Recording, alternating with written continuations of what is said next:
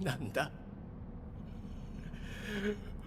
お前はなんだぞわ人でけえ声出さなくても聞こえてるよイタドリゲージ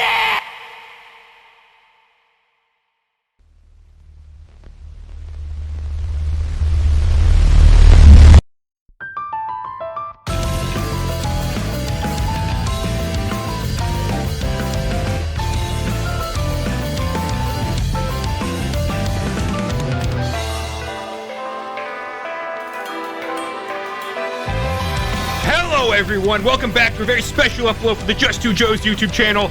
Today we are bringing you a supercut of every single episode of the Shibuya Incident, baby. Boom!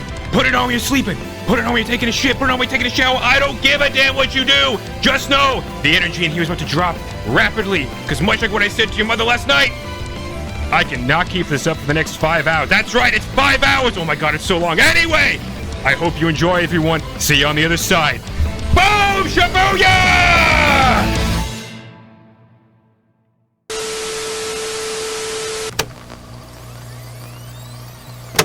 Getting right into it, episode 25. Joe, how did you like this? I like it, man. I knew a little bit of what we were going into. I knew this was going to be doing a lot of prequel stuff. But the way they're setting it up, seems like maybe this whole season is going to be prequel, which to me, I'm actually kind of here for it. That's really cool. Yeah, I'm kind of with you. I don't think the whole season's going to be prequel stuff, but I am enjoying what we've been getting so far. We have not the original trio, but like the prequel trio of Satoru Gojo, beautiful eye boy, and then you have Suguru Geto, which I had to remind myself I was like watching. I'm like, this is the bad guy in the first season, isn't it? And of course, in the beginning of the show or this episode, you have the shot set up with I think it's Geto saying, "I'll never forget that day that changed everything," or whatever. And you clearly have Gojo and Geto set up against each other. Also, Joe, keep in mind, Zero, the end of that set up Gojo is going to kill Geto. And they kind of leave it ambiguous about what happened, but obviously, since we see him in the future, he lets him live. So, even at that point, something had happened that split them up. Because right now, they're like friends / like just classmate rivals, but like they get along. Yeah, and that's another thing. Let's just go right into it at this point. Their outlooks on life are completely flipped. When they're having the basketball scene between each other, it's just like Gojo is saying like, the weak can't fend for themselves and they should all like go away sort of a thing. It's like, this life is for the strong. And then Geto is the one who's like, Jujutsu sorcerers are here to protect the weak. It should be like survival of the weakest, I think is like one of his lines. And I was like, what is this? This this is like topsy-turvy land. What the hell is going on here? Yeah, it's definitely a bit strange, and what they're hinting at is that at some point there's this breaking point where something happens, and we don't know what it is yet, but that apparently is the big deal. And also, Joe, I'm not sure if you know this, but we're getting, I'm pretty sure, not just 12 episodes, we're getting like a 24, 25 episode season. Yeah, so just like season 1, it ain't no Chainsaw Man, it ain't no half-core sort of a thing. It's like, no. You're getting a 20 episode run, baby, which I'm down for. I'm very down for. Also, Joe, I really thought I was watching Chainsaw Man during this first episode. I was like, wait a minute. I was like, what the fuck? I'm like, is this the Eternity Devil? Yeah, okay. Let's get into that real quick, because there are two things in the very beginning of the episode that really do make you feel like, okay, there's a whole lot of wire crossing between Mappa Productions going on here right now. I have their names written down again. Utahime, who is the student under a woman with white hair named Mei. They go in to investigate a haunted house, classic whatever setup sort of a thing. And of course, they enter an eternal hallway, and they do a little bit of fun explanation stuff where it's like, well, it's not a circle because, the pacing, every time we pass this marker, it's always a different number of steps to get to this thing. So it's like, oh, it's like laying tracks in front of the train sort of a thing. So if we run in opposite directions, it's going to mess up the curse barrier or whatever the hell this thing is, and it's going to break in and we're going to get free. That works. That concept, number one, very similar to the Eternity Devil. I have no idea which came first in publication. But number two, a lot of the animation techniques in this episode remind me a hell of a lot of the animation stuff that we saw in Chainsaw Man. Like, they have so many similarities, which makes sense because it's the same studio. But it's almost I almost find it distracting. Where like there are segments where I think it's Urahime is clearly rotoscoped. So it's like they're drawing over the live action person or whatever. And it's just for like a single shot. And it's like, why? It just looks so weird and like very, oh crap, what is it? Have you seen like the old 1970s or 1980s, I don't remember what it was, Lord of the Rings movie that was animated? Yeah. Or the Hobbit movie. Yeah, Oh, it looks like yeah. that. And I'm like, what? Why did you do that? And again, it's one shot. It's not like an entire scene. It's just like, no. Just this one shot we wanted to make look much stranger than the other ones. I'm like, okay. Yeah, visually, I really like it. It definitely looks way different than the first season. Would you agree? So far, yes. I think it looks, I don't know if better is the right word, but there's a lot more fluidity with certain things. Granted, we haven't gotten to any of the major action scenes yet. But yeah, it's similar to Chainsaw Man Episode 1. This, which had a lot more like downtime stuff, a lot more fluid, a lot more slice of life isn't the right term, but I know but it's got like that matte finish almost to it, where yes, I would say it kind of falls into that Chainsaw Man visual category, where something like Bleach, that's a completely different category and style. Bleach is like pop art, whereas this is like muted and not like Chainsaw Man muted, but yeah, I'm picking up what you're putting down. Noir. Noir maybe would be a good term. I don't know that like noir is more shadowy and stuff, so I don't know if noir is the right term. It's a bit more subdued at the moment than the first season, I guess, color wise. Ooh, how about that opening though? Yeah, I want to talk to you about that. Visuals, pretty nice. The song, I think it's really hard for them to beat the first OP, and especially I don't think the first ending would never be topped for me. Lost in Paradise, one of my favorite songs of all fucking time, period.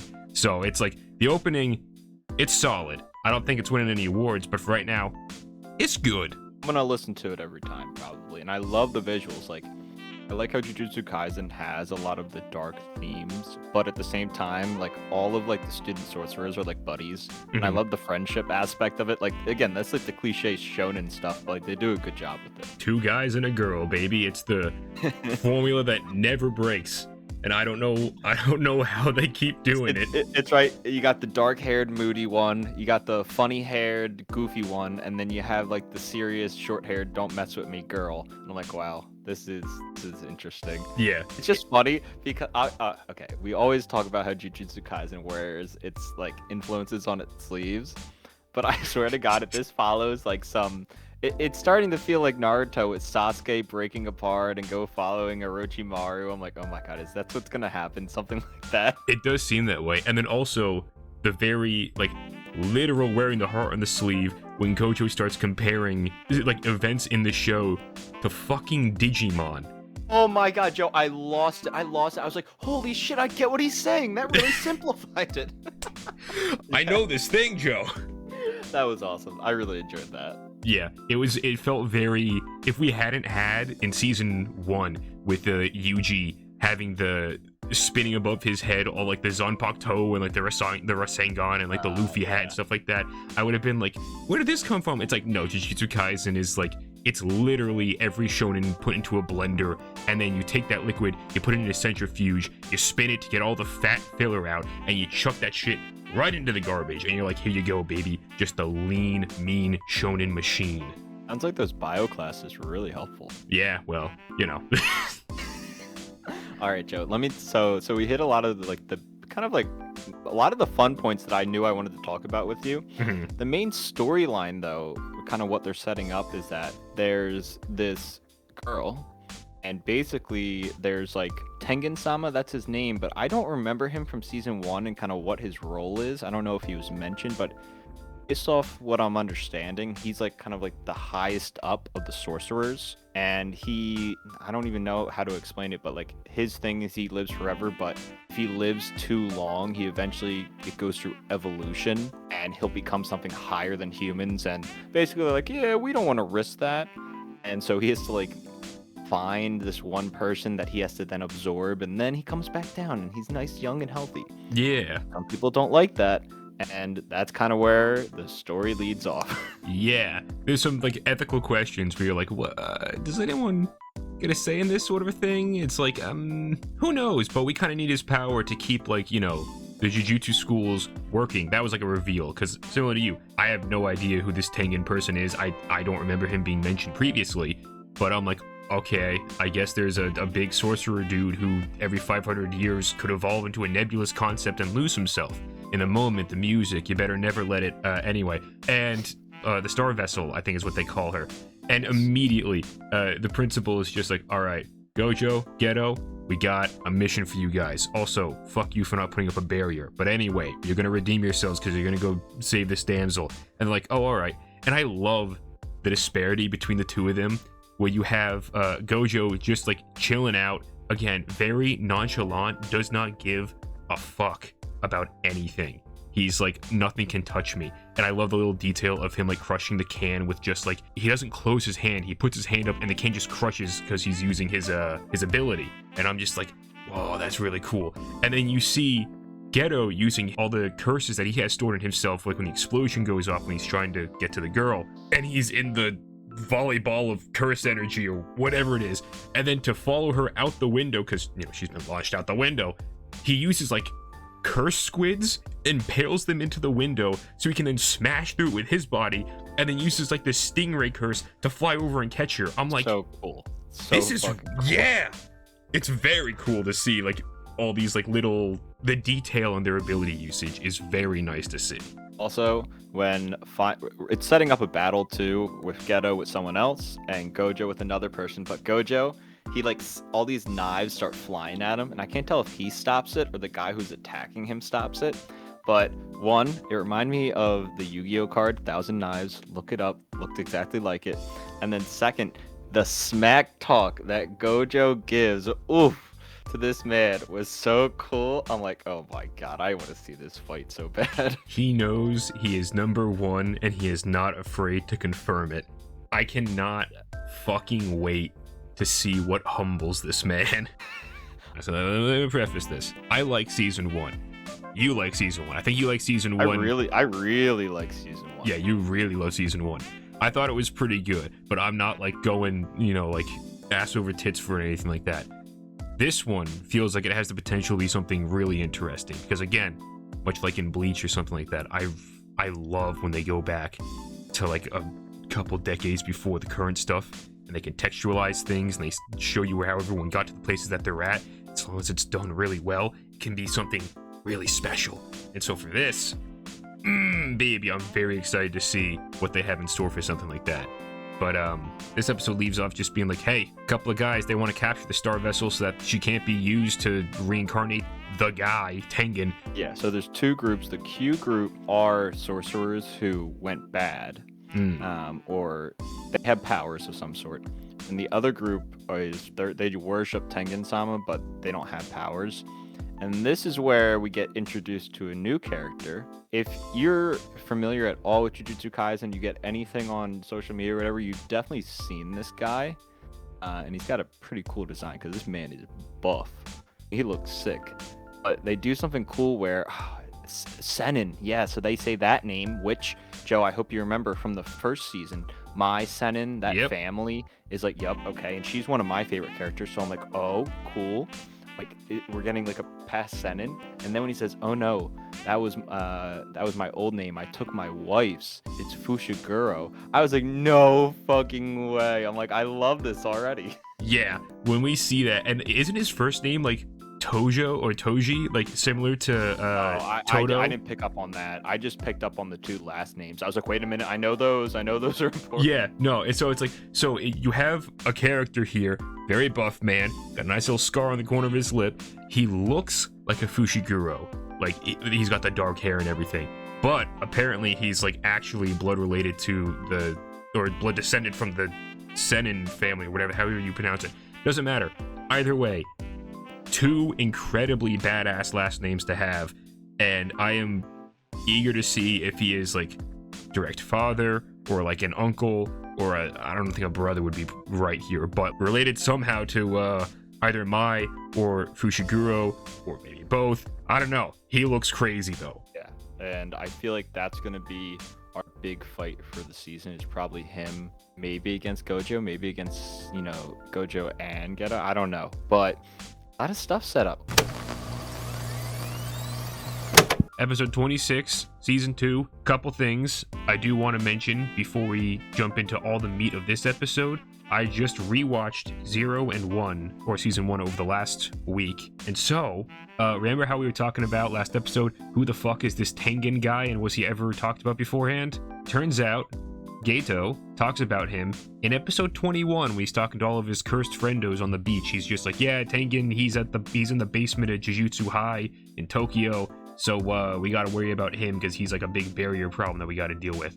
On to the actual episode, though. We meet up with Gato. I don't even want to say interrogating, because he's not. He's just kind of having fun torturing one of the Q club guys. I find it very funny that they're like Squad Q or whatever the hell their name is, because they are they look exactly like the Quincy's, don't they? Yeah, a little bit, and they also remind me of Red Ribbon Army from like Dragon Ball. I don't know why I thought about that, but a little bit like the Quincy's too, yeah. Yeah, I mean, they're definitely just as incompetent as the Red Ribbon Army, that's for sure. Oh, 100%. Yeah, so they're dispatched pretty early on, and then it's just Gojo, Gato, and a new character who we talked about in like the last one very briefly, the Star Vessel person. Her name is Riko. And no, I'm not talking about Penguins of Madagascar here. Oh, I just realized something, Joe. Also, Rika is the cursed spirit in Jujutsu Kaisen 0. Jesus Christ. Dude, this I thought that's where you were going with this. Oh my god. What the fuck? Why is there always so similar? I know. The names, I feel like that this is probably the hardest show with names. Yeah, god damn it, it's so agitating. But yeah, so what are your thoughts on Riko here? Not the penguin, the schoolgirl. Fan of the penguin. Gonna get that out of the way. Schoolgirl, I think she's kind of cool. I kind of like how she's not. I was kind of thinking about it, I'm like, wouldn't this person not want to be like absorbed by Tengen-sama? Like they kind of want to live their life. She's like fine with it, and she has this like philosophy, like trying to almost like talking down to Gojo and Geto, like, you guys don't understand, like I am Tengen-sama and Tengen-sama is me. Like she's going on some like Holy Trinity shit. Like I'm like, what the hell's going on here? But she's cool. I like her. I'm interested to see kind of how she gets, I feel like not even a romantic relationship, but like a friendship is bonding between her and Geto and Gojo. So I'm interested to see what happens with that. It's probably not gonna go well. Because she is not around in the future. I mean, I guess she'd be Tengen at that point, but I don't know. I feel like she is like the catalyst for the big problem that's gonna like split Gojo and Gato. Like I don't know that for certain, but it seems like that's what she is. Yeah, she kind of seems like the breaking point. And I don't really know. Everybody talks about that, like the big reason that like Gojo and Geto split up. That like we don't know what it is. So I'm assuming we're gonna get there in this season. A little bit later on in the episode, Riko, she's just like, hey, I want to go to school. I gotta do my own thing because I only have a couple days left to be on my own before I'm absorbed into Tengen-sama, and then he is me and I'm in him and blah blah blah blah blah. Gojo and Gato are not on board with this whatsoever, which you were just attacked by people. So it kind of makes sense to me where you'd be like, we should probably keep you in a safer location. But she smacks Gojo, which again, I don't know how she does. I thought his infinite whatever bullshit would keep him from whatever, doesn't matter. She's like, I gotta go to school. And they're like, okay, I guess we can allow that for a little bit. Immediately shit starts going wrong. And they're like, okay, now we have to go get her from the school. There's some other stuff happening on with Toji as well. He's doing like horse betting. And we find out this is Megumi's father. This is our Fushiguro. This is his papa. Or at least that's what we assume, because one of the guys that he's working with asks him, he's like, hey, how's Megumi? And then he just looks at the guy and he's like, I don't even know who that is. And I'm like, oh, so he's that kind of a dad. Okay. Yeah, I think that's the vibe they're going for him. I kind of like it. I like how whenever he's on screen, I get very like uncomfortable, especially how he talks, how calm and collected he is, like how he has it all planned out, where he's setting up that instead of him just rushing in to fight them, he's letting other people do the work for him. All the scenes with him at like the horse betting and like the speedboat racing place, I loved. I think it's very cool, and I think he's very intimidating, and I can't wait to see him in action. Yeah, they are definitely setting up to be someone not only powerful, but smart as well. We also learn like the terms of what kind of Gojo, his abilities are, like just kind of in passing. I forget the specific wording, but it's like the 6 eyes or whatever, and then his other ability. Right, yeah. So it's like the Gojo clan is their own family, kind of like the Fushiguros and the Zenin clan and stuff like that. I just rewatched the movie in the first season, and I don't remember this ever being mentioned. So this is the first time I think that we're learning that Gojo comes from a powerful family, and he has his own special lineage of like special abilities, kind of like how Fushiguro is getting set up to have some sort of special ability because he's a descendant of both the Zenin clan and the Fushiguro clan, and so now Gojo is revealed to be his own special thing from his own special family. So it's just like, oh yeah, okay, I guess that makes sense. This show is not at all interested in making characters that are just like everyday people going through like extraordinary events. It's like, no. Every character that we have here that we've set up and that we're following, they're all special in their own way. It's almost meta in a sense, because Gojo also mentions this. He says each generation of like Jujutsu sorcerer gets more and more powerful. This is the part where everything is kind of like coming to a T, or like whatever interesting is about to happen is happening because you have all these like powerful characters around. I don't know. It's just something interesting that I kind of find with it. It doesn't make it like good or bad. It's just a way that they're telling the story, and I just found it kind of funny. I like the style of this, and I like where we're going. Again, the first 3 episodes, I think all have like the same name and just part like 1, 2, or 3. I'm feeling like this might be just like a mini arc or something we're getting. I don't really know where this show is going, which is kind of great. There's been some internet stuff that I like looked at, and I was like, oh, okay. So like I kind of get the gist of what's going on here. So like season 2, so I think it's like a 24, 26 episode somewhere in there sort of a thing. It's going to be like split core again, so you're going to get 12 and then 12. We're in the hidden inventory arc right now, which is the Gojo's past arc. It's not that long. It's only a few chapters in the, in the manga stuff. So I wouldn't be surprised if we breeze through this before the first 12 episodes are even over, because then it's going to curtail into the Shibuya Incident arc, which is the thing that all the manga readers won't shut the fuck up about, saying that it's like the best shonen thing of all time, which I'll believe it when I see it, but also that kind of gets me a little bit hyped for when it actually does appear. Anyway, so that's probably what's going to happen. We're going to get like, I think most of this core, so most of these 12 or 13 episodes that we're going to get is going to be set up for like the Gojo's past sort of a thing, and we see like how the characters get to where they're at, and that's probably going to inform very heavily what certain characters, probably Gojo, are going to be doing in the Shibuya Incident arc. At least that's what I would anticipate. I don't actually know what happens in this or the Shibuya Incident arc. I just kind of know how long approximately they are, so I'm like, okay, this makes sense in my head. But yeah, other than that, I have no idea. But this is definitely, like, if I were making this show, that's what I would do. Like, why do you start with a flashback arc? It's like, oh, because the information in here is going to be very important for context for stuff that's about to come after it. Like, I don't know why else you would do it that way. Yeah, the structure makes a lot more sense now. I will say, Joe, my favorite part of this whole episode is just seeing Gojo use his abilities and just fucking stunt on these motherfuckers. It was so cool. I love his design and how his power works. He's so OP in the best way possible. Dude, he's so OP on both the streets and in the sheets. It should be illegal. Oh, dude, damn it right, should be bro. illegal. Oh my god, the phone number scene had me dying. Oh my god, when they have to go to Riko's school, again, not the penguin, to make sure that she's safe, Gojo finds her in the chapel because they're all doing their singing or whatever, and every girl immediately is just like, I want you right now. The teacher is like, everyone settle the fuck down. Dude, what the fuck are you doing here? You can't be here. You should have like a note or something. And he's like, sorry, it's a family emergency sort of thing. And she just like looks at him for 1 second and immediately writes down her phone number and is like, also, here's my phone number. And every girl is just like, hey, you're doing it too. And she's like, it's hard for a teacher to find a guy in this current work climate. And I'm just like, man, I feel for you hard. But also, Gojo is a second year at Jujutsu High. So how old is he? What is he, like 16, 17? How old are you? Are we Garden of Wording this thing? They even say, like, you're going after a younger They man. do! Gojo might be one of my favorite character designs of all fucking time. It's so simple. It's simple, but he's so cool. He's so cool and so hot at the same time. He's quite literally Katy Perrying it right now. Illegal. It should be fucking illegal, Joe. He yoinks Rico right out of there. Everyone is fussing over him. And then we get to see him fight Bagman.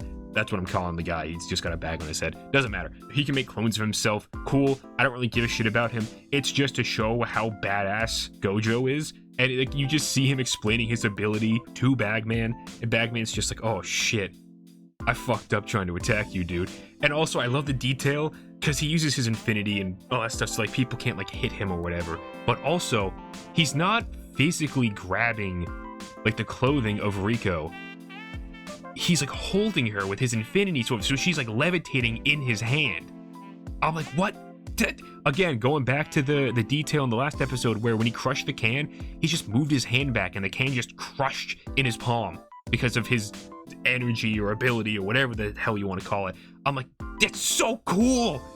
And then it's instant like transmission where he flies into the side of the building and the glass all shatters everywhere, which then leads into another funny bit where he uses what we've already seen, his like reverse curse technique, Red, and it's like a horrifying ability. It releases so much energy, and in this he hasn't quite mastered how to use it yet, so it just doesn't work. And he just punches Bagman in the face. He's like, it failed. And Rico's just like, what do you mean? He's like, oh, I thought I could get it that time, but I couldn't. And she's like, what? This guy is fucking crazy. And you're like, yeah, he is. Yeah, that whole scene was great. Even the fight with Ghetto, I really liked against the old man. The little flashback scene with the dog literally had me like tearing up because I'm fucking emotional. The dog. Joe probably knew that too. Yeah. It was great. Another great episode. I really want us to get into some more action. I know it's kind of been really dialogue heavy because they are covering a lot of ground, but that's the only thing I kind of want to see. Is I know we got a little bit of like small fights here, but I would love Fushiguro coming in and at least starting that fight, which I'm assuming is going to happen sometime soon. Yeah, I think they're coming into that pretty soon because they're very clearly setting up. He's trying to wear down Gojo right now because he's like, you don't just rush in and try and attack him. Like, no. I'm going to wear him down first. Then I come in, deliver the finishing blow, and that way we can all get what we want. You get the Star Vessel girl. Yeah. I get to beat the shit out of Gojo for whatever reason that I want to do that. Oh, we learn Megumi's dad has a nickname. They called him the Sorcerer Killer. Oh, so interesting. This was a very good episode. I concur on part of the episode, and then I have qualms with other parts of the episode. Qualms, you say? Qualms. Love a good qualm. They're tropical, aren't they? I don't even know what a qualm is. I thought that was a colloquialism. I was more so thinking of a qualm would be a fun little tropical fruit to have. Like a nice little salad. No, but pull that colloquialism. That's a pretty big word. That is pretty big. That's an educated word. Yes. Very proud. I'm going to be a doctor or something. No big deal. Shut the fuck up. Anyway. All right, Joe. Episode 27 of Jujutsu Kaisen. How to describe this episode? The beach episode! I feel like if they had called this the beach episode, that would have only made the impact of this episode and maybe a small piece of metal that much harder. If you've seen the episode, you know exactly what happens here, and you know why we're being so calm about all of this. Everything is okay. Nothing hit the fan or the floor, certainly not a body. Oof, Joe, too soon.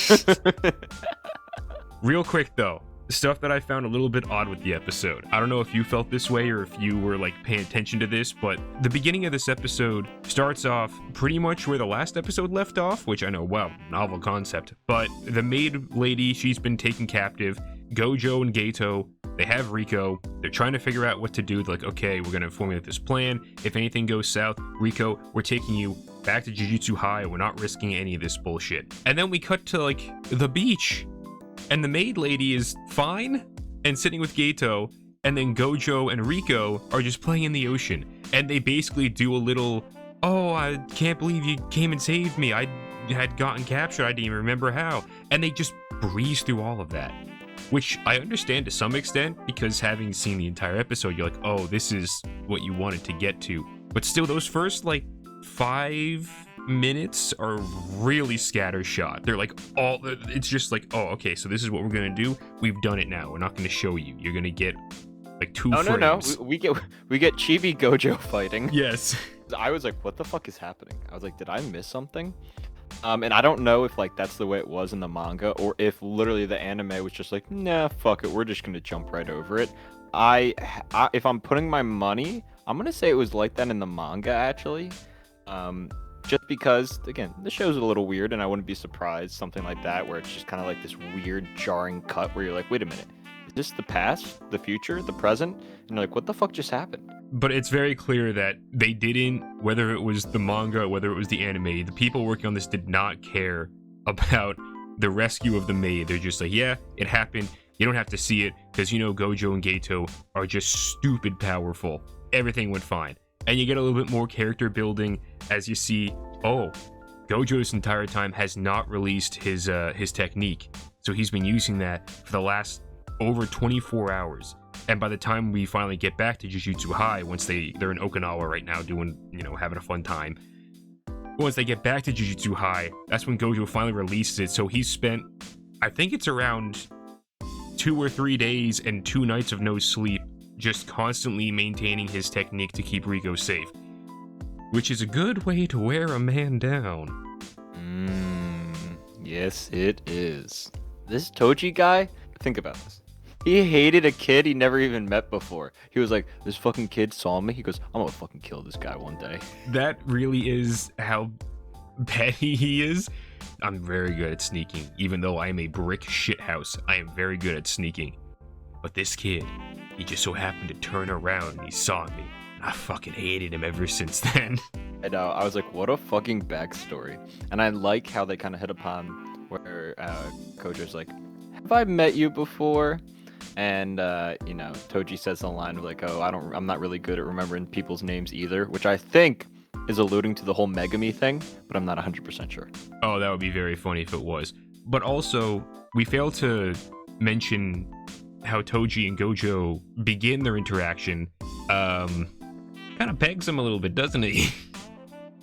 Got a nice peg going. But the moment Gojo releases his technique, all of a sudden, oh, okay, there's a sword in your chest now.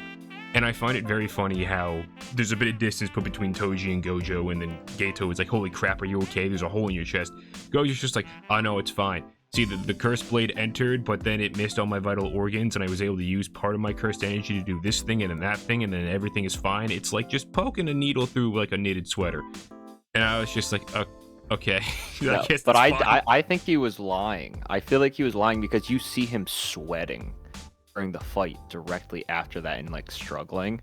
I don't know. I just got the interpretation that he was trying to play it off like everything was fine, but he did get a little fucked up. Yeah, I would believe that. This leads directly into the first major fight of the season. And Joe, last eating time... good, boys. We are eating. Last time, you had mentioned you wanted to see some fight scenes really starting to kick up because it's been a little bit light on the action so far. I think they heard you. Shit looked fire. This show looked... I don't know what it was. Like, again, they kind of turned everything up to 11 today, I feel like. The visuals looked gorgeous. The fight scenes, amazing. Joe, the music in this episode make a man break. It was all really good. I love the silhouette of Toji, how he's just this massive man, and as we learn, he doesn't have any cursed energy, so he utilizes this cursed spirit, and also he's like, what was it, like a holy contract or a blessed vow or something?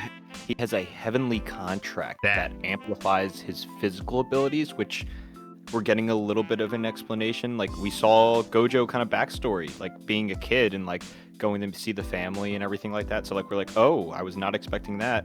And we also start hearing these things like heavenly contract, and obviously Toji has this cursed weapon. They're not explaining it. It's just like, hey, we're name dropping like kind of this new, or like, we got a new vocabulary term for you guys, and we'll explain it later. Yeah, I really like his whole getup. where it's just he's just really strong, and instead of using cursed energy because he doesn't have any cursed techniques of his own, he has this weird slug curse that just rests on him, and he's able to use it as like a Mary Poppins purse and just pull cursed weaponry out of it that all have a bunch of different effects. It's really cool, especially one of the tools that he uses to maybe kill. He doesn't kill Gojo, but it looks like he kills Gojo in this episode, and it's because it has the ability to nullify any cursed techniques or any active cursed abilities. So it's like Gojo's infinity just doesn't matter, and you see the blade like crushing through the different levels of energy before it pierces into Gojo, and I'm like, that's really cool. Yeah, it looks amazing. Goji is a really cool character. I'm super, super interested in him, and his power is fucking insane. And I loved when he's kind of carving up Gojo. They don't cut away. Like, they're pretty, like, brutal with it. Yeah, it is knife into neck. Gojo tries to grab the blade, and Toji immediately is like, nope, no touchy, and he just drags it down his torso. And then you're like, oh, okay, so it's done. It's like, no. I really hate this guy, so fuck him. So he takes the knife out of the torso, and he proceeds to plunge it 3 times into what I assume is his leg. You see full knife go in, and then out, and then in, and then out. If this was anything else, full rated R, explicit imagery, all the way around. Too much insertion, Joe. Holy shit. It was pretty badass. It's funny because you think, like, okay, that's the dramatic thing in this episode. We haven't even gotten to the dramatic thing. No, we have not, because while all this has been going on, Gojo is keeping Toji distracted, or at least focused on him for the time being, while Geto, the maid, and Riko were all going to Tengen-sama's, as we find out, tree sanctuary, whatever the hell it is. It has like a cool name, I don't remember what it is. I smacked my microphone. Looks pretty sick. It does look pretty sick, but we get down there, the maid's like, okay, I leave you here. They have an emotional goodbye between Riko and the maid, and then Geto takes her in. He's like, hey, so this is where it all ends for you. You're going to combine and all that sort of stuff, and it's going to help the Jujutsu world. It'll be great. Or we could not do that, and you could just leave and keep on living if you'd like to. And I remember sitting there being like, what? Oh. I was thinking to myself, I'm like, is Geto betraying everyone? And then he reveals, because Riko's like, what do you mean that's an option? He's like, yeah, no, me and Gojo already talked about it, and then we're like, we'll give you the option. If you don't want to combine with Tengen, totally fine with us. We'll have to fight a couple of people, but that's fine with the strongest people around. They're so confident in their own abilities that they're like, hey, if this girl doesn't want to combine, we'll take on the entire Jujutsu world. Fuck him. We're too powerful for them anyway. We got this, brother. I love their friendship. It's so fucking cool. It's so cool. And it seems so solid. Like it seems unshakable to the point where it's like they're just so like simpatico with each other, you know? They're so intertwined. They understand how each other thinks, and they respect each other's power. It's so cool, and it's really making me worried for what's gonna split them apart. No, I know. And get this great, you know, the ending music starts playing. Oh, Riko-chan is having a little bit of a flashback, talking about her life, how difficult it's been. And she's like, yes, I want to go home. And boom, smash cut, bullet to the cranium.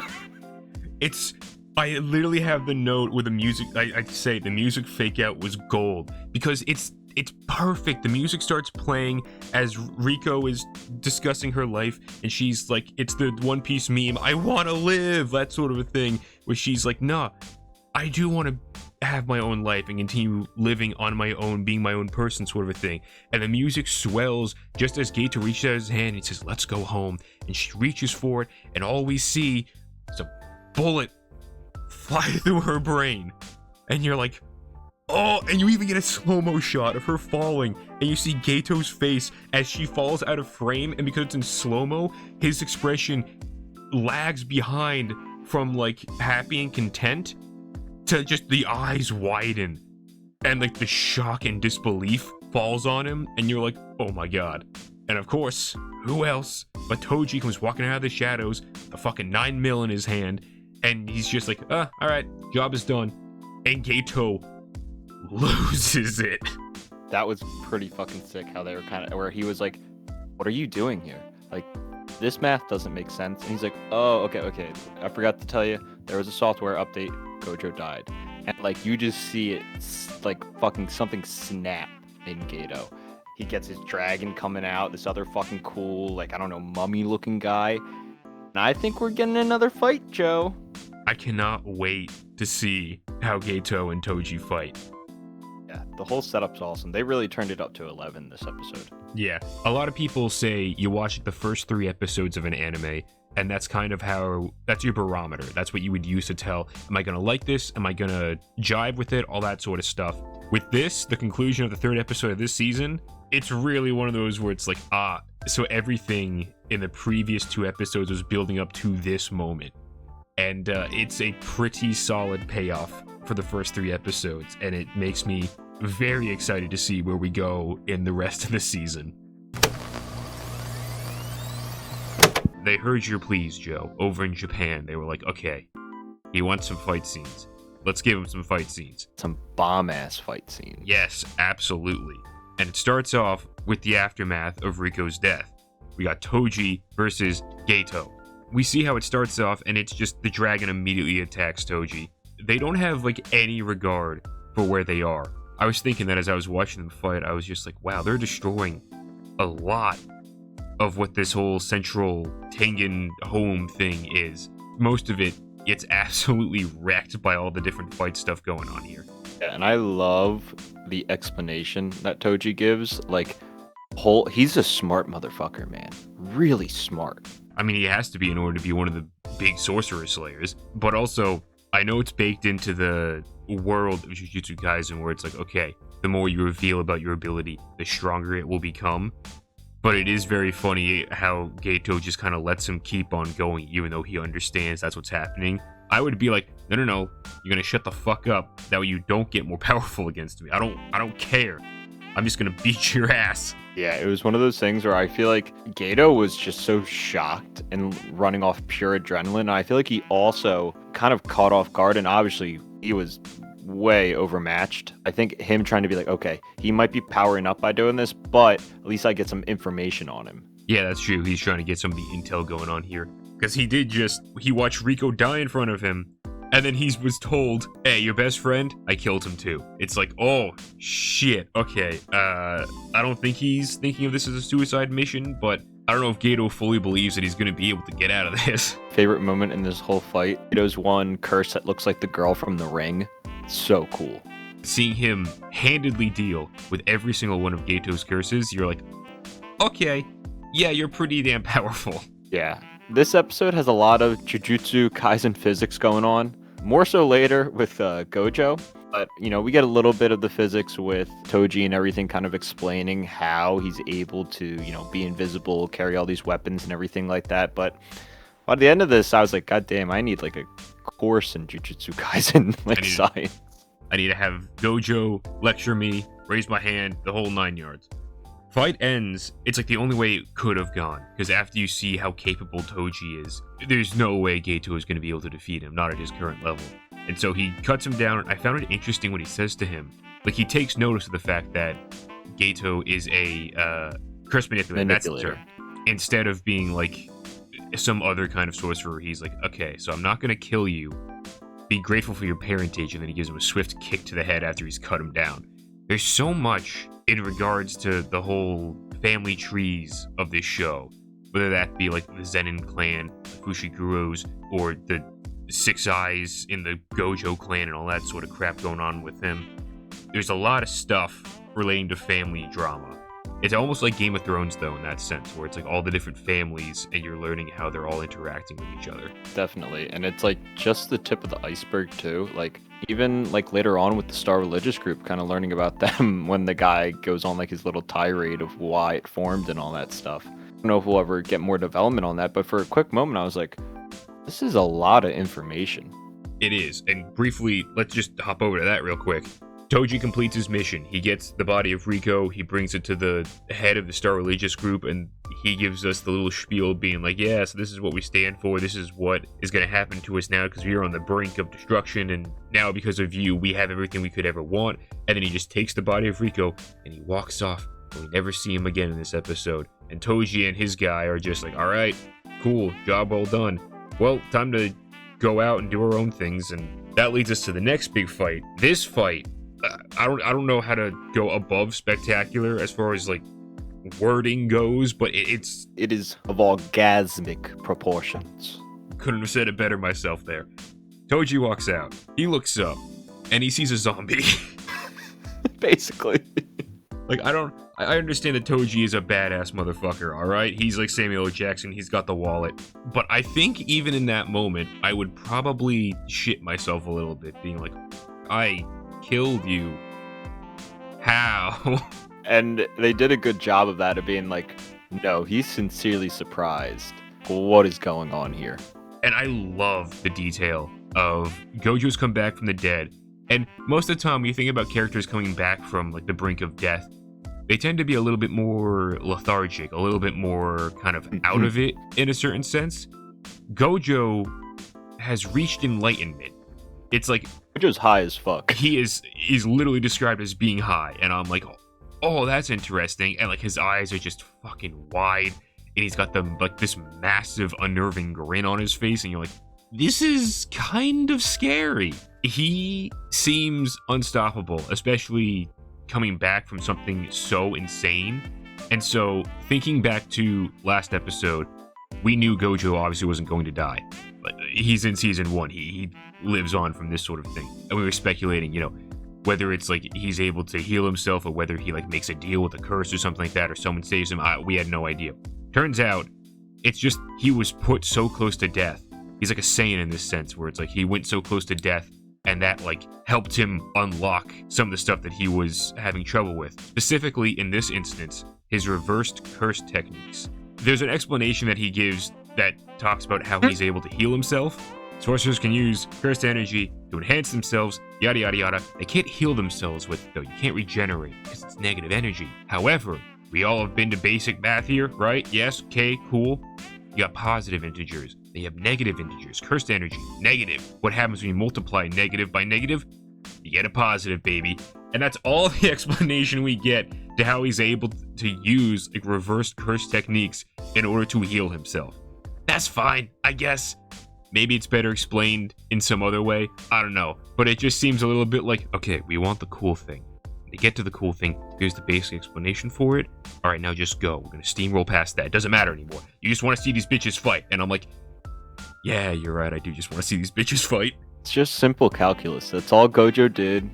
Did a couple integrals and boom, he was there. He was there, baby. And then we get to see a high Gojo absolutely clowning on Toji. It's very cool seeing the different tools that Toji is able to use. Seeing him pull out the chain though, attach it to the smaller blade, and actually like just start like whipping it around. I was like, oh, we're getting some Castlevania type shit up in here. Oh my god, this guy main Richter? Huh? Alright, I see you. But they actually start fighting, and you just see Gojo, he's not even fazed by anything. He is so next level at this point. He's just like, alright, I'm thinking about so many other things. I'm not even upset that he killed Rico, and I'm sorry, Rico, talking to you up in heaven up there. I'm too high. I'm very sorry, I'm too high. The motion of him dodging the attacks is so satisfying. Let me tell you, it is so fucking cool. And seeing him use, oh my goodness, red for the first time. Crazy, because it's definitely not as powerful as when we see it used in the first season. But being able to be like, whoa, we saw that for the first time. And like, I think the big impact it had was like, you could just through the screen feel like the pressure built up. I was like, this is intense. And it's so nice seeing that he's able to use it now, because it was set up where he was like, I can't quite use this ability yet. I didn't think we would get the payoff for that like in the next couple of episodes. I thought that was something that may come a little bit later on, or it was just a fun little bit showing like, look, he's not as capable as he is in the season 1 Gojo. So it's really satisfying seeing him actually be able to unlock and use the cursed red ability. So cool, especially because we've already seen he's got the blue amplified ability down. Now he's got the reversed curse red down. And you're like, oh, because in our heads we know you can combine the two. And I was thinking, I was like, okay, so maybe at a later point he'll learn how to do those things. But no, in this episode, when he's thinking to himself, he's like, all right, the Game of Thrones sort of relations between all the families. They know all the dirt on each other. They understand all the different abilities that are passed down through the generations. Because they're passed down through generations, there's a lot of info on them because they've had so many run-ins with each other, so they know a lot of their dirty little secrets. However, there is a technique that no one else knows about. Even very few in the Gojo clan knows about it. You're like, oh shit, is this what I think it is? And it is. He's like, all right, red, blue, put them together, baby. That's right, we're getting fucking purple. It's not as powerful, again, as in Season 1, but that's okay, because it is just as effective. It's magnificent. The payoff is so nice. You don't even see the actual blast. You just see the light being emitted as he releases the technique, and then you see the aftermath as we fly through all the walls that it's blasted through, and then finally the camera zooms out through the hole that is in Toji's torso. Love the detail of him putting his hand at the hole, like, is this real? Yeah, he like tries to grab his torso, and the hand is just within the cavity that's now in his body, and the blood's pouring onto it, and he's like, yeah, guess that's pretty real. And it's interesting, Gojo asks him for any last words. At first he says nah, which I was like, that's totally Toji. Great characterization for him, by the way. Like, we've only known him for these 4 episodes, but oh my god, is he like, I know exactly, like, that's the perfect thing for him to say at his death. That's how well he's been characterized in these 4 episodes.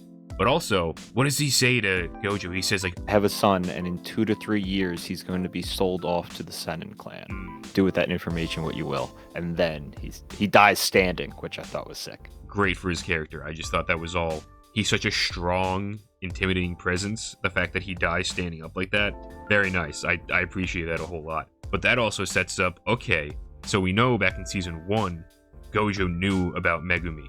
There's a comment that Megumi talks about where he's like, yeah, this is his way of like sticking it to my old man, or something in relation to his father.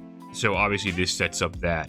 It's really well done, and we get the big fights and everything, but there's still more to get to, and we kind of get the hint of it with end of this episode where Geto sees the cursed spirit that was with Toji kind of running away, and Geto's like, oh shit. I'm assuming he absorbs it, because why not? And he's like, okay, I need to get to like something happen. Let me get to like the Star Plasma place. Or not the Star Plasma place, the Star Religious Group. And when he gets there, it is creepy. I'm not sure what you thought of, but I immediately thought of the original ending of Evangelion with everybody clapping with him in the chair. It's kind of what it reminded me of a little bit. Yeah, I don't think any scene in anime where it's just a bunch of people clapping as one person in the center is ever going to escape the iconography of the original Eva ending, because it's just, it's Eva. Like, that shit's permeated every anime since its release. But yeah, I love this post-credit scene that we get here, because again, it's still showing the flipped characteristics of Gojo and Geto, where Gojo is walking away with the corpse of Riko. Geto arrives there, and immediately Gojo is like, I don't think I would feel anything if all these people died. Should we kill them? And Geto, you can see the conflict in him, because obviously he's fucking pissed that all of these people are a part of something that killed this person that he cared about. And you see he's kind of like, no. The higher-ups aren't even here. These are all just people who probably have no idea what the Jujutsu world is. They don't matter. We shouldn't kill them for nothing. And Gojo's just like, wouldn't matter. I don't think anyone would miss him. And Geto's like, no. There has to be a good reason for doing something like that. And still, like, there's just this insane tension buildup, and the final shot of the both of them together, where Gojo has stepped into the red hallway, and Geto is still standing in, like, the light blue room. I don't know how it's gonna flip, Joe, but it's gonna flip at some point. I know. I love the little tension with Geto, with him making the fist, and they do the little zoom in. All of that, I'm just like, okay, this is where we're going. It's gonna happen soon. Full disclosure, I completely thought Premature Death was gonna be a multi-episode arc sort of a thing. Spoilers, it's not. It's a single episode, which I have thoughts on. But we'll get to those in a little bit. Aside from that, though, so this is the splitting up of Gojo and Geto. And there are some things in here that I'm really like, oh, okay. And there are some things in here that I'm like, really? Okay. Starting off at the beginning, It's been a year since the incident with Rico getting capped in the face. It wasn't the face, it was the head, but, you get the picture. It never leaves my brain. Gojo is getting stronger. We get shown that in the very beginning where his two friends are just chucking shit at him and he's like, alright, I can utilize my energy to do this, and you're like, okay, cool. He's like, also, I'm way better at doing this and this, and you're like, alright, cool, I get it now. And you get a little bit, I like how the entire episode is from the point of view of Geto, because it's him narrating saying how, since Gojo's gotten so much stronger, they sent him out on his own. But as a consequence of that, Geto also gets sent out more on his own. So he just is alone with his thoughts a lot. Or you get the idea that he's alone with his thoughts a lot because they never actually show you. You just kind of do this 1 year skip and then it's kind of like, oh, okay. Which is like one of the things that I'm like, really? About? Where it's like, I would have preferred if we had another like 2 or 3 episodes with him, just to kind of see this decline. Because it's really just, you have hidden inventory, sets up at the very end. Geto might be starting to feel a certain type of way. Not that kind of way, but the other kind of way. And this episode, it's like, alright, we're going to delve into that a teeny bit. And now he's the Geto that you see in the rest of the series. Alright, thanks, bye. So, I understand your point. I see what you're saying. And I totally get it. But I also kind of like the pace of this episode. It kind of caught me, it did catch me really off guard. I was like, wow, this was a lot. Yeah, the time jump, I wasn't ready for. I was like, oh, wow, a whole year. And yeah, you just see it. Geto is just visibly, everybody's like, you good, man? It's just like physically and mentally getting really distraught. I think that's a combination of him absorbing all these curses, right? Probably having an effect on him. As well as, again, this isolation he's getting where he's seeing almost the worst of humanity. And it's nice because Gojo and Geto leveled each other out. And now that they're not really together anymore, to their sides, they start to drift farther and farther to like the end ranges of Geto being more and more like, is this really all worth it? And Gojo being like, wow, this is awesome. This is fun. I could do this every day. And that's something else that I'm curious about how, to skip into that, I'm just jumping all over the episode, sorry, continuity is dead. But at the end when he's confronting Geto, after Geto's done the act of killing a bunch of innocent people because he doesn't like humans anymore, Gojo starts talking to me, he's like, there must always be a reason for killing, you can't just kill indiscriminately.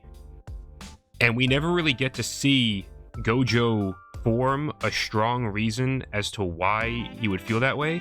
Because in the previous episode, he asks Geto, granted he was in a mind-altered state because he was dead and then he became God. But he asked Geto, hey, why we could just kill all these guys, all these people, no one would even know, they know nothing about Jujutsu sorcery, we could just fuck them up. And Geto was like, no, there must always be a reason. And then, like, it's never addressed again. We never get any information on how Gojo is feeling about that or how he might have evolved from that. It's just like all of a sudden, oh, hey, Geto, you said once that we shouldn't do that, and also I'm fully behind that idea now. And like, in one sense, it could just be that Gojo, now faced with the reality of someone close to him actually starting to kill people, that's what catalyzes his morals and is like, no, you can't, this is wrong. But still, I feel like we should have gotten a little bit more of like, you see a little bit of his morals solidifying, like that Uncle Ben moment where he's like, we can't just kill people. I think it's definitely, or at least the vibe I was getting is what you were saying towards the end there, where now that he's seen, again, his best friend actually do it, he has to be like, dude, did you not, like, you literally just went against everything you just said to me, and I listened to you, and then you go against it, and like, you need to hear it back now. Like, you influenced me in a good way. And then you go against your word. But I totally get what you're saying. Instead of letting us see it a bit more, there's a lot of, I guess, implicit stuff in this episode where they're like, look, we're not going to explore on it too much. We're going to keep moving, get to the point, which, again, I want as much Jujutsu Kaisen as possible, but I also don't mind the pace they're going at.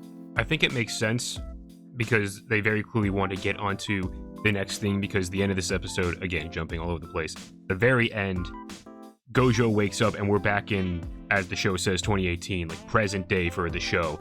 It's literally right where it ended off in season 1, where our main trio of Yuji, Nobara, and Fushiguro are all shopping, and all of a sudden they get the call, and it's like, oh, Gojo's calling us, telling us to come in. He says it's very important. Like, he always says it's very important.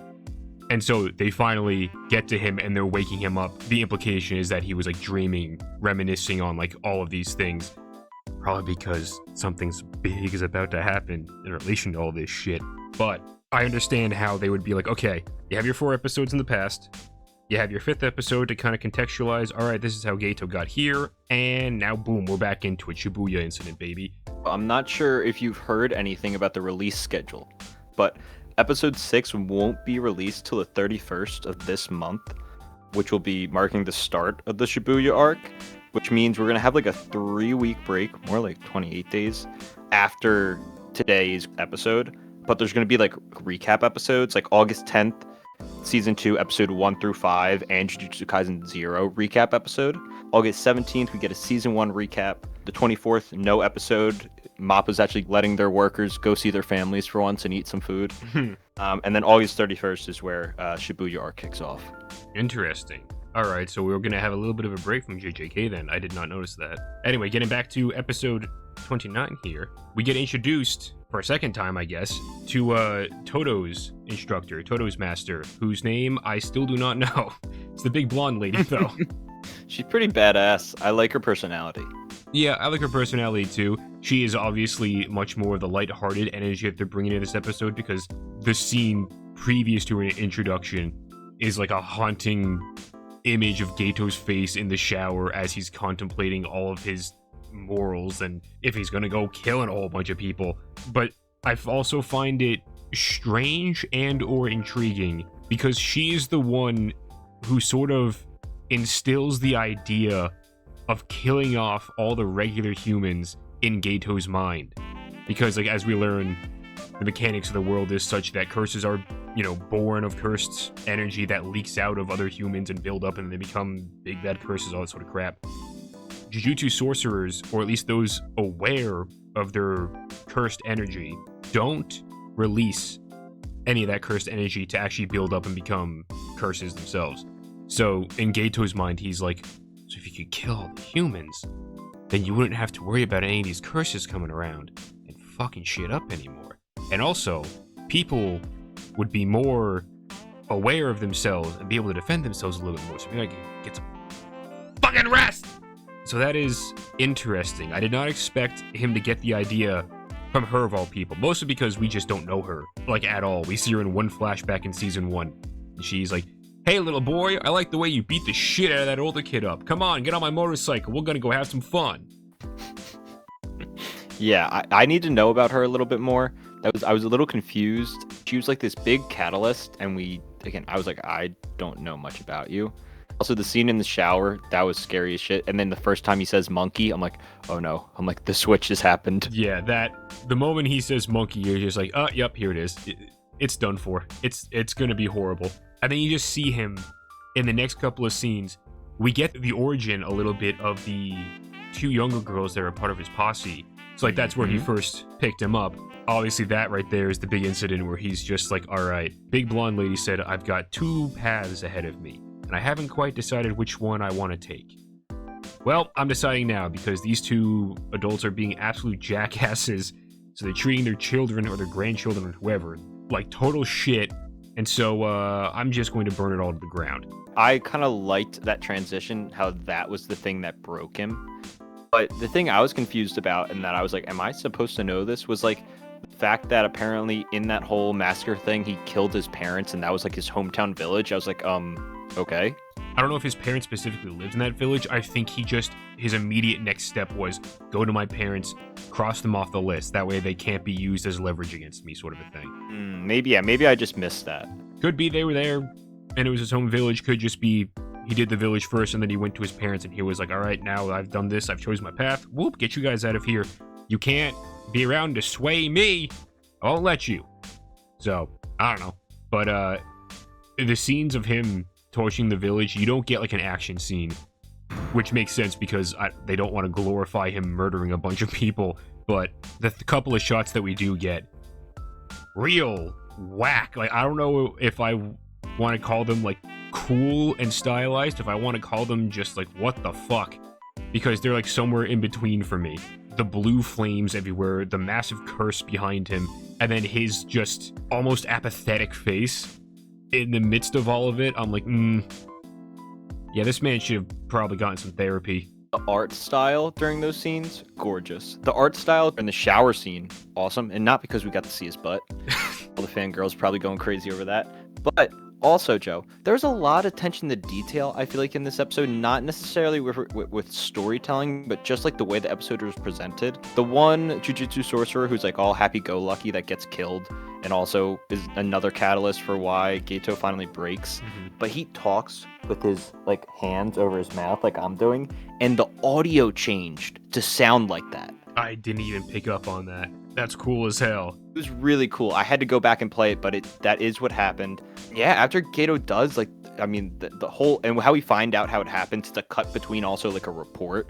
I'm assuming it's from the perspective of the principal guy or sensei, and you see that Gato's sentenced to death, and then it cuts to Gojo finding out. I think the principal's coming to him to be like, you're the executioner. Probably because you're the only one powerful enough who can actually, like, realistically stop Geto at this point.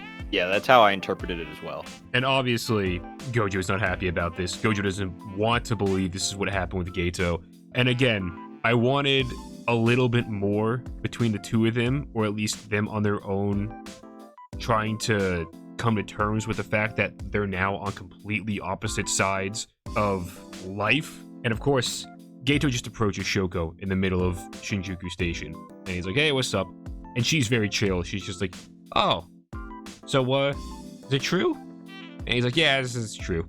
She's like, well, anyway, and she's just very casually talking to him, and she's calling someone on the phone, and you're like, oh, she's reporting that she found him. And she is to Gojo. And that's when you get the final confrontation between the two of them where they're talking, that is Geto and Gojo. And I like that Shoko isn't there, and you get the line where she goes, what? Of course not. I don't want to die, which I believe should be taken to mean, like, are you going to stick around? And it's like, no, I don't want to be in the between you two. Are you kidding me? I could go nuclear. Yeah, that's how I interpreted it as well. That whole scene was great. I love her personality. Yeah, but aside from that, two things between the Gojo and Geto conversation at the end here. Number one, I hate how they keep transitioning between the two of them with a fucking car. Stop doing it. It annoyed me a lot. Number two, the music, I felt, did not match the tone of the conversation or the event whatsoever. Like, the music almost seemed like a more uplifting, kind of happy ending credit song, when I feel like the conversation should have had something a lot more stress-inducing, or at least uneasy. Like, it just didn't mesh well with me. So, like, that's probably also why I feel like they should have done a little bit more between these two, is because the final confrontation we get with the two of them before they then split off and we get back to present day, it just didn't feel right. It was interrupted by automobiles, and the music choice was whack, in my opinion. Do better. Take a break. You're in your 3-week break, but do better. I didn't mind it. I didn't love it. I didn't hate it. Honestly, it didn't even register in my head. It was just kind of like, I had a feeling a fight wasn't going to happen, but I was interested to kind of see like what the last words were going to be before they split ways. But I did love the, Geto talking about, you're telling me that's impossible. You're the one who has the power that could do it with no problem. I loved that kind of clapback that he gave, and I like how it unsettled Gojo a little bit. Yeah, that is a good line that he has there, because he's also like, there's a bit of venom in it. He's a little, jealousy. He's not as powerful as Gojo, and he knows it. He's said at the beginning of the episode, but he's still trying to strive for what he believes in, which is creating a world of own Jujutsu sorcerers, which isn't as evil as we initially thought it was, like when he first is talking about it. Again, the catalyst of this is him wanting to save his fellow Jujutsu sorcerers. So from that aspect... Yeah, again, they do a good job of making him not I want to take over the world, but his morals are twisted, but they're still morals. Yes, he has a code, and he's living by it. At the end there, you see him, he puts on, the costume stuff that we know him for in season 1, and immediately he's like, I'm taking over. Anyone not like that? A lot of people disagreed. All right, you're there in the front, come up here. Kills them. Doesn't mic drop, mic throws. Wipes off the blood, calls them monkeys. And you're like, all right, All the pieces are where they're supposed to be. Yeah, that was kind of a nice way to wrap it up and be like, all right, this is the new. It's almost like seeing Anakin put on the Darth Vader helmet for the first time. You're like, all right, the transition is complete. Yeah, a little bit. We're back to present day, and I guess in a few weeks... No. Oh, you're forgetting my favorite part. We see little Megami. Oh, shit, we do see little Megami. Gojo goes to him, yeah. Gojo's like, hey, little man, how you doing? He's like, fuck off, dude. I love his attitude. It's like a first grader. But he's not rude. Like Gojo's like, he's just a little bit like, who are you? Yeah, I like how tough he is. You can tell he's super mature. Gojo's just like, oh my god, you look like your freaking dad. And I like how Gojo handles it. He's like, look, I'm just gonna keep it straight with you. Here's the situation. Here are your options. What do you think? And he's like, look, I don't care about my old man. All I care about is keeping this person safe. If I do this, will it keep safe? And Gojo's like, no, hell no. He's like, damn. All right, well, you keep getting stronger. I'll hang out with you, keep an eye. And then one day when you want to know about your old man, I'll tell you. It felt so good to see the trio. I like how they spent a little bit of extra time kind of focusing the camera on Megumi, almost again from like Gojo's perspective of coming out of that dreamlike state and be like, oh man. I was anticipating an explosive start to the Shibuya incident here, and I was not disappointed. Although it was a little bit different than what I was anticipating, I wasn't expecting mechs in my Jujutsu Kaisen. I know, I was like, damn, I'm like, Ava's back? Holy shit. We have a boy, and he's getting in the robot. I was shocked with this episode, mostly because I had heard, like, first episode just goes hard, like, we're getting into it. First half of this episode, I'm like, where? I love it. Again, I'm not shitting on it or anything. I really, really enjoy the first half. I was just very confused. Yeah, I did not expect the first half of this episode whatsoever. 3 things I'm gonna break this into. Intro, outro, the first half of the episode, and then the second half of the episode. So, intro and outro, what are your opinions on them? Because I have some. I like it. The songs, I'm not really, like, they were fine, but this show continues to look great. And, I mean, obviously, the intro and outro look amazing. The actual show looks great. Like, I would honestly say it looks better than Hidden Inventory and Premature Death. Like, it looks different. But I really like the intro and outro. I think it really sets the tone for what this season's going to be about, even though I don't really know, because I know nothing about the manga or anything like that. But I think it was very fitting. Didn't, like, blow me away, or like, oh, that was really fun, but I don't think it's supposed to be. Yeah, I completely agree with you about the opening and the closing stuff. The music wasn't really doing anything for me. I was kind of just like, oh, yeah, this is a song. And the other is just kind of whatever. But the visuals, oh my god. Like, the intro, it might be some of my favorite opening visuals of all time. The whole motif of it just being red, like everything, it's just red, black, and white. That's pretty much it. The way the characters move in the intro is crazy. The closing images, I can't tell if those are animated or just actual photographs. Like, it's crazy. It looks really good. And I agree with you. We'll get into it with the rest of this episode. But this, even from Hidden Inventory Premature Death, looks different. Like, the way that they draw, like, the line art, there's something about it, especially when we get into the second half with all the mech bullshit going on. It looks so clean. Like, not saying the first 5 episodes were not clean, because they were their own unique style, where, like, the way the line art was drawn is a lot more, like, chaotic and energetic in its own way. But this, every frame that you could pause on, you would have like a crystal clear image of what was happening, and it looked really good. So I don't know if it's like a different director, or if they intentionally switched up the style, or if it's just the first episode of the Shibuya incident. They're like, oh, really pump a whole lot of quality into this one. But for whatever reason, this episode looks fantastic. Everything my eyeballs were seeing, phenomenal. I'm assuming we're going to get some more lore this season or this arc, and it's going to be nice probably to rewatch that intro and then pick up on things to be like, oh, that's what this was foreshadowing. Yeah, that would be kind of neat. But so then the first half of this episode, we're introduced to a character that I was like, what the fuck is this? What is happening here? Yuko Ozawa. This person scared me when I first saw them. They were just lurking in the background, and they run up behind Nobara, and she's just like, do you know Yuji Itadori? And Nobara's like, what the fuck? Who are you? And then you come to find out they were like old classmates. And she shows her the image on her phone, and it's like this. It's a completely different character. Like, I thought she was lying when she was showing this. I was like, what? Come on. No. This isn't. Your hair is complete. No.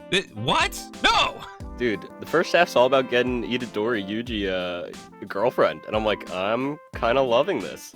I have a feeling it's going to end up connecting to the main story somehow. Oh, it has. But part of me really just wants it to be like this wholesome thing that they decided to add in. Like the writer of Jujutsu Kaisen decided to keep in. He's like, why don't we just, give Yuji a girlfriend, and like half of the show is going to be about their relationship, and then the other half's going to be about the Shibuya incident. It's like this complete world-shattering event going on over here, but then also every once in a while we just cut back and he's just asking her, like, hey, how's your day going? He's like, oh, it's okay, Serious, I think I would love it. I think I would have such tonal whiplash, I would probably yeet my monitor out of my window. It's going to be something depressing. Something's going to happen to her, and Yuji's going to go like Ultra Instinct or some shit. This is fucking Rico from Hidden Inventory. 100%. Something bad is going to happen. Yuji is going to go Super Saiyan, or Sukuna is going to take over because his emotions are going hog wild. It's too wholesome, Joe. And the intro of this arc is not that. No. Goodness, no. Getting into it just with everything with this first half. I loved all that. I was very confused with the whole human earthworm stuff, but I guess I'm buying it.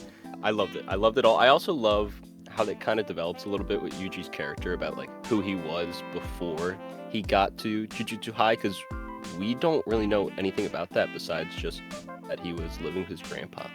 He's a good boy. He's like most shonen protagonists, except for like Denji. He's just another good guy.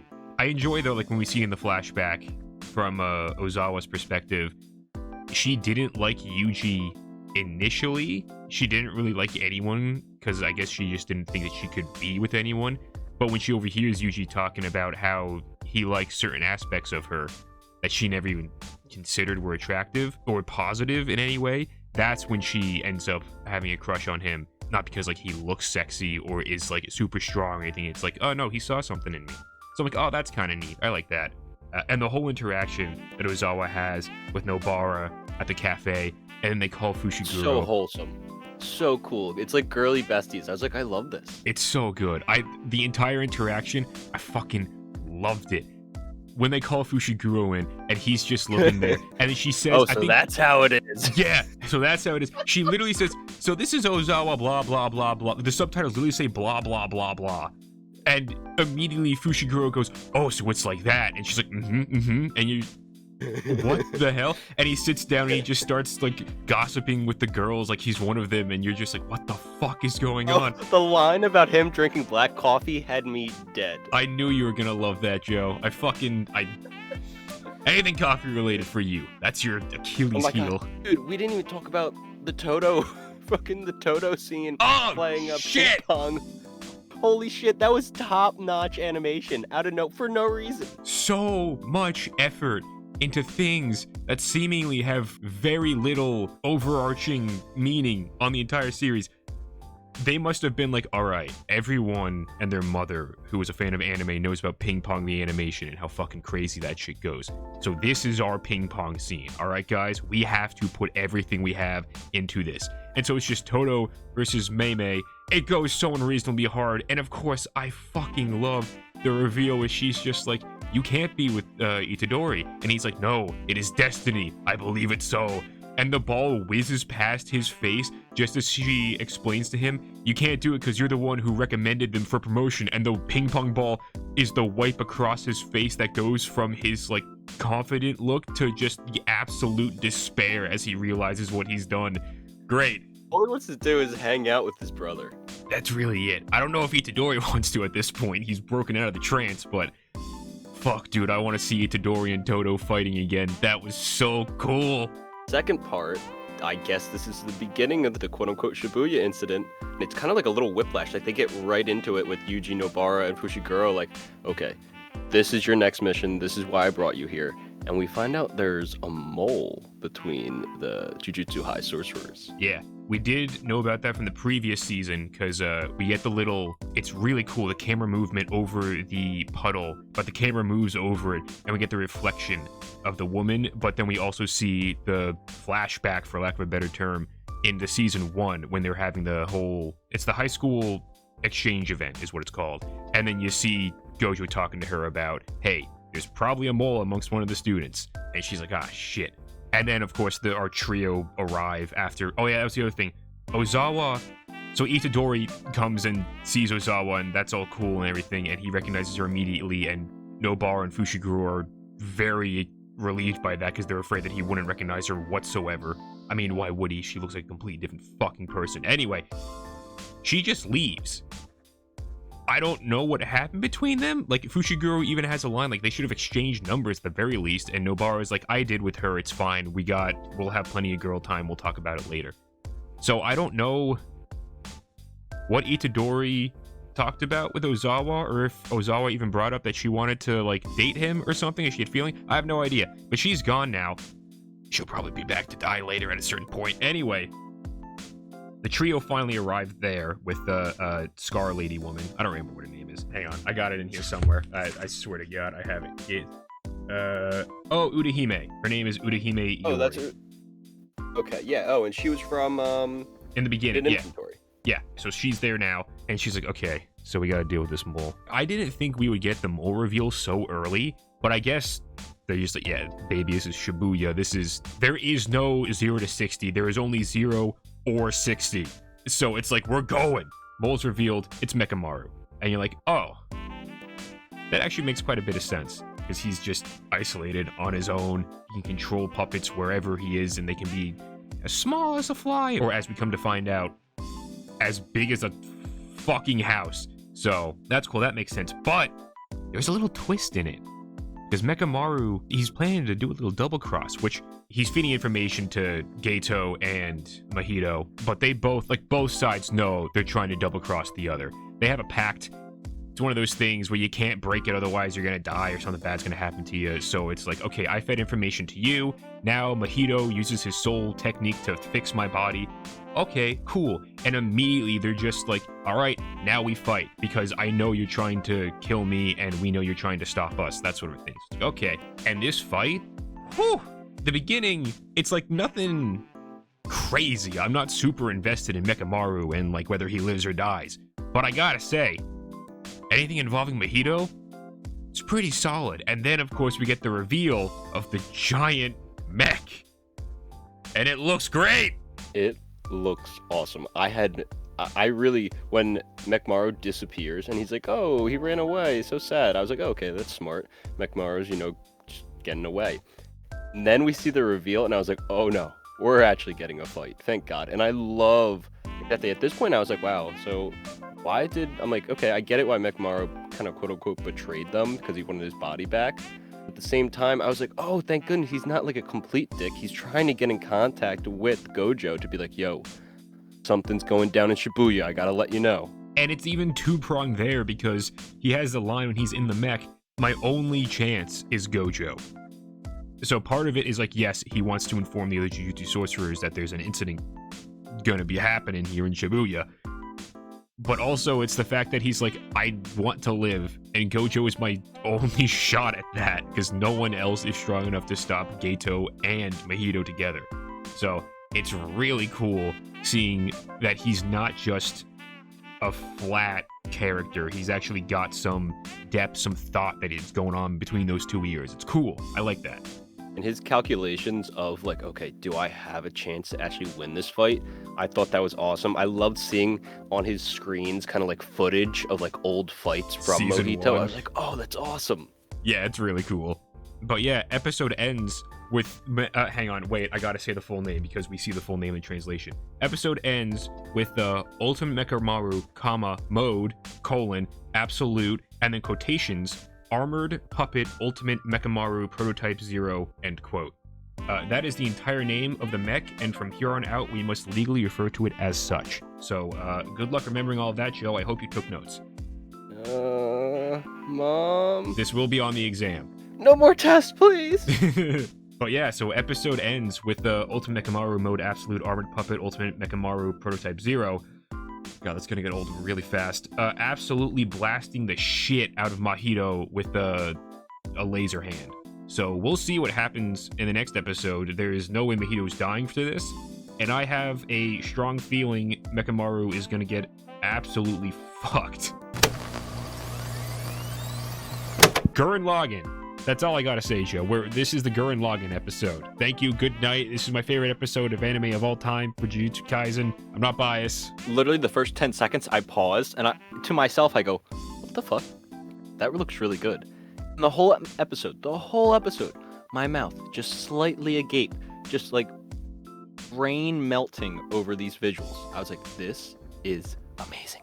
It's so good. There's like a single frame of Mahito coming like up through the rubble where it's like his silhouette, and then his eyes are just like glowing purple, and you see him like rocketing up through all the explosion, the rubble, and I'm looking at that and I'm like, what is this? Like, same as you, the first 10 seconds of the episode, it begins and you're in it and you're like, oh, what is happening?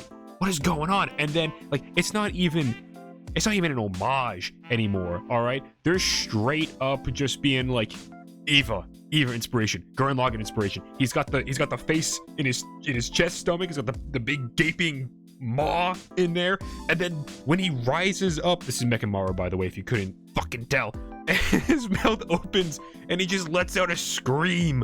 I'm like, it's Unit 1. What is happening? What's going on, Joe? The nice little anime crossover, and I love it because this fight is amazing. Not only is the visuals great, the back and forth is amazing. I mean, we began some pretty short battles with Bleach. Kind of miss these more longer. Like, this battle is half the episode, and it's a lot of actual back and forth, not like, here's my final technique. No. This, you see some punches thrown, and they are satisfying. Yeah, I mean, we do get a couple final techniques in this. I will say also with this episode, there's a lot of, I don't want to say lore, but we learn a lot of techniques of Jujutsu Kaisen. I think it's called like a single domain. Is that the term that he uses? Oh, a simple domain. Yeah, we learn Simple about domain. it in season 1 with we see Miwa. Like it cuts back to that real quick because she has her simple domain shadow style. So it's like it's like you know the sea bear circle in SpongeBob? No. Okay, well, just imagine you take a piece of chalk, you draw a circle around yourself in the ground. Miwa does that, it just appears around her. When you step into the domain, like into that circle that she makes, she can hit you immediately because like the reflex is so fast, but it's not like a full domain like Mahito makes or even Fushiguro makes at like the end of season 1, or, you know, like Gojo has, but no one can do what Gojo can, he's the Muffin Man. Anyway, yeah, simple domain is what's called. Yeah, the techniques in this episode were a little confusing. Like, I didn't follow it, mostly because I was probably orgasming over all of the visuals. But I was like, that doesn't really make sense to me, but I'm just gonna roll with it. That is the appropriate response to have.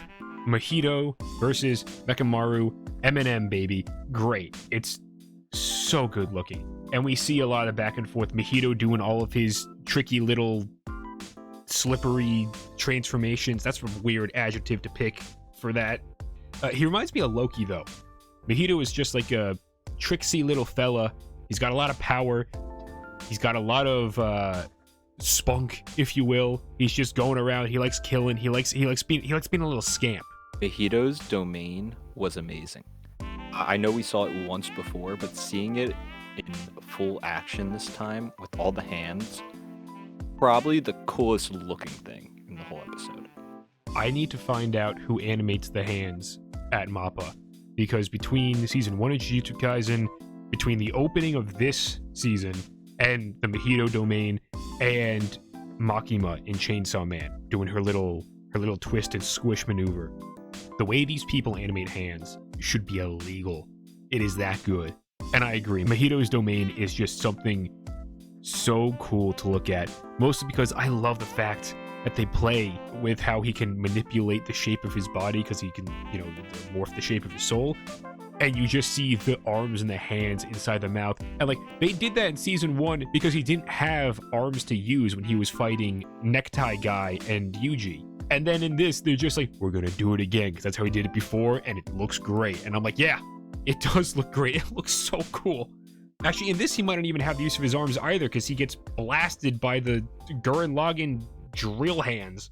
That was the big thing. I was like, that's got to be an homage right there. Yeah, there are a couple. I literally have a list. All right, here we go. The Mechamaru is an Eva list. We have the screaming in the beginning. We have him jumping and sliding down the hill. Like, I vividly remember in the beginning of Eva when Unit 1 was doing that. And then we also have the power cable, which I didn't even realize he had a power cable until he started jumping around. And I was like, oh, it's like wire dreads in the back of his head that all feed down. And then you can just see the power cable, and then Mahito cuts it, and he goes into either off or low power mode or whatever it is. But I'm like, that's like a generic mech type of thing. But it's just, it all feels so distinctly Eva. Sadly, it was not good enough for my boy Mechamaru to get the win. The next note I have under all of that Eva reference stuff, I just have fuck you, Miwa. Making me feel shit for this person. I know. It was actually kind of surprising. I was like, damn, they did a good job making me care about him. Yeah. I also love how they edit the episode too, because we've just seen balls to the wall insane action, but they don't forget to actually leave some emotional moments in there, especially moments of silence to completely juxtapose all the loud, insane explosions and screaming and going crazy. And it's perfect whenever because they cut back to the Kyoto school, and it's Miwa just sitting there on the bench as a Mechamaru puppet, and she's just talking to me. She's like, you know, everything that's happened, I feel like we've all gotten pretty close. I want to see you, you know? If you'd be all right with that, I would love to come and just hang out and see you. It is such a nice, simple scene, and you know exactly what's happening because, like, there's no way he survived. You don't see his corpse, you don't see his death, and then you just see Gato and Mahito walking away, and you're like, God damn it, the mech man is gone. Then next thing you know, it's Halloween. Oh, Joe. If there is one thing I am a slut for, aside from Bleach, it is a nice Halloween aesthetic. Dude, as soon as I saw it, I was like, damn it, I'm in. I'm like, the fact that you just made it Halloween, I already love it. I am already so on board with this. It is unreal. We're just getting all the meat, and I love it. We're just getting right into things. And the Shibuya incident was again, we have that term that's been floating around, and you're like, what exactly is it? And you see this giant veil lowered over, like, I guess, downtown Shibuya on Halloween. And all of, like, the normal non-jujutsu sorcerers are stuck in there. But jujutsu sorcerers can go in and out. So a little bit, I think that's the opposite of what a normal veil is, right? Pretty much, yeah. It tends to keep the sorcerers or the curses in or out, and the normal people can just kind of do what they want to do. I think. I'm not sure. I think so. Either way, they want Gojo. They want him bad. They're not the only ones. I love the introduction to all the characters this episode. I'd love seeing them all again. See my boy Panda. I love Panda. Panda is not a panda. Get new characters too. We do get new characters. Mai's, or the head of the Zenin clan, is down and paired up with her. That was a casual, just little drop. I was like, wait a minute, what? I had to pause and go back. Yeah, you're just looking at it. I didn't realize it at first, and I just saw this like a month or two ago. I was looking at him, like, wait a minute, I know you. And you're with her, and she's just chill. She's standing there, not doing anything. I love the little gesture she gives Nobara after she picks off a piece of lint from her uniform, and she's like, not now, sweetie. I'm trying to be an adult here. And Nobara is just like, oh yeah, I got you, chill. All right. And no words are said between them. It's just a simple hand gesture. That's pretty cool. Panda's with some dude in a trench coat. No idea who he is, but he seems pretty cool. And then Fushiguro is with Necktie Man and Beanie Boy. Beanie Boy delivered a big expositing scene about veils. So we could probably go back and consult that to see what veils are normally like. I know he started talking about like self-unreception and shit like that, but the moment he started talking, I'm going to be honest, my brain glazed. Like, I was not paying attention. Yeah, I was like, okay, this is big X. I'm going to hop off the JJK cock right now. The JJKC, if you will. And I'm gonna do one criticism. The exposition is still bad. Don't just stop everything and start speaking to me. They try and make it comedic. They're like, all right, we have to do this. Might as well try and make it fun. It's like, well, you can come up with another way, maybe. You could be a little bit more creative and not just stick to a comedy routine. We just came off of an insane fight. It's Halloween. A massive veil's been lowered. People are being suctioned up like it's the fucking space vacuum from Spaceballs. It's like, what is happening? What's going on? It's really dire. And then all of a sudden you used to have Beanie Boy going like, anyways, this is how a veil was, blah blah blah blah blah, and you're just like, oh, okay, all right. And then I love Fushiguro. He's like, so if you didn't know, and then Fushiguro is like, I did know, and Beanie Boy's just like, I'm gonna go kill myself then. All right, bye. That was pretty great. And I like how Nanami's like, yeah, he's not an idiot, buddy. Like, give him some respect. Give him some respect. He's a almost special or first grade sorcerer. I don't remember which one. I like how also in their names, like with pandas, next to it said like promotion pending or something like that, or like on hold. I was like, oh, that's a nice little detail. Yeah, that's real nice. Also, it comes back the incident report. Like yes, incident reports. I'm not gonna lie, the suit driver man, I kind of miss the English VA. I like his voice a lot, so I can't wait for this to come out in, English dub sort of a thing. I can watch that with his wonderful voice and just be like, like a warm blanket, I'm home. Yeah, he is. I do distinctly remember really liking him, and I do really like the style of the incident reports. I think they're very cool. And really, I mean, this episode, I saw someone else, I think, commented on Crunchyroll, like, this episode did not feel like 23, 24 minutes. This felt like a lot. It did feel like quite a lot. I remember when the battle ended, I checked the time, because we get the commercial break banner, and I was like, oh, I still have like 8 minutes to go? Okay, that's pretty good. But because I felt like the entire episode was just spent on the battle, because the battle was just going and going. But they're like, nah, we still got more to give, baby. The Shibuya Incident starts now. It's like, oh. Like, I thought he had started, an episode ago when we were in the Shibuya Incident arc, but the name of the thing is here, right now. It's happening. Gojo enters the veil. Everyone's gonna die, probably.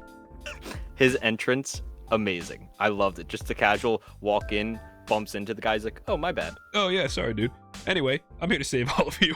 I mean, we obviously know who's behind it, and it seems like we're gonna get some of those old special grade, I don't want to call them demons. Curses, thank you.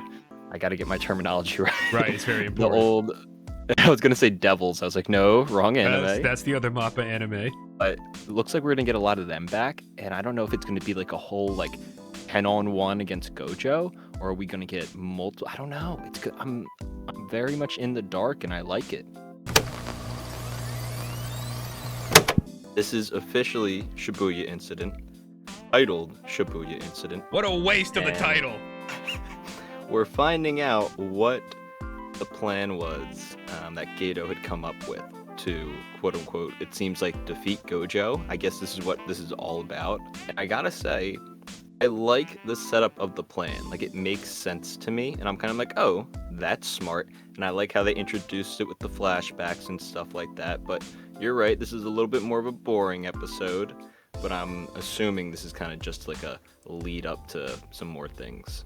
Yeah, it feels very much just like pure setup, especially all the stuff that happens with Gojo, because they need to do all that explaining. Because the anime still doesn't know how to fucking do exposition without just stopping everything and talking to you. Where they're just setting up, okay, here's Gojo, this is our plan. He can't use his abilities around a whole lot of people because he'll hurt them, and he doesn't like to do that. So we're gonna just surround him, not with Jujutsu sorcerers, but with normal, average people, which is why we took him from the whole Shinjuku Halloween-esque stuff. So that's what they're there for. They're scapegoats, so Gojo can't go full power, which is cool in concept. And I'm hoping it really ramps up next episode and we get to see the fruits of the plan here, which I'm sure we will, but I don't know. When you call the episode straight up the same name as the arc, and then it's just like a build-up episode and also an episode where Yuji punches a bug real hard, I don't know, man. Those last two episodes with Mahito and Mekamaru, they kind of overshadow this like a lot. Agreed. I don't think it's bad, but it was kind of like I thought this was going to be a little bit more exciting. And I gotta say, though, I did enjoy all the Yuji bits. Even, the little fight with the grasshopper curse or locust curse, I thought it was very interesting. They took the time to explain, like a minute of like why people hate locusts. I'm like, oh my god. But the fight, I actually really enjoyed. I liked seeing Yuji kind of think his way through things. I thought the locust devil, oh my goodness, curse, I'm gonna get them all mixed up all the time, was actually pretty interesting, and I liked his character. Again, it's like kind of like just an easy fight or whatever to lead up to fighting Mahito. I thought it was cool. I like the setup, and I like seeing Yuji back, kind of just getting back into things. Yeah, it's nice to see him actually doing stuff, because up until now, we hadn't really seen him. The last episode, you get like the one shot of Nobara with, we see Nobara with Mai in the last one. You see Fushiguro with Beanie Boy. And now we see Yuji with Mei. And she's got, is that like her brother? He kept calling her Nisama? I can't remember which one it was. It was Ni something, which I think means sister? I'm pretty sure. I was a little confused because when like the little American translation popped up, I could not read it because it was like right over top of the Japanese like titles. Yeah. And I was like, I don't know who this person is, but they kind of look like each other, and they have like the same blue hair, so that's what I'm assuming. Yeah, the whitish blue tinted hair stuff. So I figured they're definitely a part of the same family, whether it's like her nephew or her little brother. I have no idea. I hated him though. I hated every second of him talking. Yeah, he wasn't my favorite either, but I don't think hopefully he doesn't come back that much. I think Mei was pretty cool in this episode though. Yeah, she's pretty cool in almost everything that she's in. I didn't realize that she could like scry with ravens. That was pretty neat. I still don't understand why the front braid though. Especially like in this episode, you see it most of the time, it seems like it's off to one side of her face. But I think in this episode, it kind of confirms that's just a stylistic choice that the animators do sometimes when you get the 3/4 shot of her face. Because when you see her front on, the braid is like, it's like directly proper center of her face. I like it. I think it looks cool. I think it would look better if it was off more towards the side. But like there are times where you just see her turning around. Almost like Pegasus. Yeah, exactly. Something like that. That would make more sense to me, rather than just having your hair directly in front of your fucking face. Just braided, yeah, it's a very unique choice. Yeah, especially because in the flashback arc, we see her and she has normal fucking hair. Could you imagine if that like is a plot point at some point later on? It's like we're gonna see the origins of the front and back braid. Oh god, like she does it to like, maybe she's concealing something, I don't know. Maybe she can like spin like a Beyblade and then the two ends of her hair will just like whip across curses and like destroy them. Well, I gotta say, the setup for this episode at least was there's a lot of good like thinking going on between Yuji and the other Jujutsu sorcerers, and they're like, okay, we're gonna figure out their plan. They're probably doing this, this, and this. There's 2 veils. That means we have to find Mahito here. And initially you're like, okay, cool, they figured it out. But it looks like Mahito's running away, or he wants the fight and is like, nope, I gotta follow orders. So I'm very interested to see what the twist is going to be.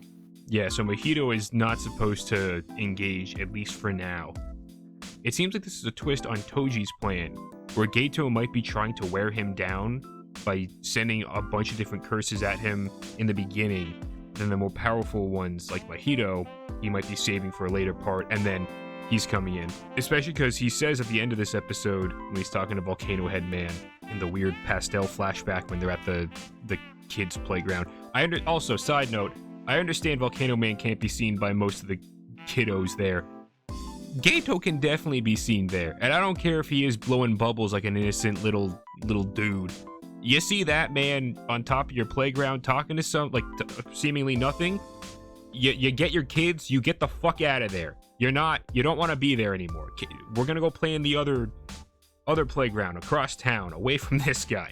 Anyway, he has like a prison cube that he keeps talking about. He's like, I got the prison realm, or whatever it is. It's the shadow realm. It's the negative zone. It's the phantom zone. There's a lot of zones in comic books. Either way, they clearly don't want to kill Gojo, probably because they don't think they can. They want to imprison him for then whatever happens next, which is what I'm now becoming more interested in. Like, now that we're here, capturing or subduing Gojo is just the first step in whatever this big plan of theirs is. I and interested to see what the second part of their plan is, aside from the nebulous just kill all the monkeys. Yeah, I enjoyed this episode. I kind of realized early on, I'm like, I feel like we're not going to get a lot, like no like big fights or whatever, and it's just going to be a setup.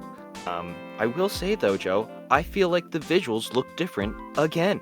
Yes, that is something that I did want to comment on. I hesitate to call them worse.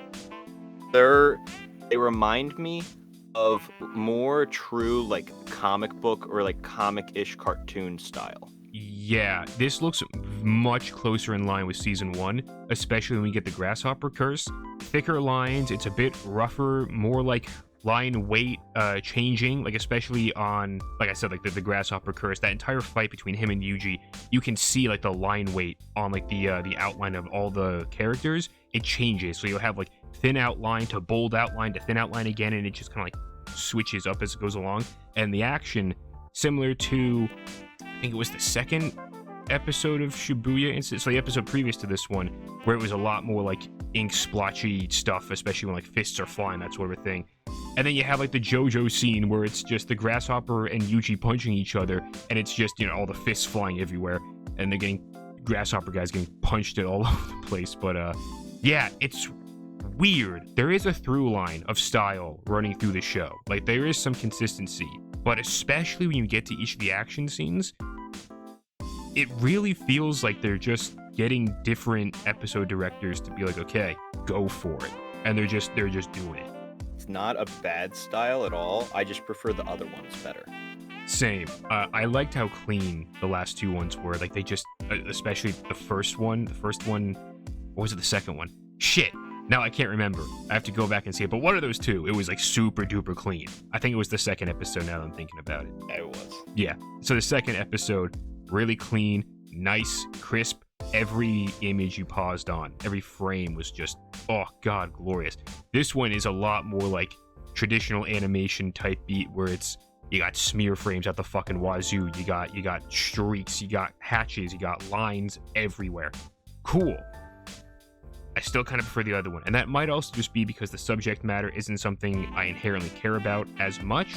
Like, I like seeing Yuji fight. Unfortunately, if he's not using Black Flash, which I thought he was going to do, like, at the very end of the Grasshopper fight, but he doesn't. Oh well. It doesn't look that interesting to me. He just has glowing fists that he kind of punches with. He is quite boring when it comes to his fighting style. Him and Toto, great, because I got the boogie woogie. They can teleport back and forth. They can just punch and kick and do all that sort of shit. That's awesome. This one, I'm just kind of like, I don't care about Grasshopper Man. I don't care that he can extend his abdomen up to 3 times to lay eggs in the ground or whatever. Neither does Yuji. He just beats the shit out of him. I feel like we didn't get a lot this episode. I feel like there's really not too much to talk about either, and that's kind of like the main point. Like, it was, I watched it and I was like, all right, we didn't really make any big leaps into anything. I think the only thing left to talk about, Gojo versus the other curses, which again, there's not even a whole lot to talk about there. The curses end up using the normal people. They filter them into where Gojo is because they're in like the underground subway stuff. So Gojo is immediately just like, well, I know I can't use my powers, otherwise everyone here will become piles of blood and meat. And the curses know this, so they go in and they start punching him. And they're utilizing a technique, I can't remember exactly what it's called, but they make it akin to a simple domain kind of a thing. So they're utilizing their energy and they're punching him, and it's starting to break through his infinity. And you're like, oh, okay, that's somewhat interesting. Never for a second did I think it would actually work, though. And of course it doesn't. Like, it's starting to close in, and then he teleports out of there. Of course, Gojo looks great throughout this entire thing. Like, he has such strong poses for being such a simple character design. And then, of course, taking the eye band off, revealing his eyes already glowing, and he's just like, all right, playtime's over, kiddos. Now that was a good fucking episode. I completely concur, Joe. This was a complete, absolute 180 from last week's episode, which I think we can safely take. We're gonna bundle it up. We're gonna wrap it like a nice little Christmas gift. Tape on the end, put the bow on the top, pick it up, and then fucking Kobe that shit into the basket labeled setup episodes. I knew things were gonna be different in this episode just from the opening like 2 minutes, where it's like a little like, oh, what's your favorite thing about Satoru Gojo? And I'm like, oh no, something's gonna fucking happen in this episode. He's gonna die. We're gonna lose Satoru. We're gonna lose Gojo. He's Twice in one season. That's right. I completely forgot the beginning. Well, at least we know it's hard for him to stay dead. So, you know. But He's not even technically dead. No, he's not even technically. I don't know why I'm acting like he's dead. He's just sealed in a prison thing for eternity or some shit. I don't know. By someone who may or may not be Gato, who we'll get to in a little bit here. But I kind of want to go in order first because I feel like that's the best way to tackle this episode. First up on the docket, obviously most of this episode is going to be about Gojo. Most of us talking about this episode, I think, is going to be about Gojo. I love the fact that Gojo is depicted like a fucking monster. We literally fight monsters in this show. Curses, cursed users, all that sort of stuff. Yet the scariest motherfucker in the entire series is this man. Whoever drew him this episode, the facial expressions, and again, he's got such a simple character design, but his emotions, awesome. They are phenomenal. I love them so much. The way he smiles as he carries out the fight that he takes on between Jogo and Hanami. Oh my god, like that would haunt my fucking nightmares. Speaking of which, let's get into what he's doing with the two of them. So he's got his limitless technique, so they can't touch him. And then out of nowhere, he's just like, all right, fuck you guys. And he turns off the limitless technique and he grabs Jogo. I'm gonna fucking hate that. He grabs He grabs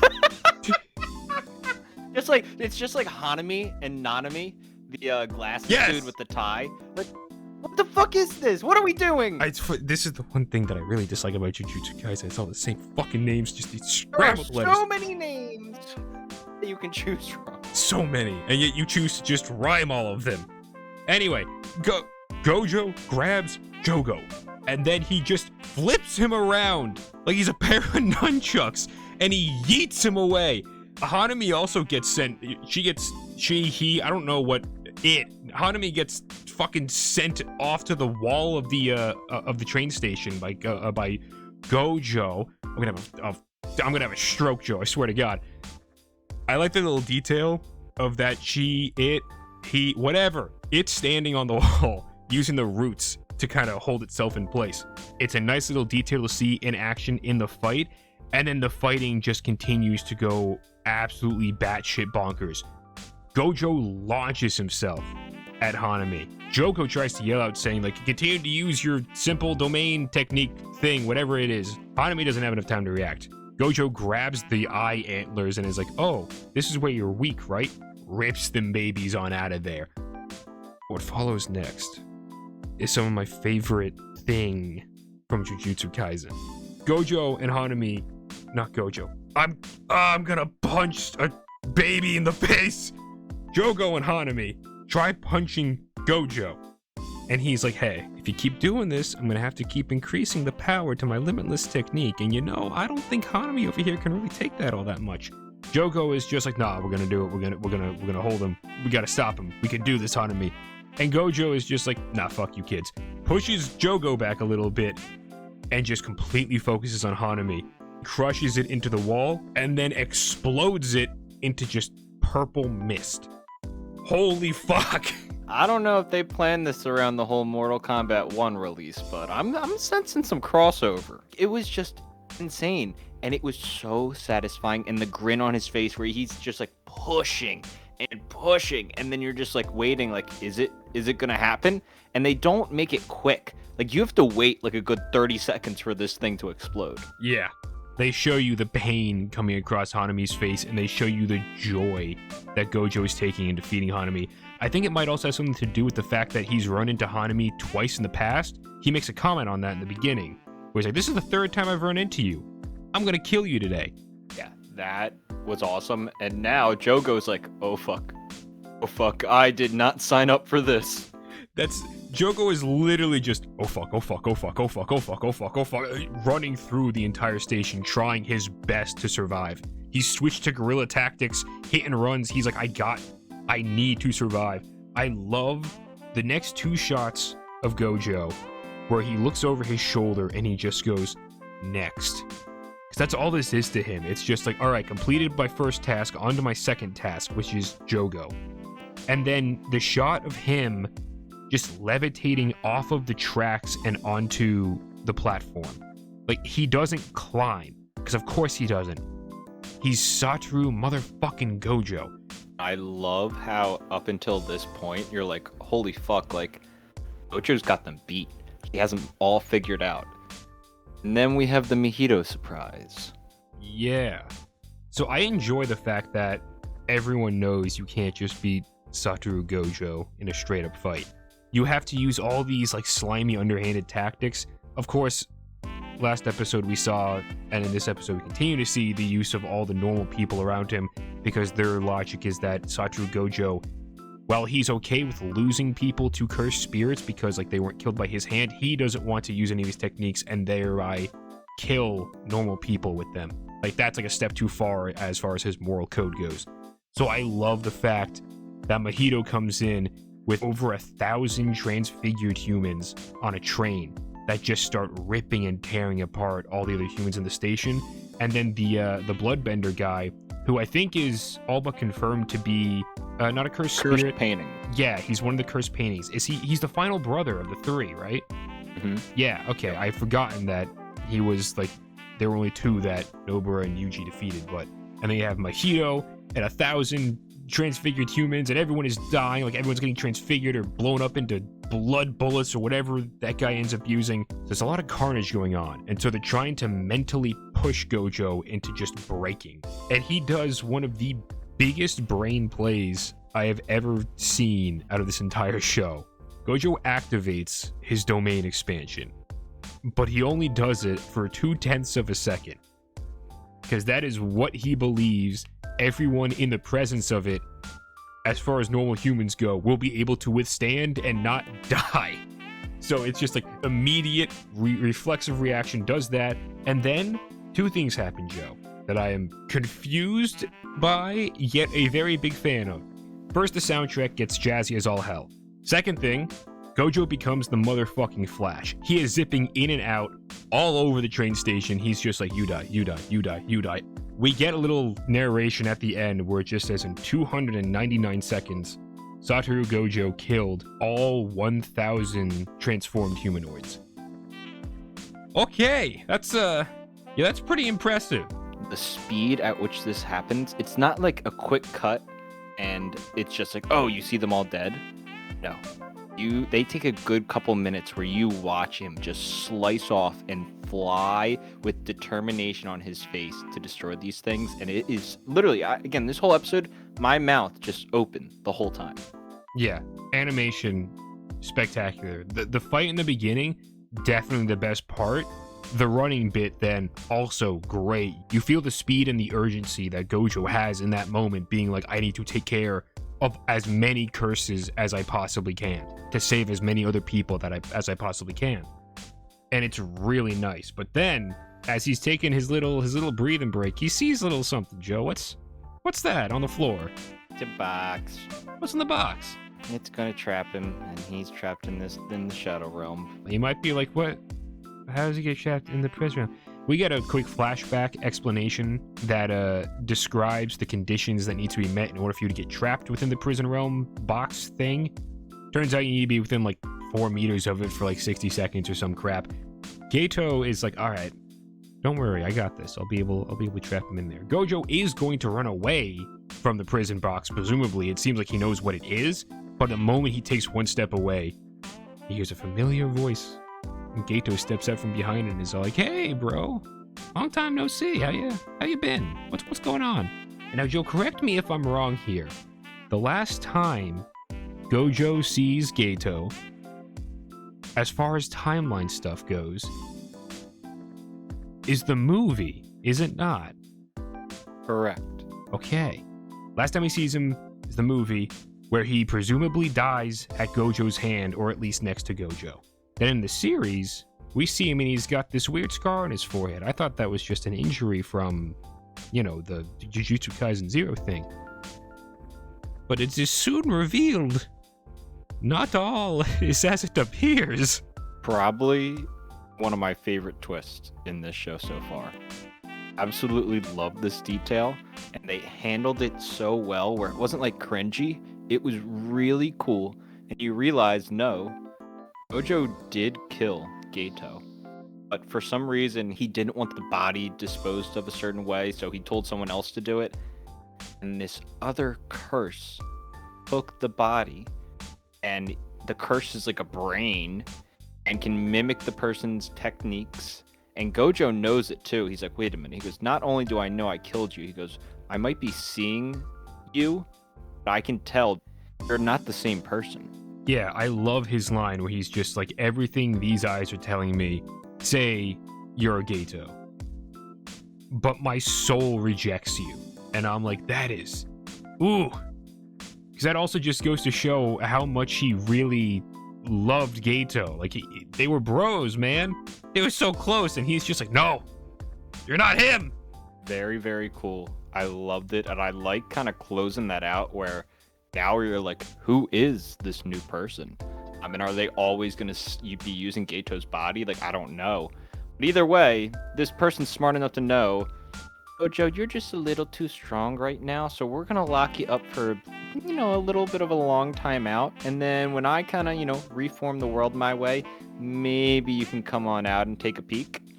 And Gojo's like, all right, fine, whatever. Now worry about Yuta Okotsu. And I was like, oh, we got the Yuta name drop. We got the Yuta name drop. We got a single frame of him that just went scrolling on past the screen.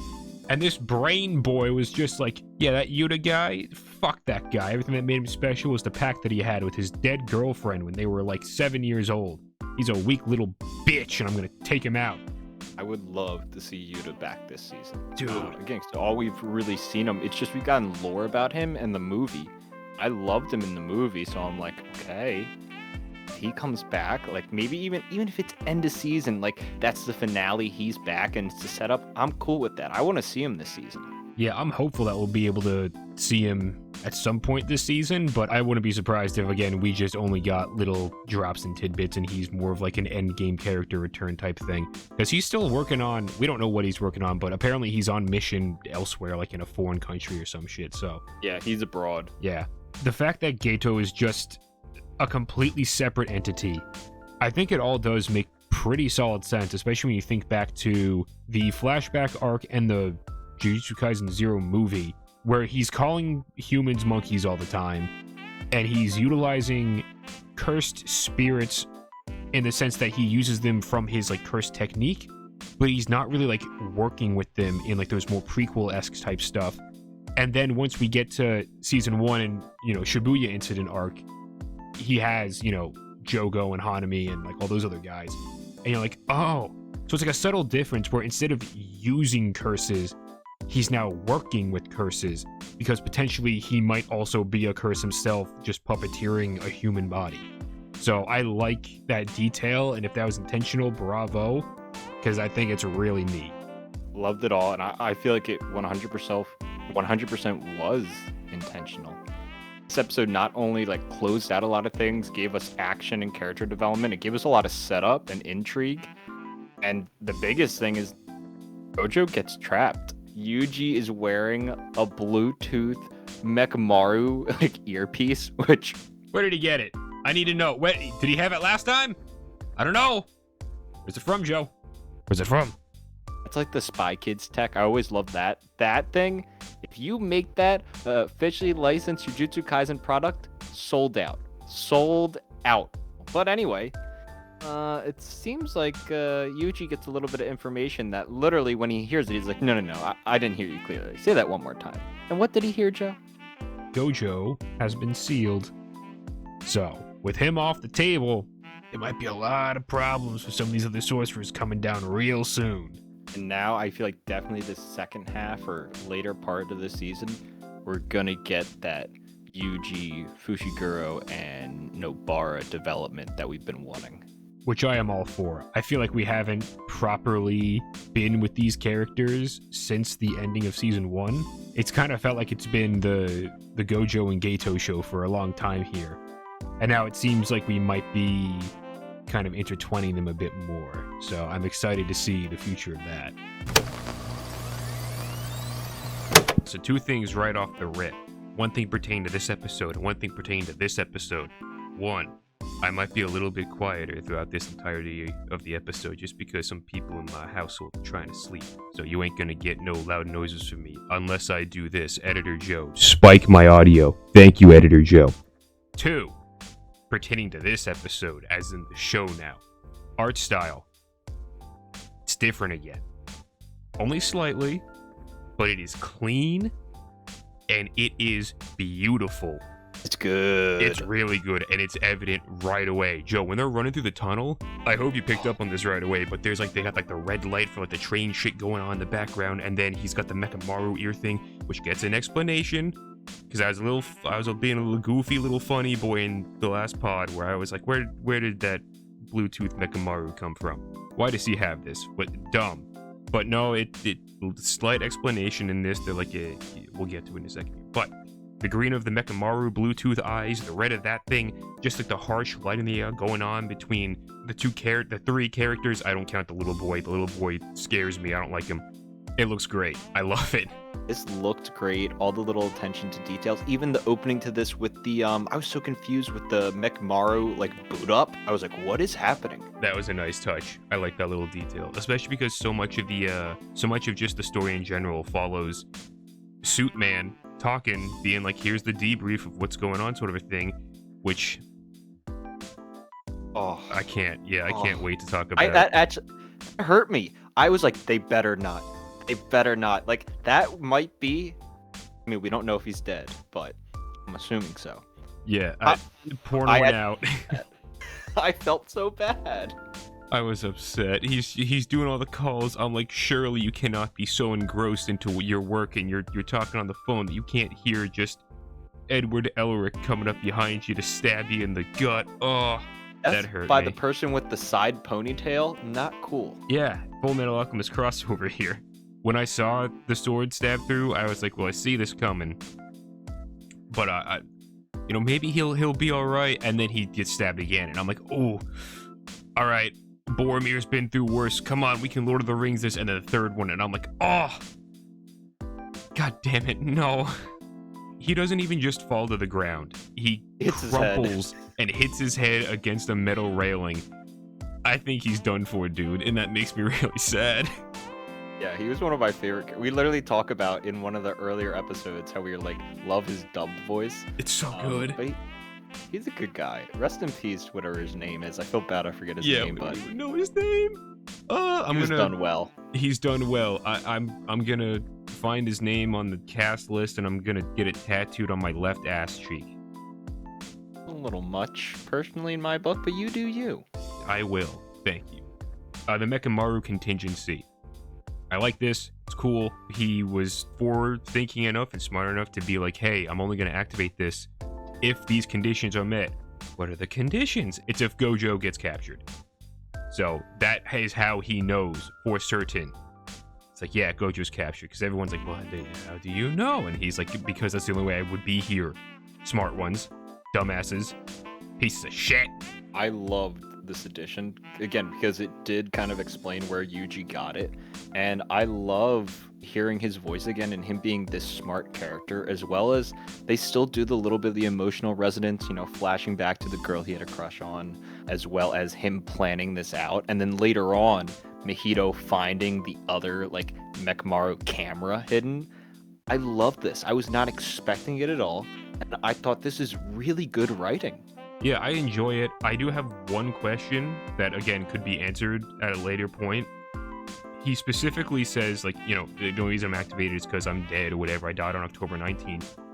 At this exact time, I'm also a rising moon Libra, not that that matters. But how does he converse? because it's not him. So is it like he uploaded his consciousness into a doohickey here? Is it like an AI? That's what I'm assuming. I'm assuming it's like an AI consciousness type of thing, not like a pre-recorded. Here are 5 responses built in. Because clearly they're not. Yeah, that was a little confusing. I was like, oh, cool. Is McMorrow gonna like live throughout the show as this way, but not have a physical body? But he makes it sound like eventually this is gonna die off and he's gonna be gone forever. Yeah, maybe. I wouldn't be surprised if they just take a little Bluetooth doohickey and they're like, oh, we'll just put you into one of your puppet bodies. It's like all cybernetic anyway. Here we go. And he just pushes it in and you got like another... He's just Pinocchio. He's like, oh, I wanted to be a real boy. And then I was a real boy. And then I got into a real mech. And then I did a real die. And now I'm not a real boy anymore, but what is human anyway? And then the Vsauce music starts playing, and then the show gets really weird. Then just Ava starts up. And then Cruel Angel Thesis starts up, but the fun opening, where Shinji has to get in the robot. It's a good one. Maybe I'll just insert that right here. Editing Joe, insert that in right here. Evangelion! We'll see if he does that. Anyway, the actual sealing of Gojo. This is cool. This is cool for a couple of reasons. Number one, I like the way the weird flesh cube just encapsulates Gojo, and then we get to see inside the cube later on, and it's just like skeletal faces and hands just writhing about everywhere. And from the look of it, like there might have been some computer trickery going on in there somewhere, but it looked all hand-drawn, and it was mighty impressive. Yeah, I completely agree. I also love in this moment, Gojo is always playing it off cool. The moment before that thing closes, you see that little bit of stress on his face, which I thought was very important, because he realizes like, crap, this is happening, and I'm the biggest defense that the sorcerers in the human world has. This can be pretty bad. And then eventually when we get like the look inside, he is playing nonchalant, like, this isn't very good, but I hope it all works out. So that, done great. Favorite part of this whole episode, he says something along the lines like, Ada, are you really gonna let him use your body like that? And you start seeing his right arm start twitching, and then he starts to choke himself. And I thought this was the coolest detail ever. I loved everything about this, and it raises so many questions in my head that literally whoever's posing as Gato right now and Mahito actually talk about. But it also raises in my head, like, wow, does that mean at the end of the day, Gato was a good person and he knew where to draw the line? I don't know. It raised so many questions in my head, and I really, really liked it. Yeah, I don't know if he was a good person per se, because he's still the guy who wanted to kill the quote-unquote monkeys. But I do think his connection to Gojo is probably one of the strongest connections he's ever had in his life.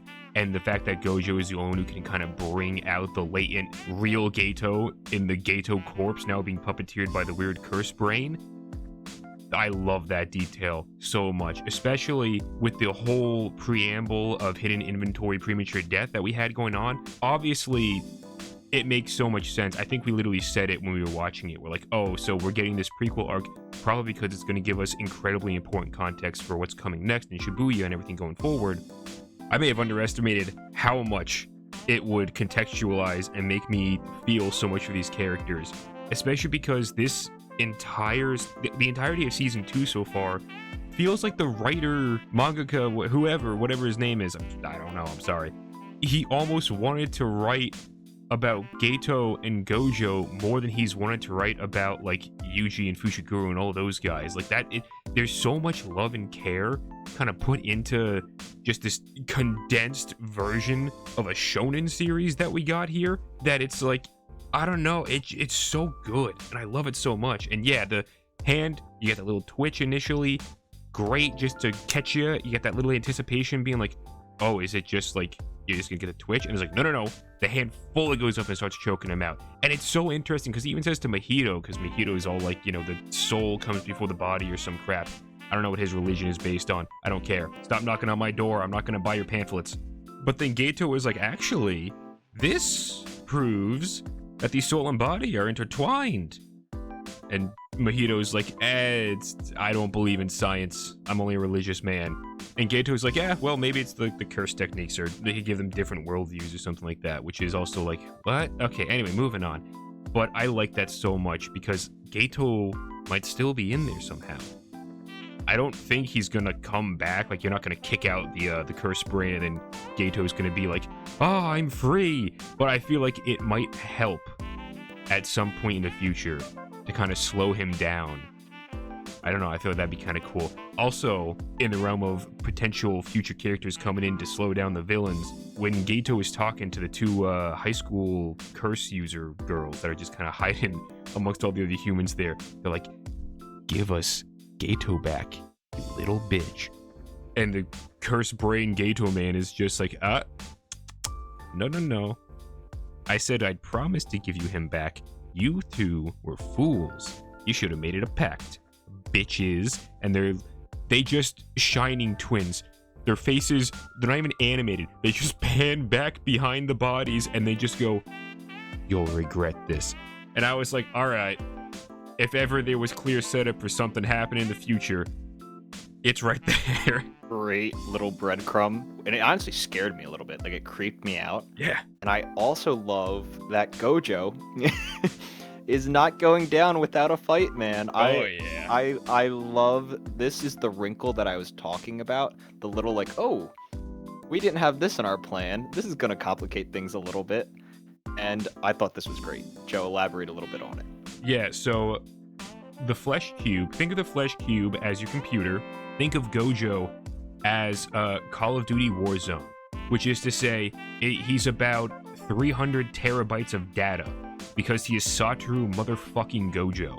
So the cube drops out of Gato's hands, like all of a sudden it's just entered the gravity chamber in Dragon Ball Z, and it just crashes into the ground, and Gato's like, okay, I should have seen this coming. We're not gonna be able to move the cube for a little bit because it's still trying to process who it's captured. And Jogo is like, well, how long is that gonna take? And he's like, a couple minutes, maybe like an hour, I don't really know. And they're like, well, fuck.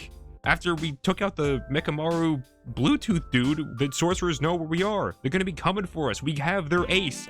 They're going to try and murder us. And Gato's like, yeah. It should be fine. They'll come to us. We're about evenly matched. If anything, I'd say we're a bit stronger. And then I love the little disparity between all the different curses that are currently present there. The last brother of the trio that Nobara and Itadori took out at the end of the last season is like, I am going to kill Yuji Itadori, who has now made his way to the Veil. He's there, he's screaming for Nanami. Great scene, I love that shit too, but we'll get to that in just a sec. Mahito is also like, hey, I'm with you. Let's kill the fuck out of Yuji, I hate that guy. And then Jogo is like, what? I thought we needed him to be the vessel for Sukuna. We needed to bring him back. And it was like, that guy's a bitch anyway, we don't really need him. And Jogo's just like, but no, but the plan, my hero. I feel like he idolizes Sukuna a little bit, which is kind of playing into what he's feeling here. But either way, the three of them, they're playing a game now where they're just like, all right, first one to find Itadori gets to do whatever they want to him. That sounds like it has troubling implications, which it does, but not for the reasons you're thinking of. Anyway, Gato is the last one. He just sits down. He's like, I'm just going to watch the cube. The big thing for me that I really liked about that was the mention of Sukuna. Like, I kind of forgot that was like a big deal. He's kind of barely in any of this. Yeah, I was like, whoa. Yeah, Sukuna, that's kind of like important. So that was a nice kind of, I think, a breadcrumb for something. Because they also mentioned like, oh, we'll just feed him the fingers. And I was like, they have the fingers? Weren't we supposed to be looking for those? Well, in season 1, they established that they have quite a few of the fingers. I don't know if they have all of them, but they have a lot of them. Okay. That was just something I forgot then. Because I was a little like, whoa, is that a big deal? Then moving, I guess, tangentially to Sukuna's vessel, that being Yuji, I love the fact that Mekamaru is just like, I have this plan. Yuji, I know what you're capable of. Run, Barry, run. And so he just runs. The animation of him breaking through the barrier, like phasing through it. Great, I love it. He sees all of the transfigured humans fucking up the regular people. And I thought for a second he was just gonna have to run past them and let people die. But no, Yuji's just like, I can't, not yet. I'm not like Gojo. and he just beats the crap out of a few of them. He just takes a second, boom, big punch here, wham, good kick here, spins around with another guy, sends him into the ground. There's like a single shot of his hand when he grabs onto an apartment building to like launch himself up so he can yell for Nanami. Yes. It's so good. Like I have no idea how many like actual animated frames it is, but it's a shot that lasts for maybe half a second, and it just stands out in my mind because of how good it looks. Like that. These to tell damn you, hands. Yeah. To tell you how good this show looks, it's like that alone sticks out to me, not to mention the rest of what the fuck the show looks like. It's great. And then his big inhale, I love the anticipation that you feel when he, like, the chest bulges out and he, like, arches backwards, and then he starts shouting. God damn, that's good. And I love the fact that they cut right to the chase. It's not like he's just shouting for Nanami. It's like, I need you, Nanami, come to me. It's like, no. He shouts for Nanami to get his attention. And then he tells him the prevalent information. Gojo is sealed. And he's like, all right, boys, plans change. Let's head to Yuji right now. And I'm like, thank you. Cutting out the bullshit. We don't need any of this stuff. And then they all meet up on top of a building. Beanie Boy, Fushiguro, Yuji, Nanami. Good scene. They're all talking. They're all planning. Nanami fucks off. He's like, all right, I leave you in the hands of Beanie Boy. And Beanie Boy is just like, oh my God, I have responsibility. I have to take care of these people. Nanami's counting on me. And Joe, I hate to say it because I love alliteration so much, but Beanie Boy might be becoming Beanie Man. I agree. He got a little bit of development. I'm like, okay, I kind of like this guy. He seems like, heartwarming, seems like a good dude. I think we just don't know him that well. Yeah. And we'll probably learn more about him, but I like this setup. Again, technically, this is probably another setup episode. But really done right. It's so much better than the previous setup episode. And I like how now it's like, okay, playing field has been leveled. And that's a little scary, especially when you're so reliant on Gojo. But I like how the last sentence he says while you see him in the prison realm is he's like, I'm relying on my people. So I'm really hoping it's the Yuji show from here on out. There's a part in the final bit of the fight at the end of this episode involving Yuji, Fushiguro, and the Japanese Colonel Sanders that there's a single shot where the camera starts like panning around like a 360 form, but it's for like half of a second. And then they cut away to another camera angle and you don't come back to that. But that one shot looked so good. Not to mention almost every other shot in this episode. I feel like people might get tired of us just constantly saying, hey, animation looked good in this show.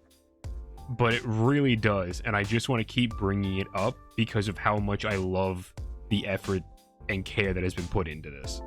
Completely agree. I love how this looks. This episode and the last episode are the two episodes that have looked the most the same, in my opinion, and I love the way they look. I mean, even when you're watching season 1 Jujutsu Kaisen, I love that style. I love the way it looked. It was very distinct. Now at season 2, it's being a little bit more refined, and definitely it stands out from other shows. I love watching this thing. Even the flow into like the opening song, like, I just really enjoy watching this show. And the whole of season 2 with Hidden Inventory and now the Shibuya Incident, the flow has been great with the visuals, with the intro, everything like that. So yeah, visuals on point. And we had fights this episode that looked awesome. Nothing too crazy, no crazy like power reveals. But getting into the story, it looks like we're fighting some side characters here. We got Yuji and Fushiguro and Beanie Boy, and they're like, okay, we can't break the veil. They do a little bit more, thinking, and they're like, okay, so this guy who did the veil has to be outside of it to make it stronger. And when it's in a very, apparent place, that makes it even more strong. And I can just see the building right behind them. I'm like, oh, I see what you're doing. The entire time, the shot was everyone was out of focus but the building, and I was sitting through it, and I was thinking to myself, what? Is this a mistake? Are they, because you're supposed to be focusing on Fushiguro right now, because he's the one, and then Yuji, and I was sitting there thinking they were being fools. But in actuality, they knew exactly what they were doing. I still think it was a little distracting because it's a long shot. It holds on it for like 10 seconds. Hindsight, it's like, oh, okay, you clearly wanted to draw our attention to the building. I think it would have been better if you had normal focus, like buildings out of focus, and then as they're coming to the realization, they're like, what stands? As they're saying that, then it, like, focus shifts, and you're like, ah, the building. But it is cool still. Yeah, really liked it. And then pick up on it. They're like, okay, let's go fuck these guys up. And they have yo-yo strings.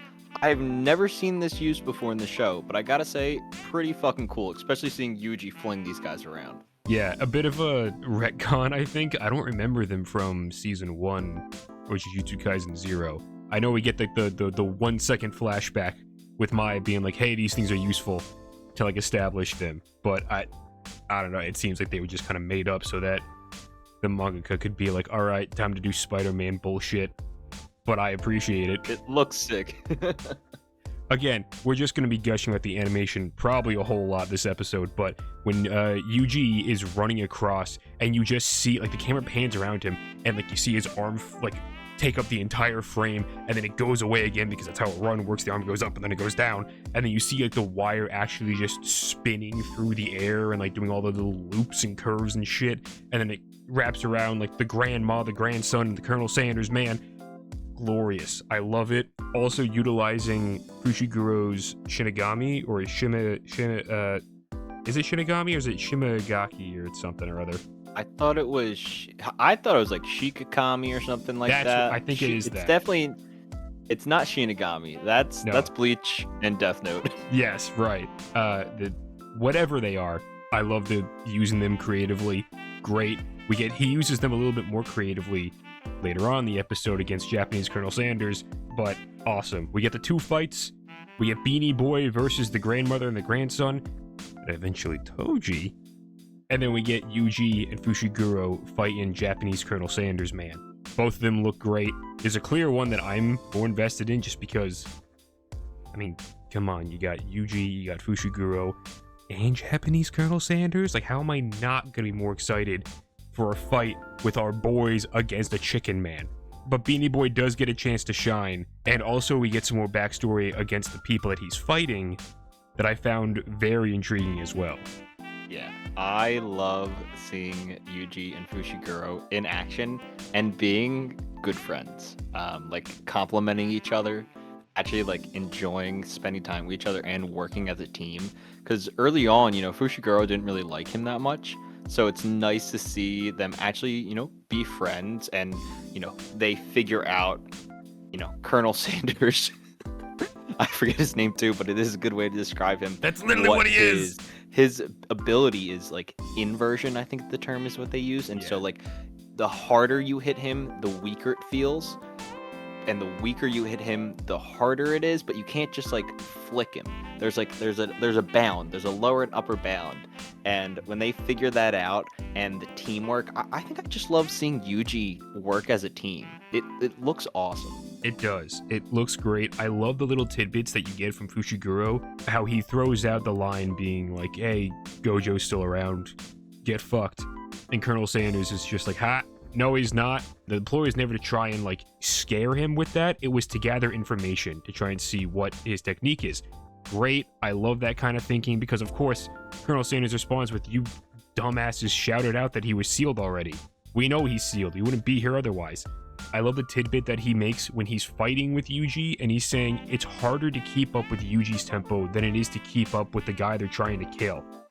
That is great.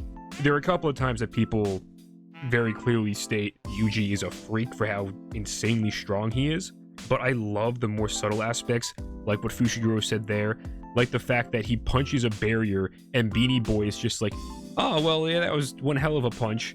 And then in his brain, he's like, holy shit! What the hell? What is this guy? Like, he's freaking out because he's like, this boy has the power of like a bomb in his fists. Showing, not telling.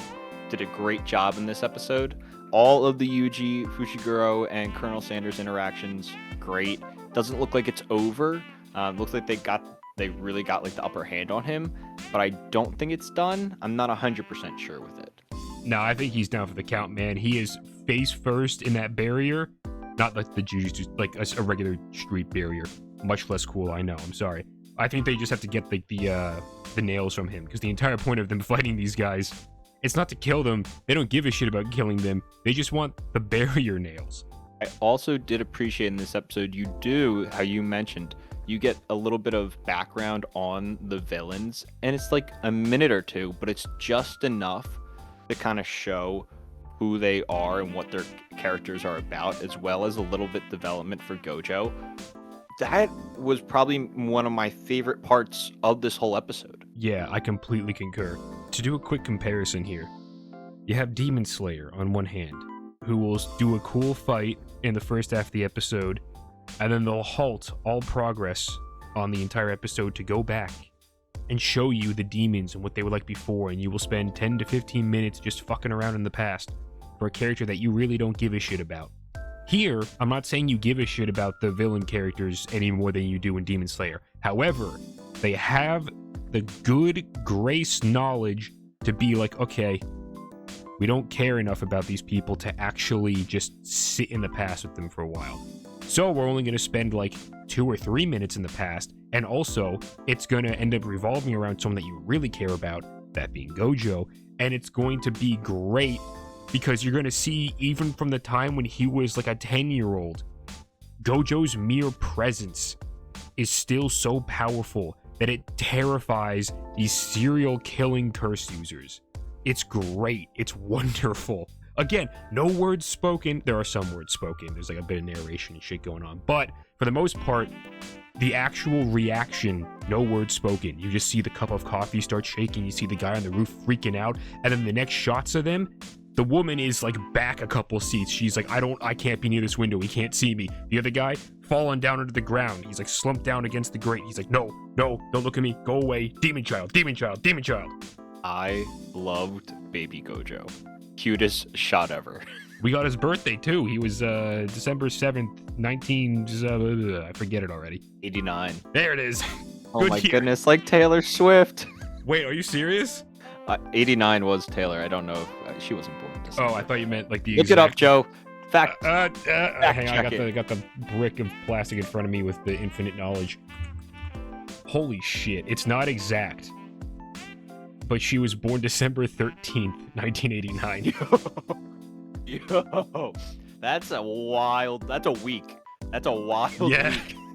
I don't know. This is a stupid, but now you know. Gojo and Taylor Swift, they're only 6 days. Gojo is 6 days older than Taylor Swift. But one thing that was probably the most surprising in this episode was the return of Toji. Yes. Because we get to see Beanie Boy in action. And I gotta say, we get a flashback for him too, a little bit of development, and it's good. It's like a minute of him and Nanami talking, or not.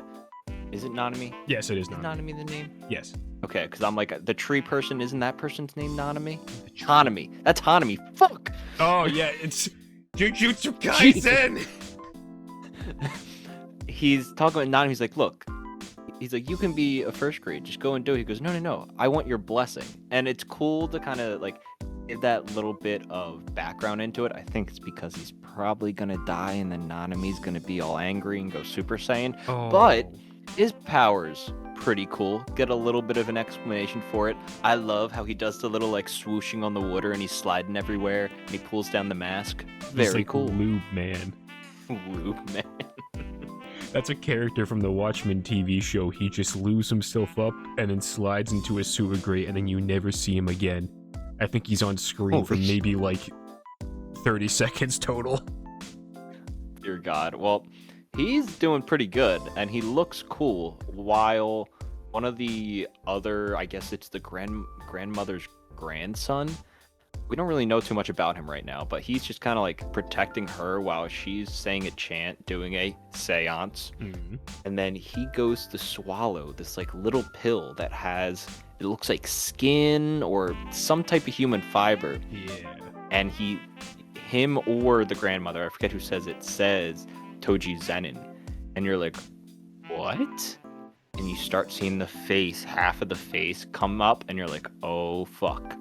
And I thought it was just going to be half. No, he fully transforms into Toji Zenin. And this is the point where I'm assuming next episode we'll get an explanation. Is They use the term reincarnation, I believe. Is he like alive again and taking over this person's body? Or is this person looking like him and getting his powers? I don't really know. Yeah, that's exactly what I'm trying to figure out as well, because if it's him, there must be a time limit on how long he can be resurrected for, because otherwise the grandson would be gone forever. But if it's, I'm leaning more towards the fact that it's not him, like it's the grandson still like in control of everything, but he just now has the body and power of Toji. But either way, this is a big problem because he is very strong. And he fucks up Beanie Boy, which again, we don't see really what happens to him besides him getting fucked up, but I'm nervous he's gonna die. And again, Nanami's gonna go Super Saiyan because that's like his pupil. But this also sets up Ushiguro is right down on the street. What's gonna happen when Ushiguro sees his dad? I didn't even think about that. Oh my god, you're right. It's a big deal. Like, what the fuck? And if it is him, I don't know. It's really interesting twist that I don't want it to be a big thing because I kind of liked how he died and the resolution that we got with Gojo. It was all solid. Don't fuck it up now.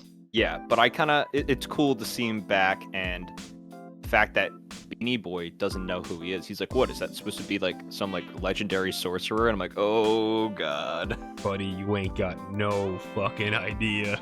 Yeah, and really, I mean, a lot of stuff happened in this episode for, again, the term I'm going to use is low priority episode, but another good one, very enjoyable. There was actually a point where I think the scene, I forget what happened, but it cut to black. And I could see myself in the reflection of my laptop screen, and my mouth was open again. Of course it was. That's great. One more thing that I want to discuss, this final battle between Colonel Sanders and our lads. The hand animation, once again. You see Fushiguro do his little thing, and then it's like the rabbit shadow. You're like, oh, number one, looks great. Number two, rabbits? What's happened? Is this a rabbit crossover again? All those little like death rabbits come out, they encircle the guy. It looks stupid good. Like, why does it look so good? I love the fight that ensues. I love, again, every single little shot that comes in because they go so hard in this final fight between those three. It's great. The part when Yuji comes in for the final blow, stops right in front of his face. You get like one impact frame, and that's it. The fist just hits him in the face. He goes flying backwards. Wonderful. And the way the episode ends, this might be one of my favorite endings in all of Jujutsu Kaisen. It's just Fushiguro says, "You're surprisingly adept." And then Yuji just looks at him and goes, "Really?" And then hard cuts to the ending song. And I'm like, that's fucking stellar. So this episode has a lot of stuff in it. However, I don't think anyone would mind if we spend the majority of today discussing Nanami, because that's really all I want to talk about. Joe, I fucking love Nanami after this episode. He's so cool. He is badass. I do want to have a quick comment on one thing that I loved about this episode, and you just said it. There's a lot going on. We're jumping around between a lot of characters, a lot of different places, and there's a lot of different kind of little storylines happening, and they're handling it great. Yeah, it reminds me a little bit of, it reminds me more so of like a war series or a war movie, because it's one big battle going on and we're flipping between all the different perspectives of everyone as they're kind of going through this stuff. It's similar to 1,000 Year Blood War Part 2 that just wrapped up a few weeks ago, but this, I feel like this is doing it much better because it is. Yeah, everything feels more tightly connected, like it's all wound together around this one. Like, the central problem is Gojo being sealed away and Geto doing that, and then everything kind of spirals out from that, and so it kind of feels like everything, it's like it's all this web, and those two characters are at the center of it, and everyone else is working their way towards that center. Whereas 1,000 Year Blood War Part 2, there is a central antagonist in Yuhaba, and I guess a central thing that he's going for, which is the Soul King. But but it's still more nebulous, and all the other fights aren't really people working towards those two characters or that conflict. They're just kind of like punching each other because they're all assholes.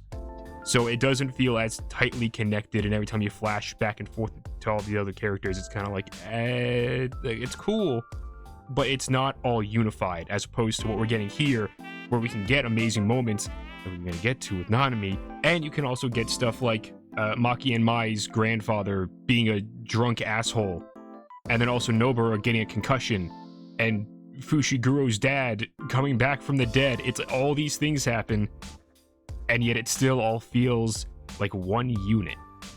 I don't want that to go unnoticed, because that is a very hard thing to do. Completely agree with you on everything, and you worded it really well.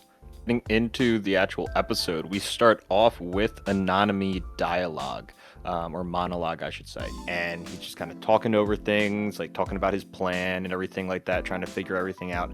And he finds our guy in the suit. I don't think he made it. They don't explicitly say. There's a point later on where he's talking to Nobara and the other girl who's in a suit. He like beats around the bush whether he's dead or not. I'm pretty sure he's dead. Nanami don't like that. He doesn't like when people get picked on. No, he does not. Spiraling back to our man in the suit, I think he's alive? Nanami says, I did what I could for him. He was trained to be a sorcerer. And then he leaves it at that. So in my head, that means he's on the rocks, but he's still alive, which is why he was carrying him. Otherwise, I think he might have just left him. That, or he really cares about this one guy like we do because he loves his English voice actor. But I'm not sure. I think it would be far more impactful if he was dead.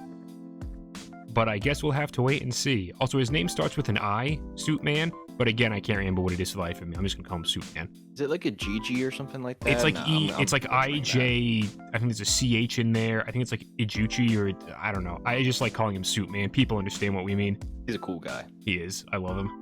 And then we get into freaking Toji.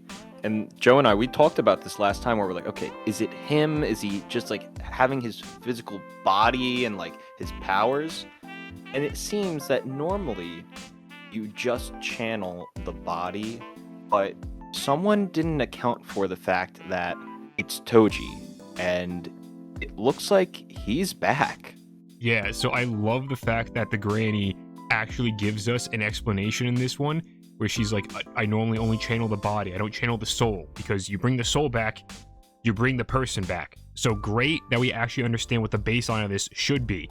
However, as we know, Toji's body isn't normal. He is way stronger, way faster than any sorcerer has any right to be, because if I remember correctly, he doesn't have cursed energy. He has a heavenly pact, which allows him to create or to accomplish these amazing feats of strength and speed and so on and so forth. Yeah, and she gets fucked. I have one note from this scene, and it's just the vavoom. Similar to Ichigo's vavoom back in 1000 Year Blood War Part 1. There's not even a sound with this one. It's just the imagery of it. And you're like, oh, she gonna die. Yeah, you see him take like the step and you see his toes like coming down and they don't even touch the ground. It's just like a snap and then he's right in front of her. And yeah, basically she's like, look, we gotta kill, these jujutsu sorcerers. And he goes, well, aren't you a sorcerer? And she's like, fuck, he got me. So this is what checkmate looks like. But yeah, I have many questions. Is he as powerful as he usually is? I'd assume so. But is there a timer on him being back? I was thinking with her being dead, like, is the fact that the person that channeled him back being dead gonna be an issue? Like, I don't know. That's what my question was, because isn't it usually when you kill the sorcerer, their technique ends? It stops. So I would have assumed when he killed her, he would have ceased being there. However, maybe because he's got like the special body, he's just completely overtaken the grandson. I don't know. It seems like we could be looking at a reincarnated Toji here. Yeah, and I think that's what they're kind of like, not hinting at, but trying to show. We don't really know too much about the reincarnation, transfiguration, seance powers in Jujutsu Kaisen. This is kind of the first time we're really getting it. It's definitely setting up for something, and I would love a Fushiguro Toji fight. That would blow my mind. I feel like that's the inevitable conclusion we're going to be coming to here. Like, you don't just bring him back and then not have the two face off or at least talk to each other for a bit. Exactly. And we do get to see Fushiguro in this episode, a little bit of time with Fushiguro and Itadori. Beanie Boy falls down from the building and they have to save him. Looks like he's still alive, again, just kind of on the rocks like you said. And they have to split up now. Yuji's like, okay, I'm gonna go take care, figure out this whole Gojo Sensei situation. You take care of him. And they split up. And I really thought that was gonna lead into Fushiguro bumping into Toji somehow. Maybe we'll get that in an episode or two. We do get to see who Itadori bumps into at the very, very end of the episode, and that's the bloodbender cursed painting brother.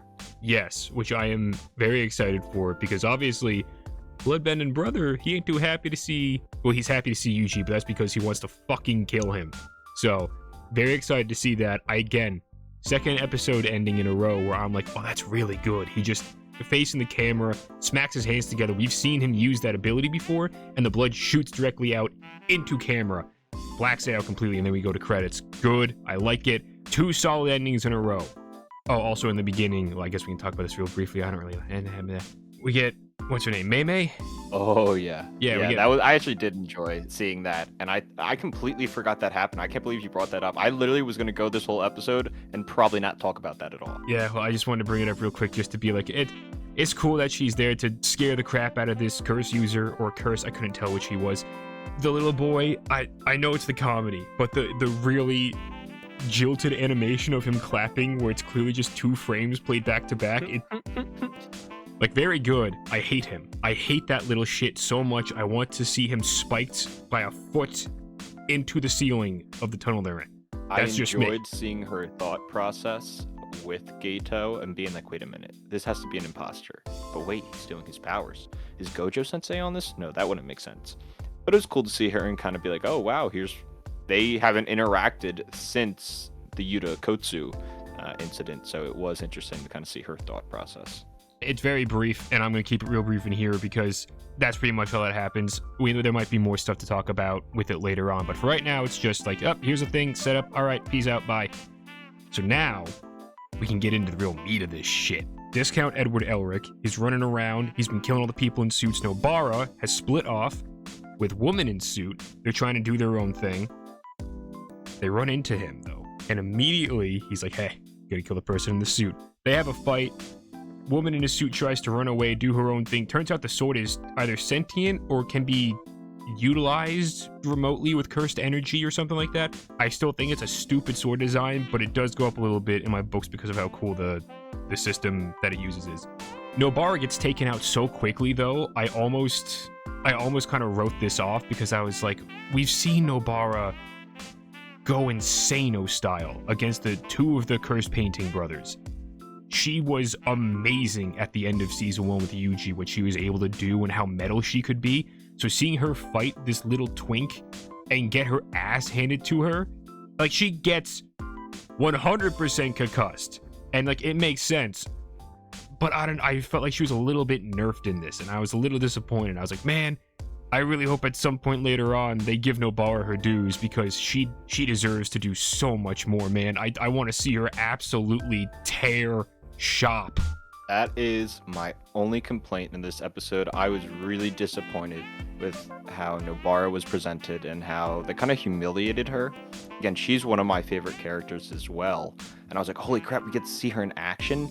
I was like, I hope this is going to be a good fight. And yet she just gets fucked up. I was like, all right, maybe this is supposed to show how powerful this guy is. And again, his visuals and how he looks isn't necessarily in proportion to his power. Maybe he's extremely powerful. But I'm like, damn, Nobara would have put up more of a fight. You really humiliated her. That frustrated me, and that's my only complaint. And that's, again, coming from a big Nobara fan. I agree with you. I hope later on she does get her due diligence. She gets a little bit of due diligence later on in this episode where she helps out a bit. But I think maybe the rationale for why her getting fucked up was to show, hey, these people are higher level and we need our high level people to take care of them. Right. And that's where Nanami comes in. Yes. And I gotta say, animation for this episode I didn't notice too much of any stylistic flair throughout it. Like, it still looks good, but it was kind of like the common denominator of the last couple of episodes for most of this episode until Nanami enters frame. And my God, That man has a chin that could cut steel. God damn. a chin that could cut steel, a back that could move mountains, and a chest that is fucking impenetrable. It is incredible the way he is animated and depicted here. There's a frame that is on screen right now. If you're looking at the screen, look at the screen right now. The frame of him. Look how big he is in this frame. Look at how tiny the little twink boy is. Fuck that little twink boy. Stupid. This boy. Oh, massive wall of a man. Good God. He's got one of my favorite character designs. I'm not biased. He's got one of my favorite character designs of all time, which is just triangle torso man in a button down with the fucking the gun straps, like the you know what I'm talking about. Like, you got the thing that Captain America has, the thing that Nathan Drake has. It's such a good, simple design, and it's used so well to show off just how fucking broad this man is. Like, wide Kylo, get the fuck out of here. No! Wide Nanami, baby. Wall Nanami. You got Wall Maria. You got Wall Cena. You got the other wall. And then you got the fourth wall, the secret wall. That's Wall Nanami. I love me a man in a suit. My God, I saw him and I was like, dear Jesus. And yeah, the stylizations of his face, the way it's drawn. Again, episode looks great. This moment in particular with Nanami, amazing. Music on point. Again, another just well-rounded, good episode. But this is by far the highlight and the most cathartic. Because it almost reminds me of, again, we're watching Bleach at the same time when Bleach, or when Ichigo finds Yuha, he's like, you didn't answer my question. Are you the one that, did all this, the Soul Society? And, Nanami, he just wants a simple answer. He's like, look, I want to know how many people of your team are here. Were you the one that, killed all those people in those suits? Discount Edward Elric doesn't really get a chance to answer. Or he does, and Nanami doesn't like the answer, and he sends him through a fucking wall. It's incredible. I love it. The powers of the punch, not to mention the power of Blondie Boy's kick into Nanami, and nothing happening because Nanami is just that powerful at this moment. Great. It's so good. Again, the visual storytelling aspects of this, really, really strong. Also, the visual storytelling aspect, I don't know how many people, I imagine most people picked up on it because I think it's pretty, not advertised, but if you're looking at the character, you can kind of tell. Blondie Boy's curse technique, I'm assuming, is like a cat with 9 lives type of thing, except he's got the 6 tallies underneath his eyes. And I noticed after he gets the ceiling caved in from Nobara, one of them had gone missing.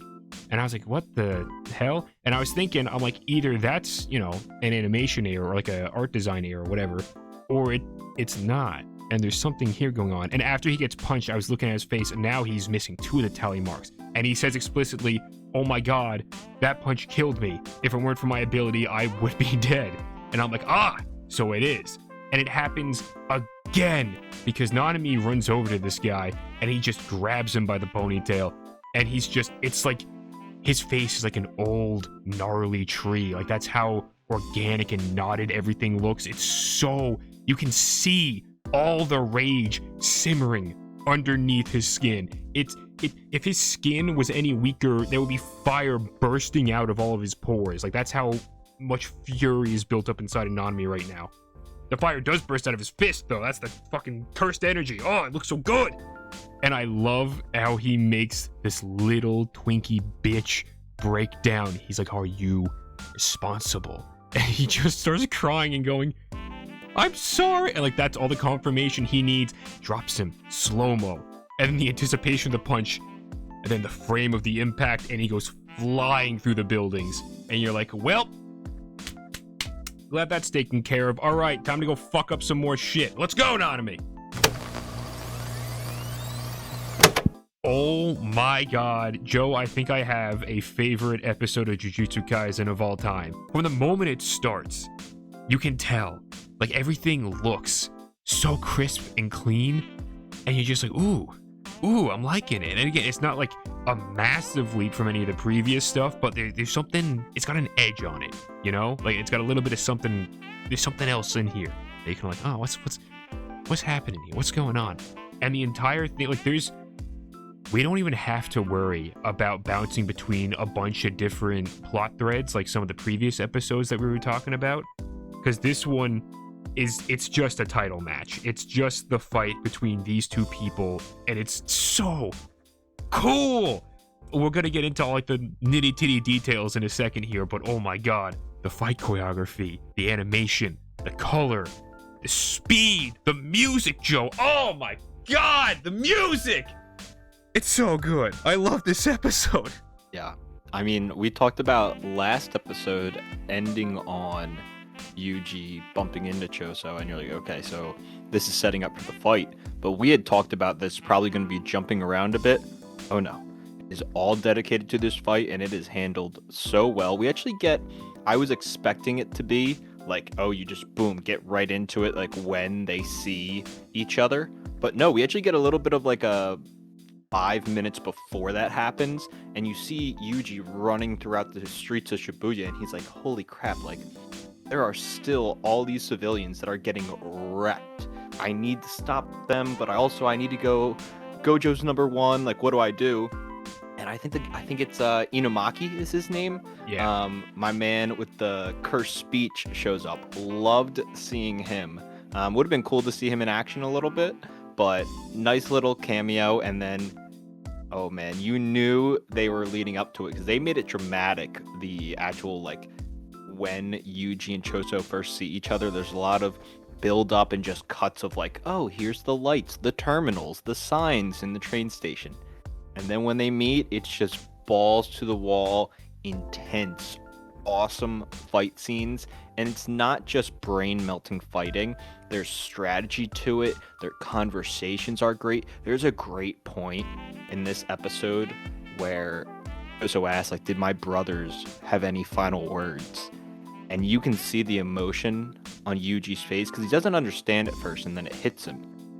And Yuji's like, no, but they did cry. Oh, that I thought was perfect. Absolutely perfect. Yeah, because to Yuji, the brothers crying shows the humanity behind the curses, the fact that they actually care for one another and they have emotion.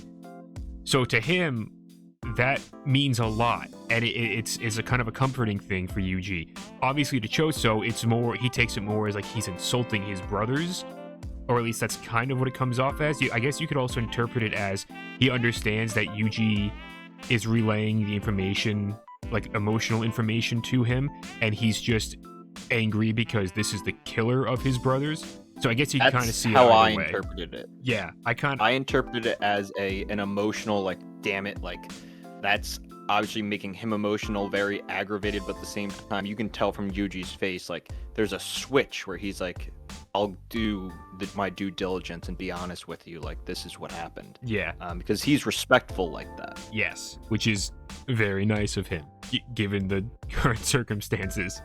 One of the first things I noticed, camera angles, the way they show perspective in the fight. In the beginning, when Choso starts using his blood bending technique stuff, and he does, I think the move is just called compression, where he puts the hands together, the beam of blood comes out, spikes into anything super fast, really cool. They make the decision to show you the fight from the point of view of the hands as he's like moving them around, so you have like a GoPro strapped to his wrist sort of a thing. Very cool. I like seeing stuff like that, more inventive, different use of camera angles and perspectives.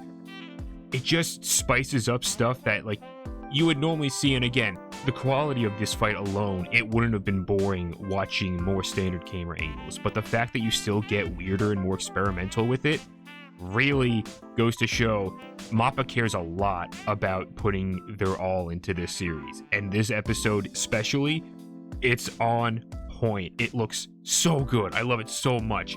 And even, let's just take a second and talk about the environments, because oh my god, I don't think it was quite on the Makoto Shinkai kind of level of realism, but the train station that they were in, it almost looked too clean. I was like, this is gorgeous the way everything is rendered here.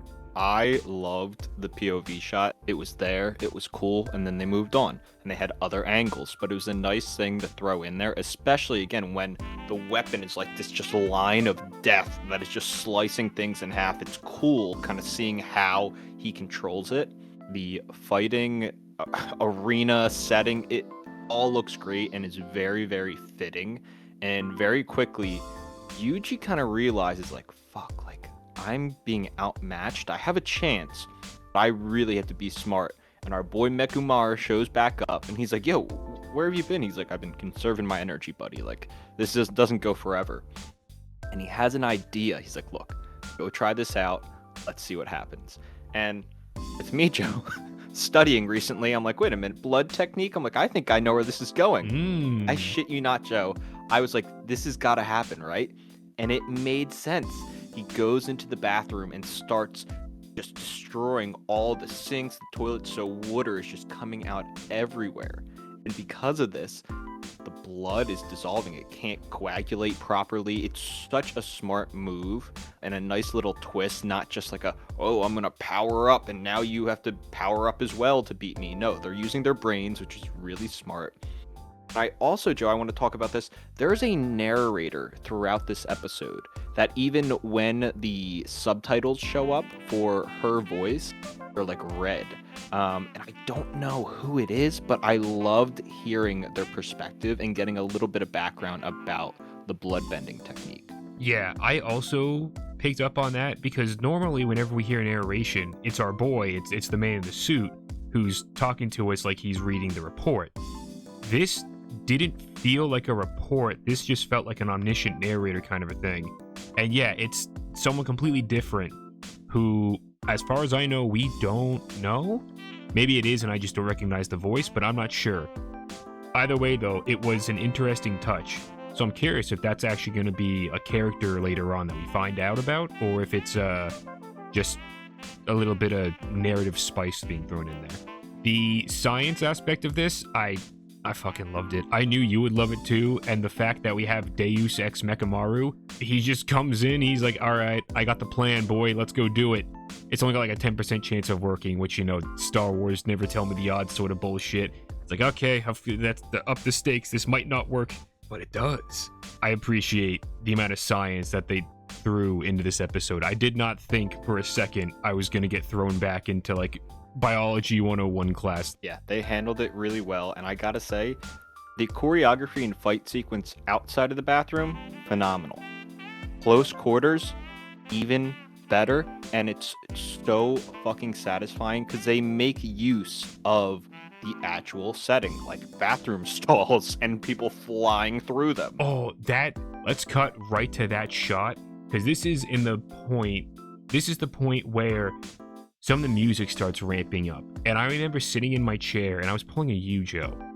I could feel my blood pressure rising. I could feel myself like vibrating in my seat. I was like, oh my god, this is so hype. I am so excited. Yuji kicks Choso through the stalls, and him breaking through the stalls, they think they sync it up to the song. So like each one of his breaking through the walls of the stalls, that's kind of funny. It just, each break is synced up with the beat and it just works. But the song, Joe, please tell me you recognize what this song is from.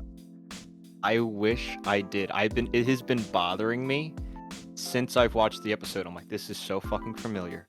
Okay. Like, where is this from? I didn't go in to look at it because I had a feeling. I'm like, I want to ask Joe if he knows. Yeah, you probably don't remember because you haven't seen season 1 in a while. This is the song that plays when Nobara and Yuji are fighting the first two brothers. Even down to when Yuji lands the Black Flash, the dun, dun, dun, dun, dun, and it keeps cutting back and forth between Yuji and the enemy. Same thing happened in here, which is so smart. Number one, because thematically it links the two. This is a remixed version, so it's not the exact same. Like the version in season 1 is like the actual song performed by whoever. So it's, you know, modern with guitars, drums, like all that sort of shit. This one, it's like I hesitate to say like brass rendition, but it sounds like it's performed with horns. I don't know if they're synthetic or not. It doesn't really matter. So it's a remix, so you get the same emotional feeling, and then you have the same sequence of shots where it's the cut with all the beats going from Yuji's face to Choso's face, and then the cut back and forth as Yuji flings his fist into him. And you would imagine, much like how the climax in season 1 went, when he lands the Black Flash and you get that beautiful splash page or splash screen, I don't know what the fuck you'd call it in this. You get the beautiful shot of Nobara and Yuji as he lands the Black Flash, and Nobara's just there looking cool as hell. And the song like reaches its zenith. It's like, oh my god. In this one, Yuji lands his fist, but you get a different sound and the song doesn't climax. And immediately, that's enough to key you in, oh, Yuji fucked up. And of course, then Choso is just like, heh, and he gives him a good old smack on the shoulder. And it looks like he takes out a chunk of his shoulder. I was like, holy shit. And then, he just like kicks him into the wall, and Yuji blacked out. And you're like, oh my god, he's gonna die. And he talked about it. He's willing to die. He's like, look, if I can take this guy out with me and I die, that means whoever's coming after me doesn't have to worry about him. If he fucks me up and he's fine, that just means more people are going to die and I did nothing. I have to at least make this a stalemate. And yeah, he gets fucked. I loved seeing the blood-bending technique harden. Reminds me of the goddamn Titans on this guy's abs. I was like, oh, those are sick. And he was smart. He just handled it so well. This whole fight. There's a lot of damage. And now we get to see our boy Sukuna. And oh my god, when this happened, because I had a feeling, I'm like, okay, I have not mixed feelings because they did it well, but I just want to bring this up as something that maybe could get a little annoying. Sukuna is obviously like Nine Tails for Naruto, right? It's very similar, this hidden person kind of cage, this secret power.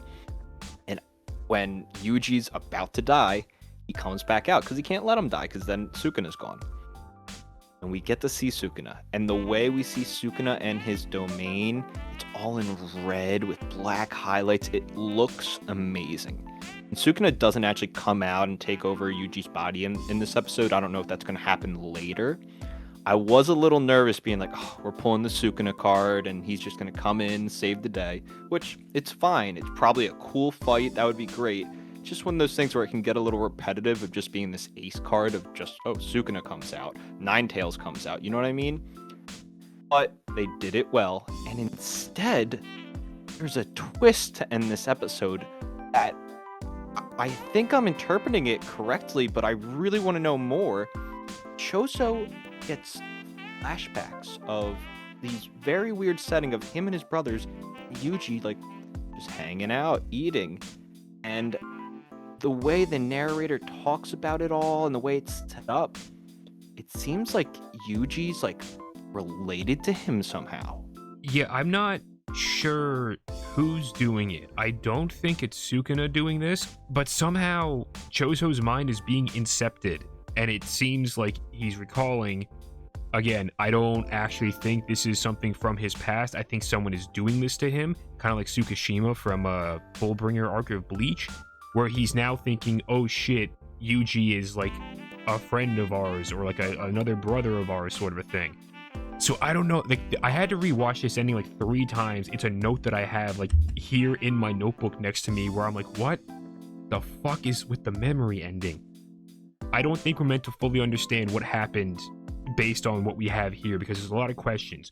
Who's doing it? Is this real or is this just fantasy caught in a...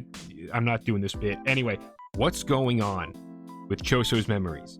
He just walks away because he's like, oh my god, what have I done? Who are you? That sort of a thing. But it looks like Yuji's left on the brink of death in the bathroom. Couple things I want to get your opinion on. First thing first, I'm actually going to disagree with you on the interpretation of the Choso memories. I think we're getting a little backstory on Yuji, because really we don't know anything about Yuji. Like, he's the main character. We get very little. Like, okay, his grandpa dies in the first episode, and you get a little hint that something is there. We don't know much about him, and I think we're gonna get something. I think this is hinting at something. I don't know if somehow he's like related to the cursed paintings, because you see all the cursed womb paintings on the table in this flashback. So I'm going to disagree with you on that. And I'm putting my money on that we're getting some Yuji background that we maybe not know about. Second, you kind of hinted at it a little bit, but do you feel the same way about what I said about Sukuna kind of being an ace card and how it can kind of be a little annoying sometimes? Yeah, precise. Like, that's the tropey thing, where it's like, it's Ichigo's hollow, Ichigo's inner hollow, it's Naruto's nine-tailed fox. It's something that I've seen so often. It can also feel very unearned, because it's just like, well, if he had all this power, why not just use it for, like, why would Sukuna not just do this from the beginning, sort of thing? Obviously, there are rules in play that prevent him from being able to just take over Yuji's body, but like, it can get to the point where it's just kind of like, well, you did all this struggle just for, in the end, as always, this massive surge of power to come out and then win the day, sort of a thing. Not saying there's too much wrong with that. There's a little bit wrong with that I don't want to delve into too much here at the moment, but it is something that's a bit tropey, a bit played out. It can feel just unearned. So I like the fact that Sukuna isn't blasting out right now and obliterating all of Yuji's enemies for him, because also, I don't think Sukuna cares. The only thing he should care about is keeping Yuji, his vessel, alive so that he can stay alive, because that's all he cares about. He doesn't care about their goals. He wants to see something interesting, in his own words from season 1, where he was like, I just want to be around, specifically for Fushiguro. So I don't think Sukuna would give two shits whether or not he defeats Choso, so long as Yuji stays alive. Agree with you on that. The last two things that we need to talk about. One being these two characters that show up to help Yuji at the end, and then the other being where we're going next episode. These two characters show up, and you get like a distant view of who they are, and I'm not 100% sure. For a second, I thought it was the girl that had a crush on Yuji in the first couple episodes and someone else, but I'm not 100% sure. Do you know who they are? Was this an end credit thing? Yeah. Did you? I did not see it. God damn it. Son of a bitch. Go watch right now.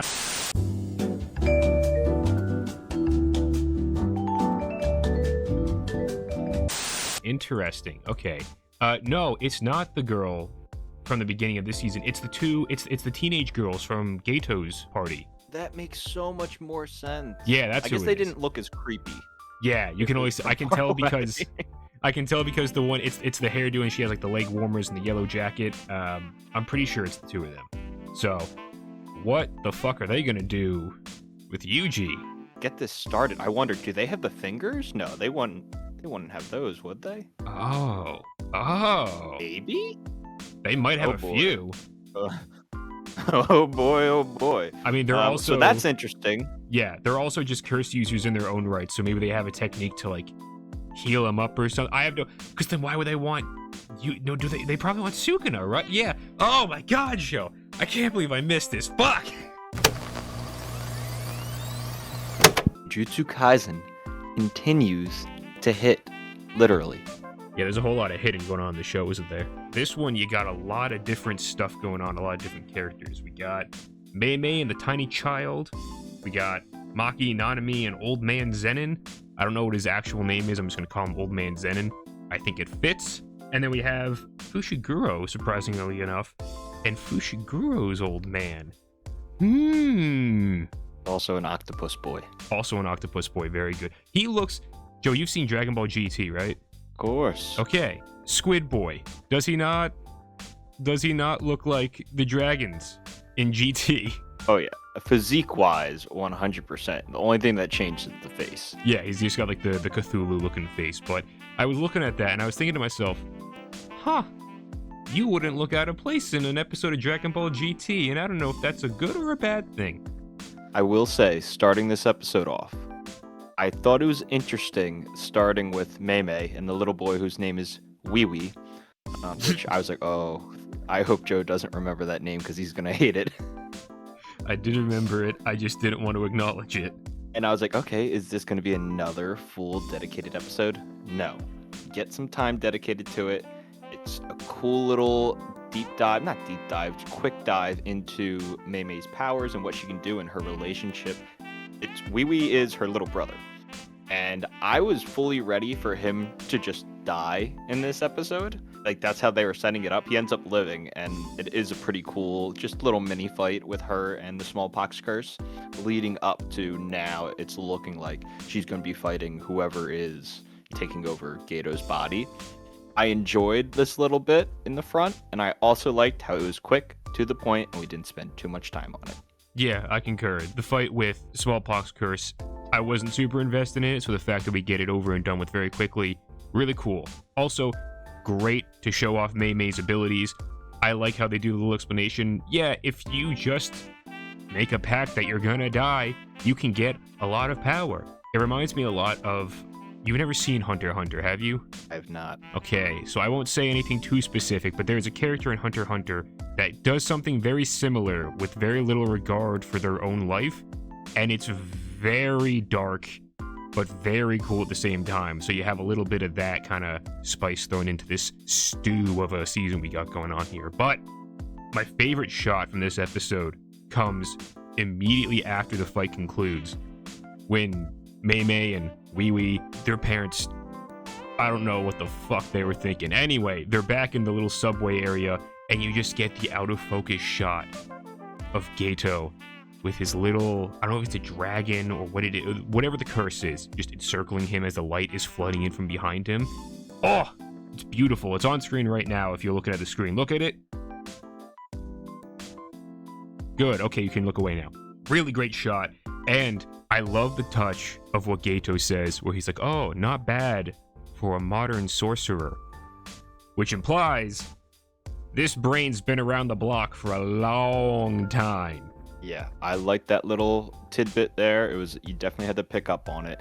I also say visually, this whole episode continues to look great. The aesthetic is amazing, especially later when we get to freaking Hawaii and the beach. Oh my god. But the smallpox curse, its power in the domain, and how it's the quick cuts to the being in the coffin, then being underground, and then dying.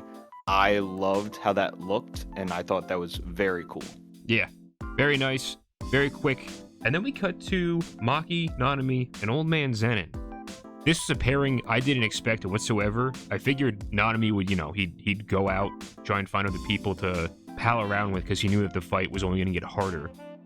I don't know how. I guess Maki tagged along because she knew that her old man, or her it's her grandpa, it's not her actual father. Old Man Zenin, he's been drinking. Nanami didn't know this, but it doesn't matter, because Old Man Zenin, he is a very high-functioning alcoholic. And also, he is a fan of animation. Joe, what did you think about Old Man Zenin just going off on Little Squid Boy as he was talking about animation and how people were interpolating shit and how TV settings were set to on and how that's awful? I loved it. I was like, wow, we're getting very meta here. This is pretty cool. And he was a character that, again, we didn't really get much of him, but I didn't really like the vibes. He's pretty cool, and he's fucking badass in this episode. His technique, very cool. The woman who we talked about last time who does the voiceover comes back again, and you get those red subtitles. So more and more, I want to know who this person is, but I don't think we're going to get that for a while. I think he's cool. I love his fighting style, and I loved this team approach. Just especially the different power levels between everyone and the different techniques kind of being displayed. And again, these are all side characters, so not even B-list side characters like Fushiguro and Nobara. This is C-list, and it's still, you're so invested. It looks great. Oh god, Joe, I just loved the way this episode looked, especially when we get to the domain expansion. Interesting. I liked bits and pieces of it, but overall, the art style, art direction of this entire series, great. It's really, really good.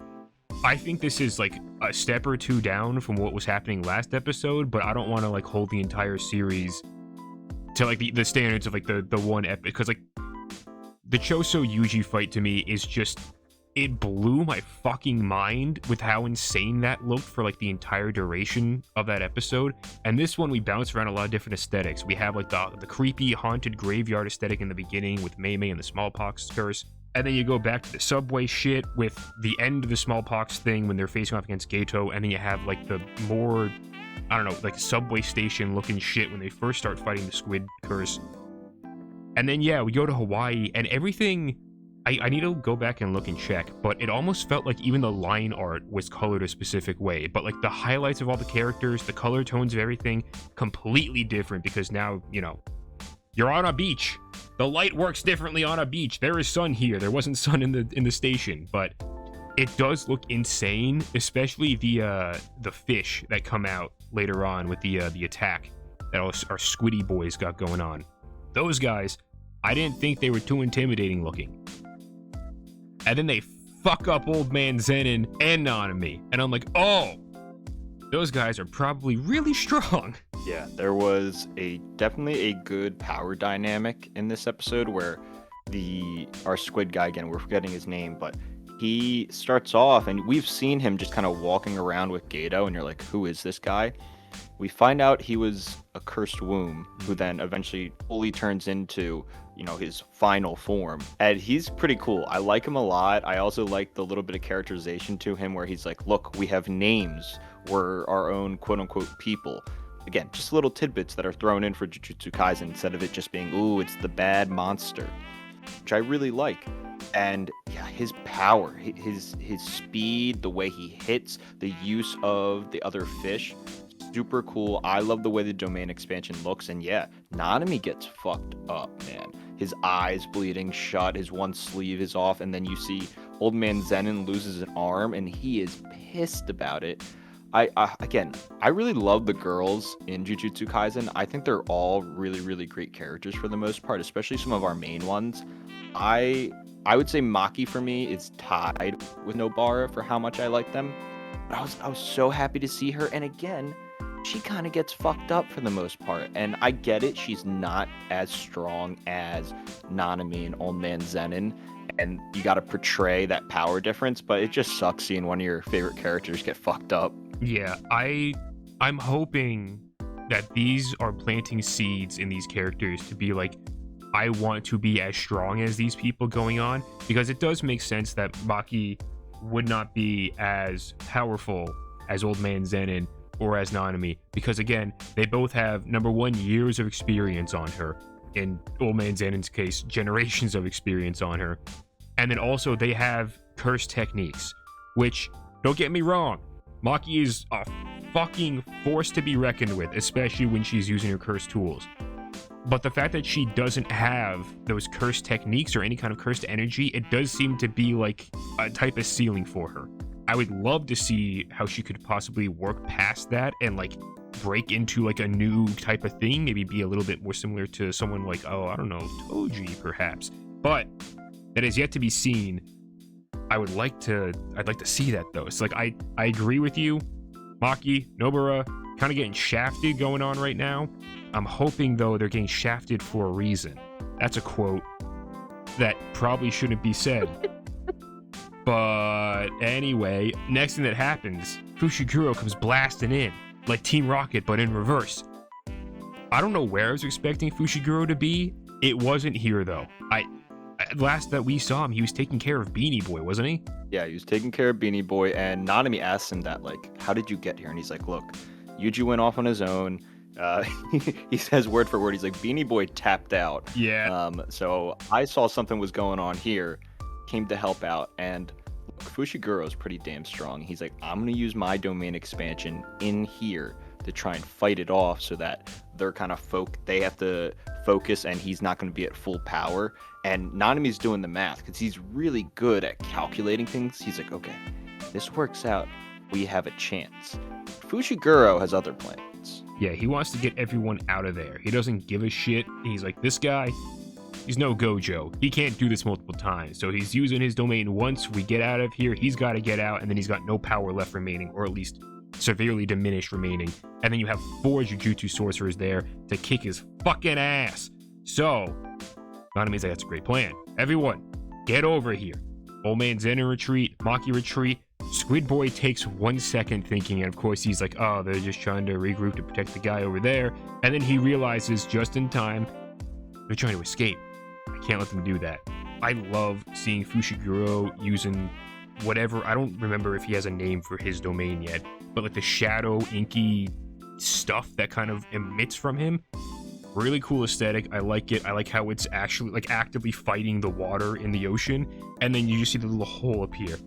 And I knew something was going to happen. Like, I figured it would just be like Squiddy Boy would stop any of them, or maybe one of them from actually exiting out. In my head, it would be like, oh, it's going to be Fushiguro. He's going to make the sacrifice play, because they even set it up when Nanami was like, hey, boy, this ain't no sacrifice play. I want you out of here as well. And Fushiguro, to the writer's credit, he was like, yeah, no, I don't plan on just sticking around in here. And he's like, oh, okay, good. But so I figured he would get stuck there because Squiddy Boy. But something even crazier happens when a couple of hands start coming on through. And at first I was like, is this Yuji somehow? Like, are we going to get a flashback in the next episode seeing how maybe he comes back here? But it's not. Instead, it's something that you suggested a couple episodes ago, how they might meet up. Because it's Fushiguro's dad. Dear old daddy back from the grave. In someone else's body, but now it looks like his body. It was so cool, and my jaw dropped. What a great way to end the episode. A perfect cliffhanger. And you see also on everybody else's faces, like, what? Someone's coming in. And I'm pretty sure, like, probably Nanami and probably Old Man Zenin know who Toji is. Like, they're probably like, what the fuck? So that's a shock to them. I wonder if Fushiguro, like, we get a little bit of, in the first couple episodes of the season, that, again, Toji wasn't the best dad, but I wonder, has Fushiguro ever met him? Does he remember what he looks like? Or is this going to be a, oh, hey, son? Like, I'm so interested to see how the interaction goes and what this means. Is Toji gonna just, like, kill the cursed spirit? I don't know. Again, a great way to kind of leave the episode. It's leaving you thinking, where is this going to go? Is he going to help them out? Is he going to fight them? Is this going to be pure chaos? Super excited with how all the different storylines in Shibuya Incident are crossing together really well. Yeah, of all the people there, I would imagine Fushiguro has at least seen pictures of his dad if he hasn't already, like, just seen him in general. Old Man Zenin definitely knows who he is, because Toji is a Zenin, isn't he? Like, he took his wife's name. That's why his last name is Fushiguro. Yeah. So he definitely knows him. Nanami would definitely know of Toji. Maki is the only person that I could see not knowing who he is, but even then, she's also a Zenin, so I wouldn't be surprised if she also at least knew of him by reputation. I think most people are gonna be like, oh shit, and also, huh? Because you're supposed to be dead. Either way, I am very intrigued to see what's gonna be happening next episode, because no matter who he's fighting, I don't care. It's going to look insane.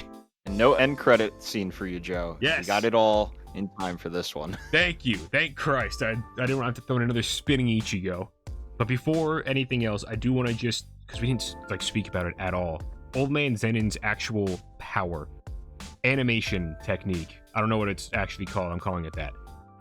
Really cool. I like it. I think he's got 12 or 24 frames for the second, like per second thing.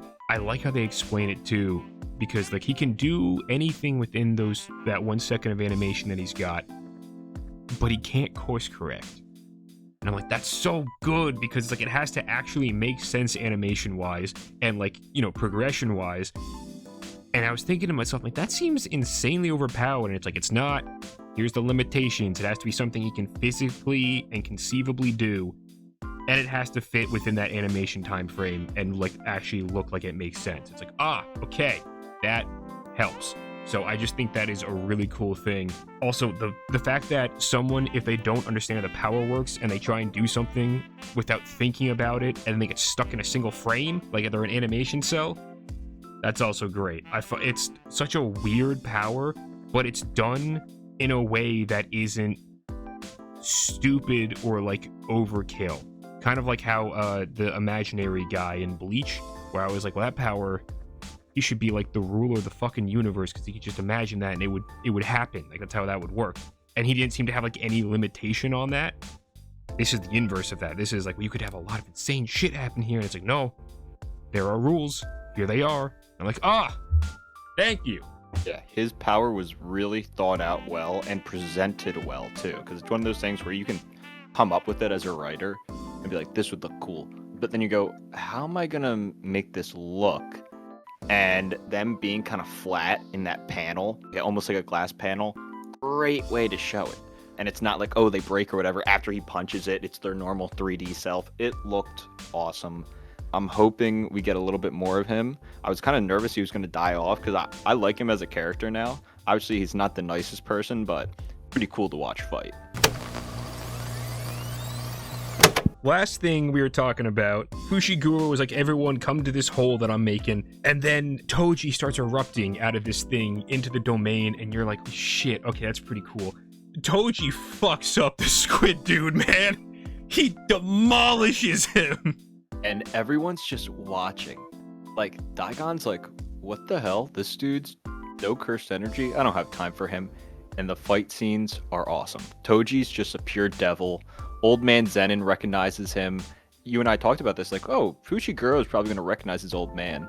Has no clue who this motherfucker is. Maki literally asked the old man, like, yo, who is this? And he's like, a ghost. Like, I have no clue what is happening right now. But the fight sequence that happens, amazing. He's evil. This man is pure evil, relentless power. And when he starts sharpening the fucking weapon, I don't even know what it's called. There's like it's like the heavenly chains or some shit like that. And just stabs the fucking squid in the eye and just beats the shit out of him.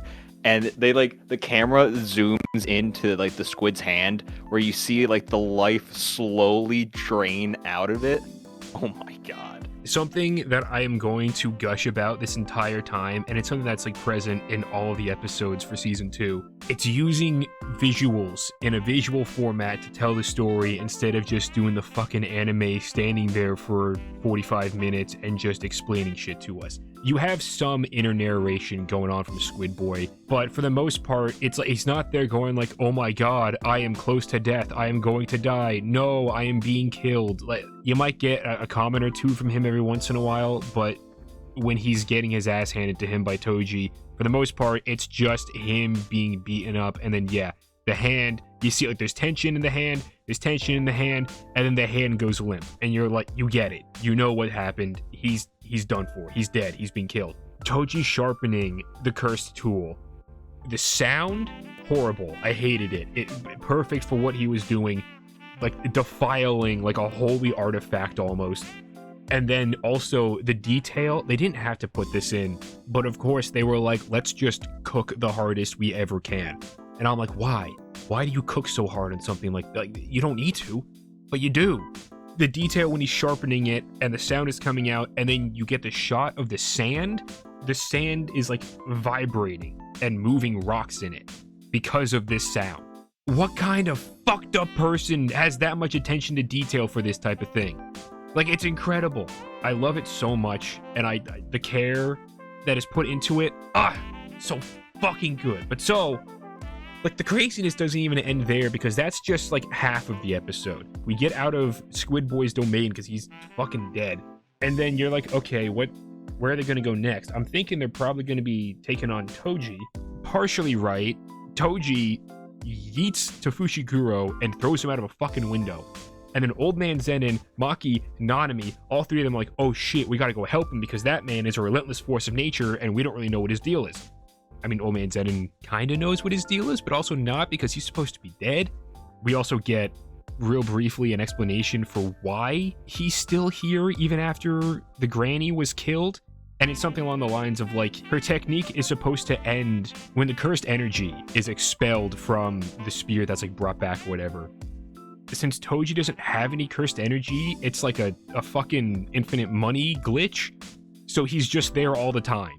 It's like he doesn't have any cursed energy to dispel. So oopsie, you summoned a spirit into this body and now you can't get rid of it. Okay then.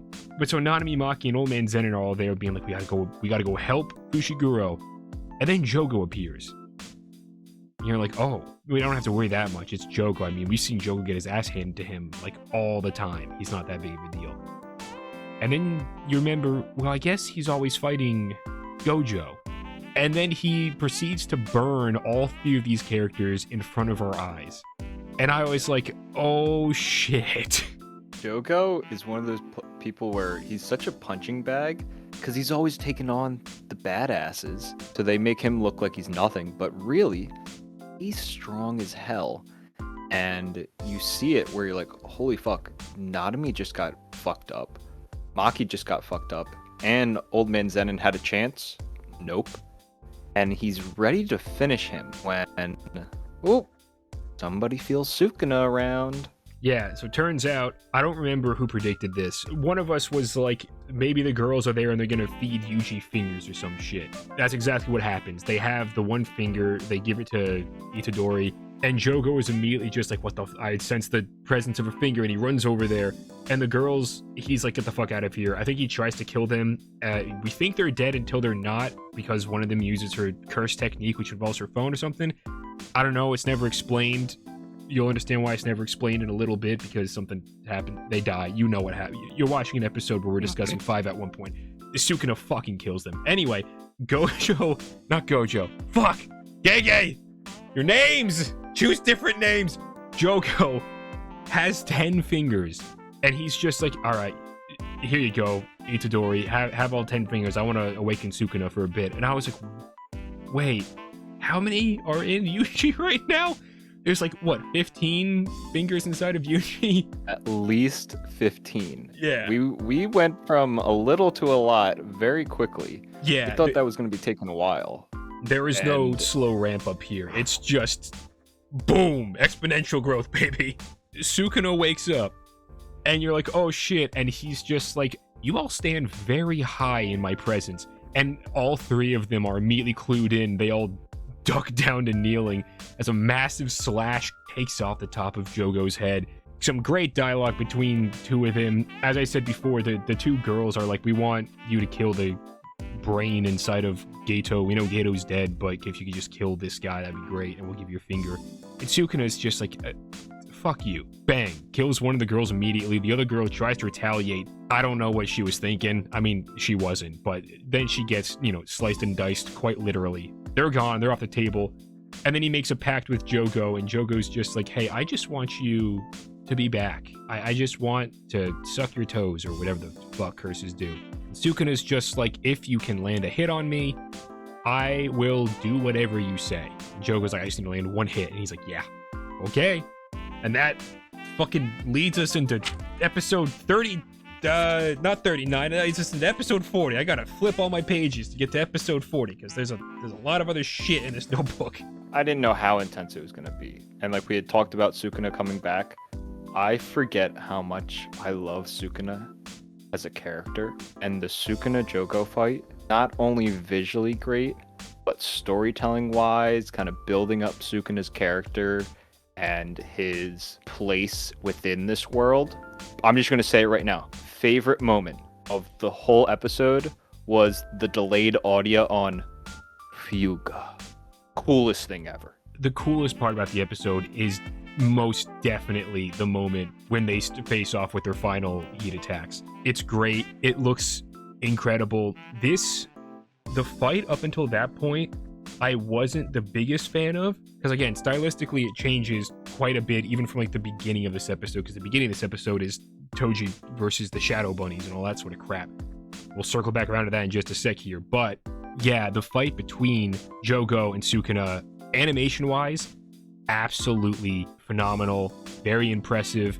Personally though, as far as like the style of how everything looked, it's like one of the lower fights for me as far as like all the fights that are going on in season 2.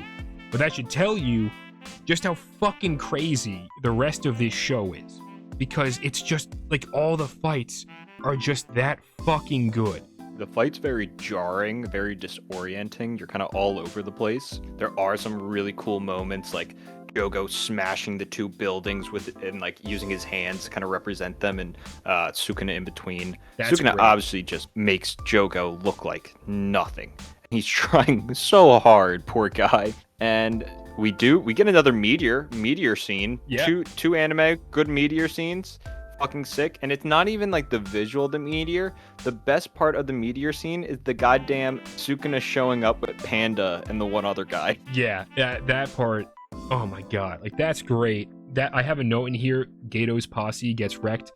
I don't even want to talk about them that long. They appear for a second. It's a flashback because you have the two girls who are dead as well. It's just showing you why these other characters are here with Panda and Panda's handler. I don't know what the guy's name is. They're about to fight, and the show is so like self-aware, where they're just like, we know you don't really give a shit about these other people fighting. Like, this isn't what the main draw here is right now. You care about the big boys. And so they're about to fight, and then before they can initiate it, everything starts shaking, and the lights start flickering. And they're like, what the fuck is going on? And then a building explodes as the two powerhouse curses come flying out, and you're just like, oh. The moment where Sukuna just appears and he's like, no one's gonna move until I say so, otherwise I kill you.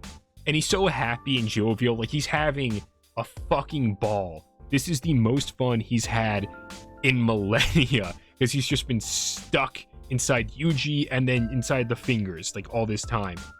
So him just being like, now, and he does the clap, and immediately everyone blinks out of frame because that's how fast everyone's moving. Then the massive explosion, and then Joe goes like, I did it. We're good. I didn't kill him, but I definitely hit him. And then Sukuna's just like, yeah, you thought. And he's like, oh, Christ. It was all done so well, so entertaining. And the final standoff was just great. Obviously, Jogo's a little confused, like, wait a minute.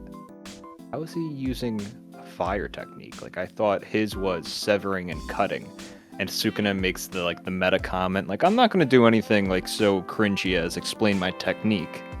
Well, let's just do this. You bring your best, I bring mine, and let's see what happens. And just him drawing back the arrow looked amazing. I even loved the little bit of detail of seeing these bad characters in anime. You'll get a backstory of like when they were good and then what happened to make them bad. But very rarely do you just get them, no, this is just them, and sometimes them being who they are is enough. He was sad that he wasn't able to like support his cause, but now he's gonna go hang out with Hanami. He's gonna see Daigon. They're talking about how Mahito's the last one there. And there's even a time where Sukuna's like, oh, you wanted to be like human? Oh, no, you wanted to be on the same level as humans. And it was just some good like commentary on like, why are we even doing this in the first place? And the last episode, maybe the last episode that we'll talk about, Mahito talks about it a little bit as well, as like, what is the point of all this? But I think that being thrown in with Sukuna and Jogo was really important and very much paid off, especially when you see Jogo crying that Sukuna was like, you know what? That was pretty fun, my guy. Thanks for playing with me. Yeah, that is something that I did appreciate, and I appreciate how like brief it is. A villain's backstory and where they started off, and, like how they got to where they are now. Like that, as you're talking about that, all I'm thinking of is Demon Slayer. Yep, that's exactly it. That's how they do it. But this is different. Like, Jogo doesn't need that. You can just make him, as he is, have some character.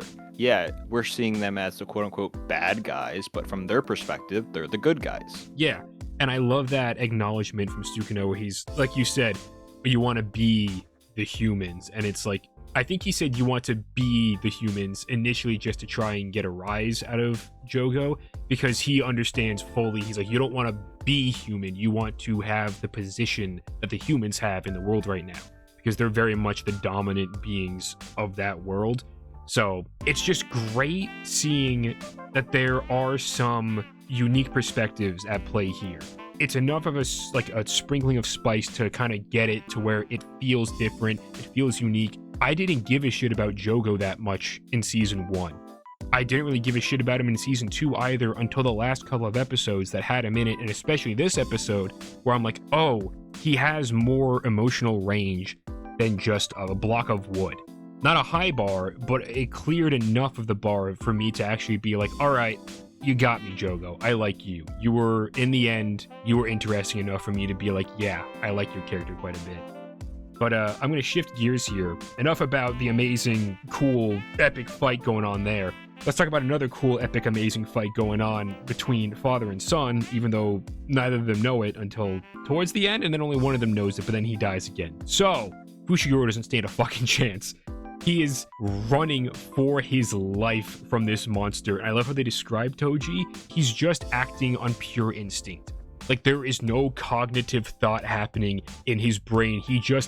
He's a radar that finds the strongest person, and then he's like, I'm going after them. Which makes me curious, did Toji go after Fushiguro because he sensed he was the strongest? Or because he somehow, like, sensed a familial connection of some kind? In my head at first, I thought it was because he recognized Fushiguro as the strongest of the three that were there, but I'm not sure because Nanami is also there, and Old Man Zenin is there, so I was like, is that a subtle way of telling us Fushiguro is actually just that powerful? I don't know. Yeah, I didn't think about it too much. It did cross my mind, like, why him? And it could be just a convenient, no, that's just the person he went for. But it seemed calculated. Why take him outside when you could have took everybody on inside? It's interesting. I don't know if it will ever come up. It's not a huge deal if it doesn't, but it does leave you thinking, why did he choose him as his next target? Food for thought there. Not much more I want to say about the scene except the fact that the Kung Fu Rabbits fighting Toji is one of the coolest scenes I never knew I wanted. If you had said to me, yeah, you're going to get a scene of Toji again and he's going to be fighting a bunch of rabbits, I'd be like, why? But seeing it in practice, again, those animators, black magic, whatever they're doing. Each episode I watch, I'm like, this is the best one, and I'm going to have to expect like either a plateau or a dip in quality in the next episode. And then the next episode comes out, and then that opinion shifts onto that episode. It keeps shifting to the next fucking episode, and I'm like, how are you doing this? What is it you're doing? It was very good, very satisfying to see them fight each other and not know each other. Yeah. And the little realization of Toji finally recognizing who it was and then killing himself was so strange. Fushiguro is so confused. Because I'm thinking now, okay, Sukuna is just free. What is he gonna do? Fushiguro, quote unquote, defeated Toji. But of course, the fucking little wimpy boy comes back. Discount. And Joe, discount Edward Elric, Yep. You called it right. We learn his goddamn, his power, his miracles. I'm kind of annoyed he's coming back, but in retrospect, I get it. Sukuna meets up with one of his followers, who I've never seen this person before, at least I don't have a memory of, but Sukuna's very happy to see her. And you're just wondering, where do we go next? And where we go is, we're going to learn about the shadows, Joe. The Shadow Realm. We're going to learn about the Shadow Realm. We're also going to see perhaps the greatest fight ever in Jujutsu Kaisen history, and perhaps in all of Shonen history, because, oh my god, episode 41 should just be called the Sakuga episode. They're all Sakuga episodes, to be fair. But this one is, I don't even know how to describe it, except it's fucking crazy. But it doesn't start off that way. So, okay, backing up to the beginning of this real quick. Episode 41 starts off where episode 40 kind of leaves off, at least with the Fushiguro shit, because Fushiguro's been stabbed by his spirit daddy, whatever, it doesn't matter.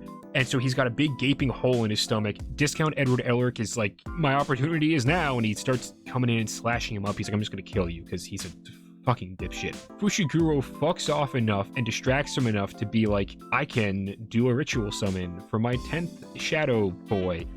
And Discount Edward Elric's like, what? I don't know what the fuck you're talking about. And he's like, I can do it with someone else in the room as well. And you're like, what the fuck? So he does this ritual summon. So many of these drawings in the beginning of the episode look so fucking wonky. I'm thinking specifically the shot when Fushiguro is like on his one knee and he's like holding out his hands in the position like right when he's about to do the summon, and it looks like a toddler quick like scribbled out Fushiguro's shape in like a weird abstract form. I can't tell how much of the beginning of this episode is just people rushing to finish it because clearly most of the time went into like the actual fight that we're about to get into, or like is it just stylized? I can't tell. I think it's stylized. I think there is a bit of a stylization to it because It looks quote unquote sloppy, but I wouldn't say it looks bad. Like there's not times where I'm like, oh, I don't like looking at that, but it's just so unique, and we jump around styles so much. Then when all the lights go out, oh boy. Oh boy. Yeah, once the Divine General, aka Maharaga, aka Big White Man shows up, oh my god. It becomes an entirely, like, the atmosphere completely changes. Sukuna, he's talking to his side hoe, and I think we see her in season 1 on the beach with like Gato and all the other curses. Doesn't matter, but he senses the presence of Maharaga being summoned. And he's like, I gotta go check that out. He goes over there. He saves Discount Edward Elric just in time because Fushiguro already has gotten the backhand and has been sent into the fucking wall. If this were Looney Tunes, he would have left a Fushiguro-shaped hole in the side of the thing. So he's basically dead, except for the fact that since the ritual is going on, he's like in a suspended animation state. I don't know. It's just the way to explain how everything is still happening and how Fushiguro isn't dead yet. And then it's just Sukuna is like, okay, if Fushiguro is to live, I have to kill this thing. So I'm just gonna kill this thing. And then the next 20 minutes are just us witnessing pure divine destruction. It was so entertaining. Again, another one of those moments where my mouth is just slightly open for 20 minutes watching this fight, and Sukuna is just having so much fun. The fights, the scale, the destruction of Shibuya is so satisfying. Seeing Sukuna have to like actually try is so great. I loved Mahorga. The thing doesn't talk. It's just pure destruction.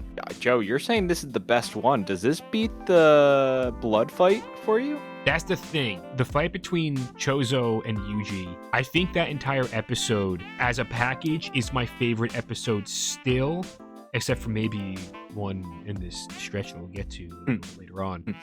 But that one, just as a whole package, like the entire thing, just consistently looks great the entire way through. This one, like I said, the beginning for me is a little bit more like, the best way I can describe the animation in the beginning is like grody. And whether that's intentionally or whether that's the animators were rushed and just had to fucking throw together whatever they could, I don't know. All that's kind of like, okay. And then you get to like the actual fight, and the actual fight of this episode is just so crazy.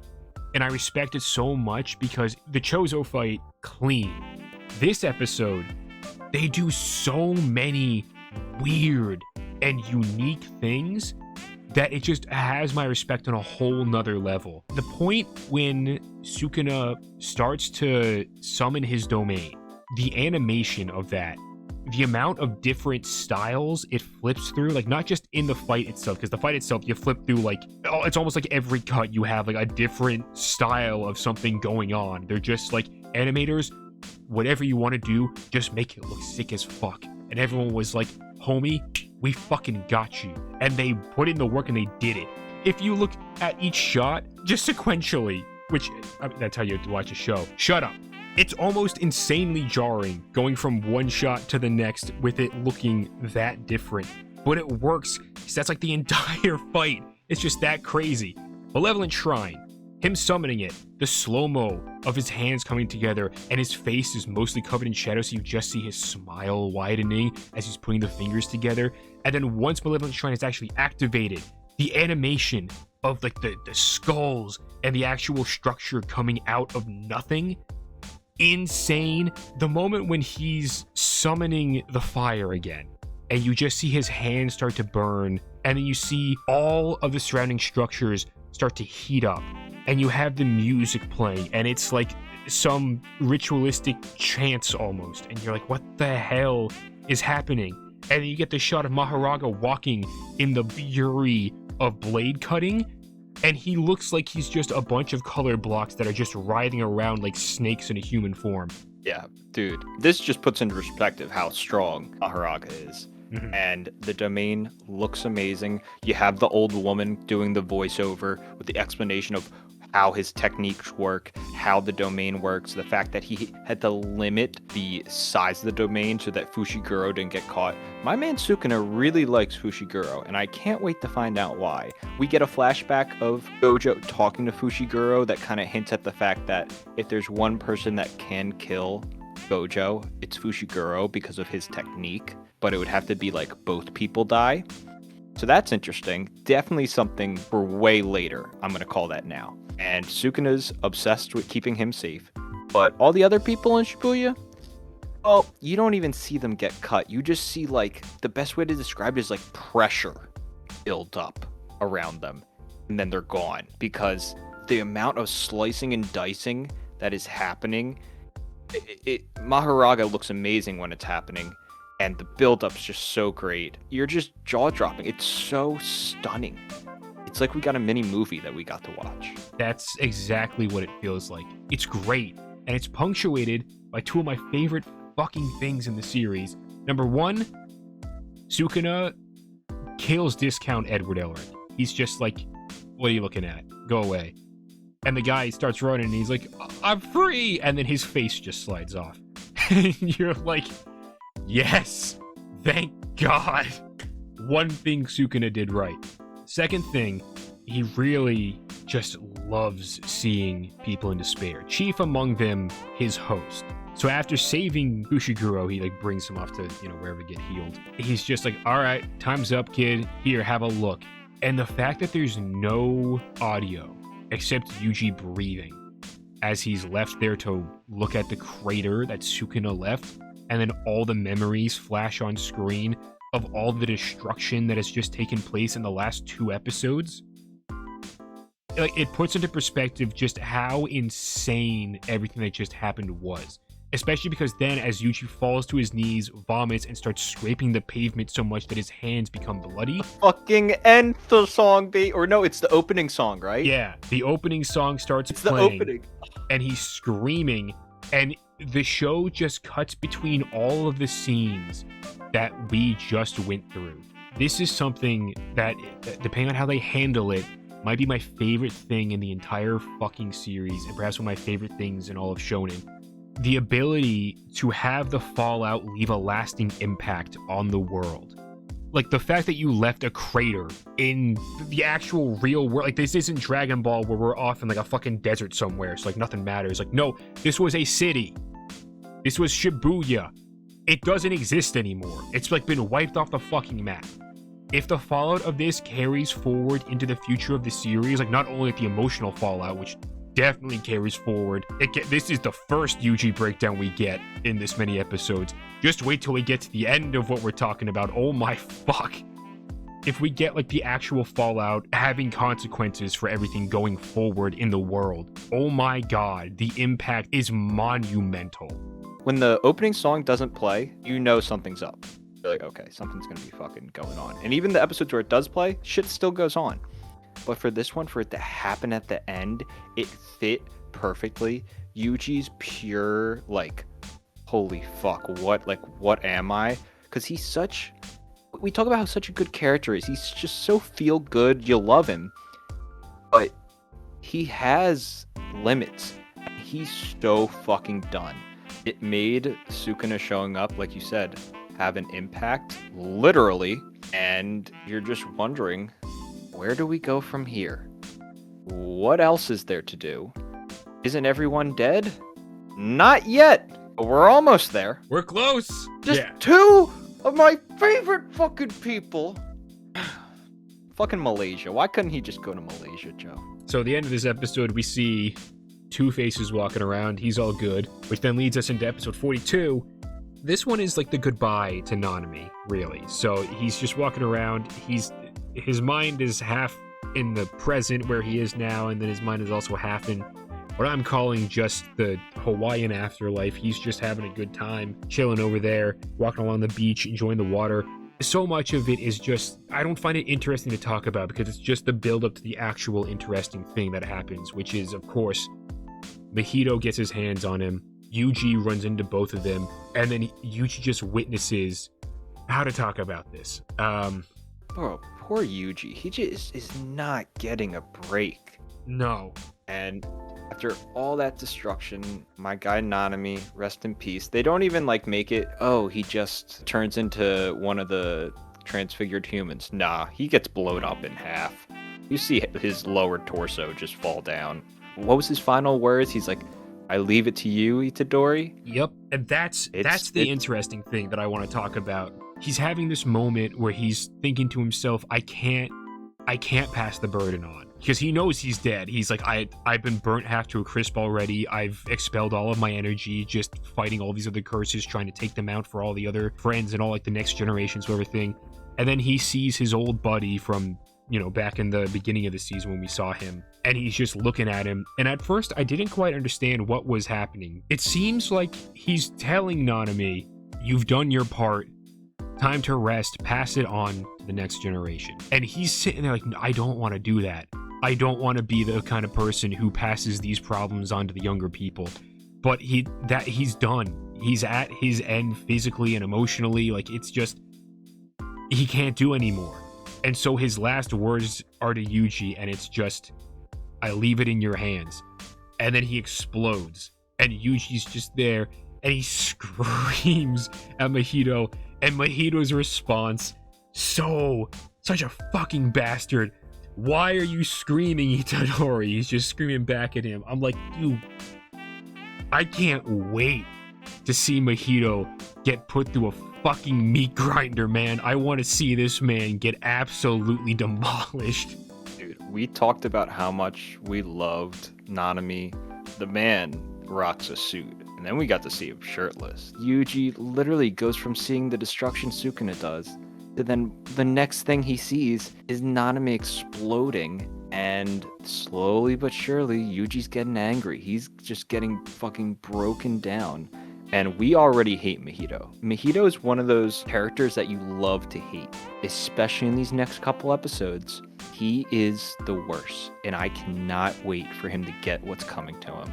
Does the episode end with them building up the fight? The episode ends with them actually fighting, but that's something that I did want to comment on with this episode. Like, the fighting begins, and there's some cool, interesting stuff in it, because again, God bless every single one of these fucking animators, these storyboarders, the sound, like all the people actually being creative and putting in work to make this shit are putting their A game in.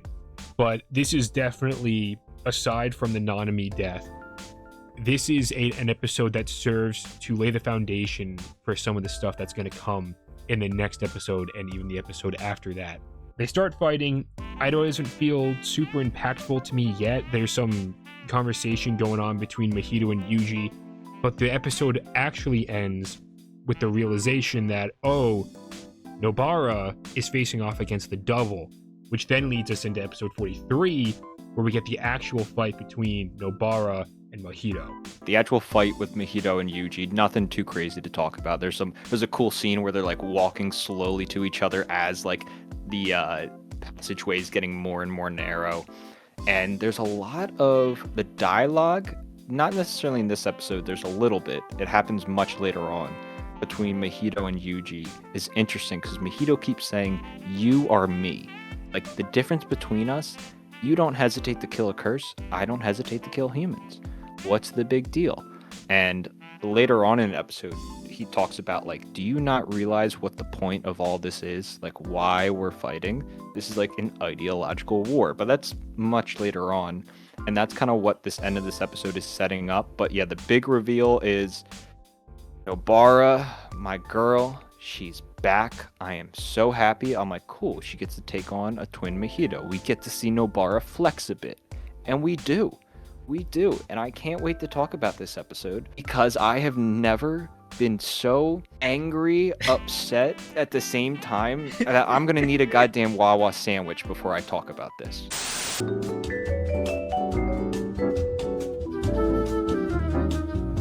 All right, back from the lunch break. Been refueled. Where were we? Nobara. Nobara's here now. And now she's gone. Anyway, moving on to the next episode. Too fucking soon. We finally see Nobara actually getting to do something instead of getting a fucking concussion, which, shouldn't she still kind of be concussed? Like, It's only been like an hour. She got healed. Remember they have the healer over there? That Oh, was the sure. whole thing. She got healed up because she did get stabbied too. All right, yeah, so she's fine now. But yeah, she's fighting against Mojito. She runs back into the dome. She's just greeted by the fucking crater. Yeah, that was a nice, what the hell am I getting myself into? Yeah. Hell, Nobara. You're getting yourself into hell is what's happening. It was nice seeing her get the fight. And she's kind of just been sidelined or embarrassed this season. And we love Nobara. We love Kugisaki. Like, she's just so cool. And to see her get the flex a little bit, like Mojito be like, oh, I can take this person on easily. And she fucks with him a bit. Like, the first attack, she gets the nail to the head, which was awesome. And at the same time, we're flashing back to the Yuji and Mojito fight, which one thing that stood out for me and that I tend to really like with Jujutsu Kaisen fights, it's not like, oh, I throw a punch, you block, I throw a punch, you block, and there's no damage. The good thing with these fights, there's times where Yuji takes the upper hand and literally beats the shit out of Mojito. And then other times where Mojito beats the shit out of Yuji. Like, actual punches land, actual attacks land. So I love that from the Nobara Mojito. Yo, when she lands Resonance, made me so happy. And we get to see her crazy face. Oh, I was smiling so much. This is the perfect sequel to the Cursed Brothers fight that we got at the end of season 1, where I didn't expect it because I was just like, oh, okay, so Nobara is going to be dealing with Mojito on her own terms.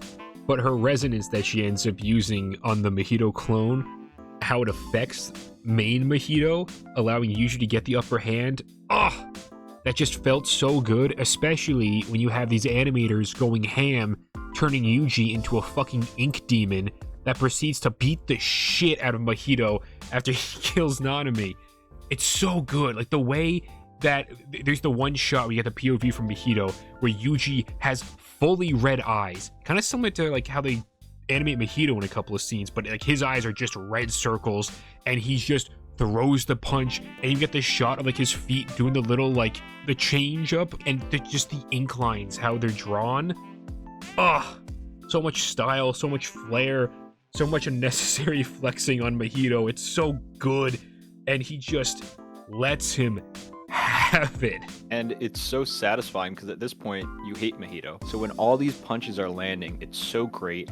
And Yuji's talking about how good he feels because he's feeling so alone. He's like, oh, Nobara's here. She's helping me out. God, it feels good to have someone on my side.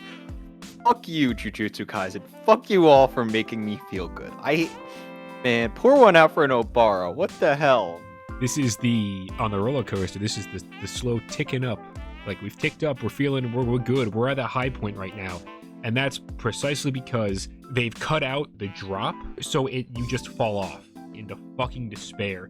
Because Mojito, the bastard, he just leads Nobara down into a trap. Yuji immediately, the moment he sees her, he's like, no, wait.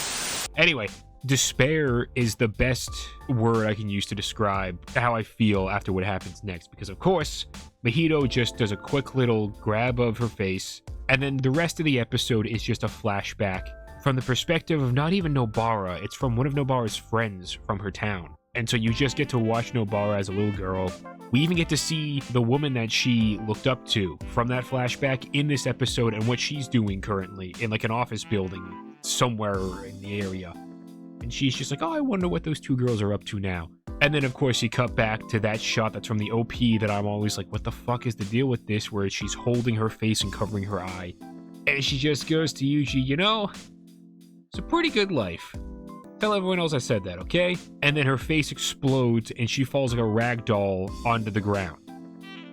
And Yuji has his third mental breakdown. Obviously, I'm not happy this happened. I love Nobara.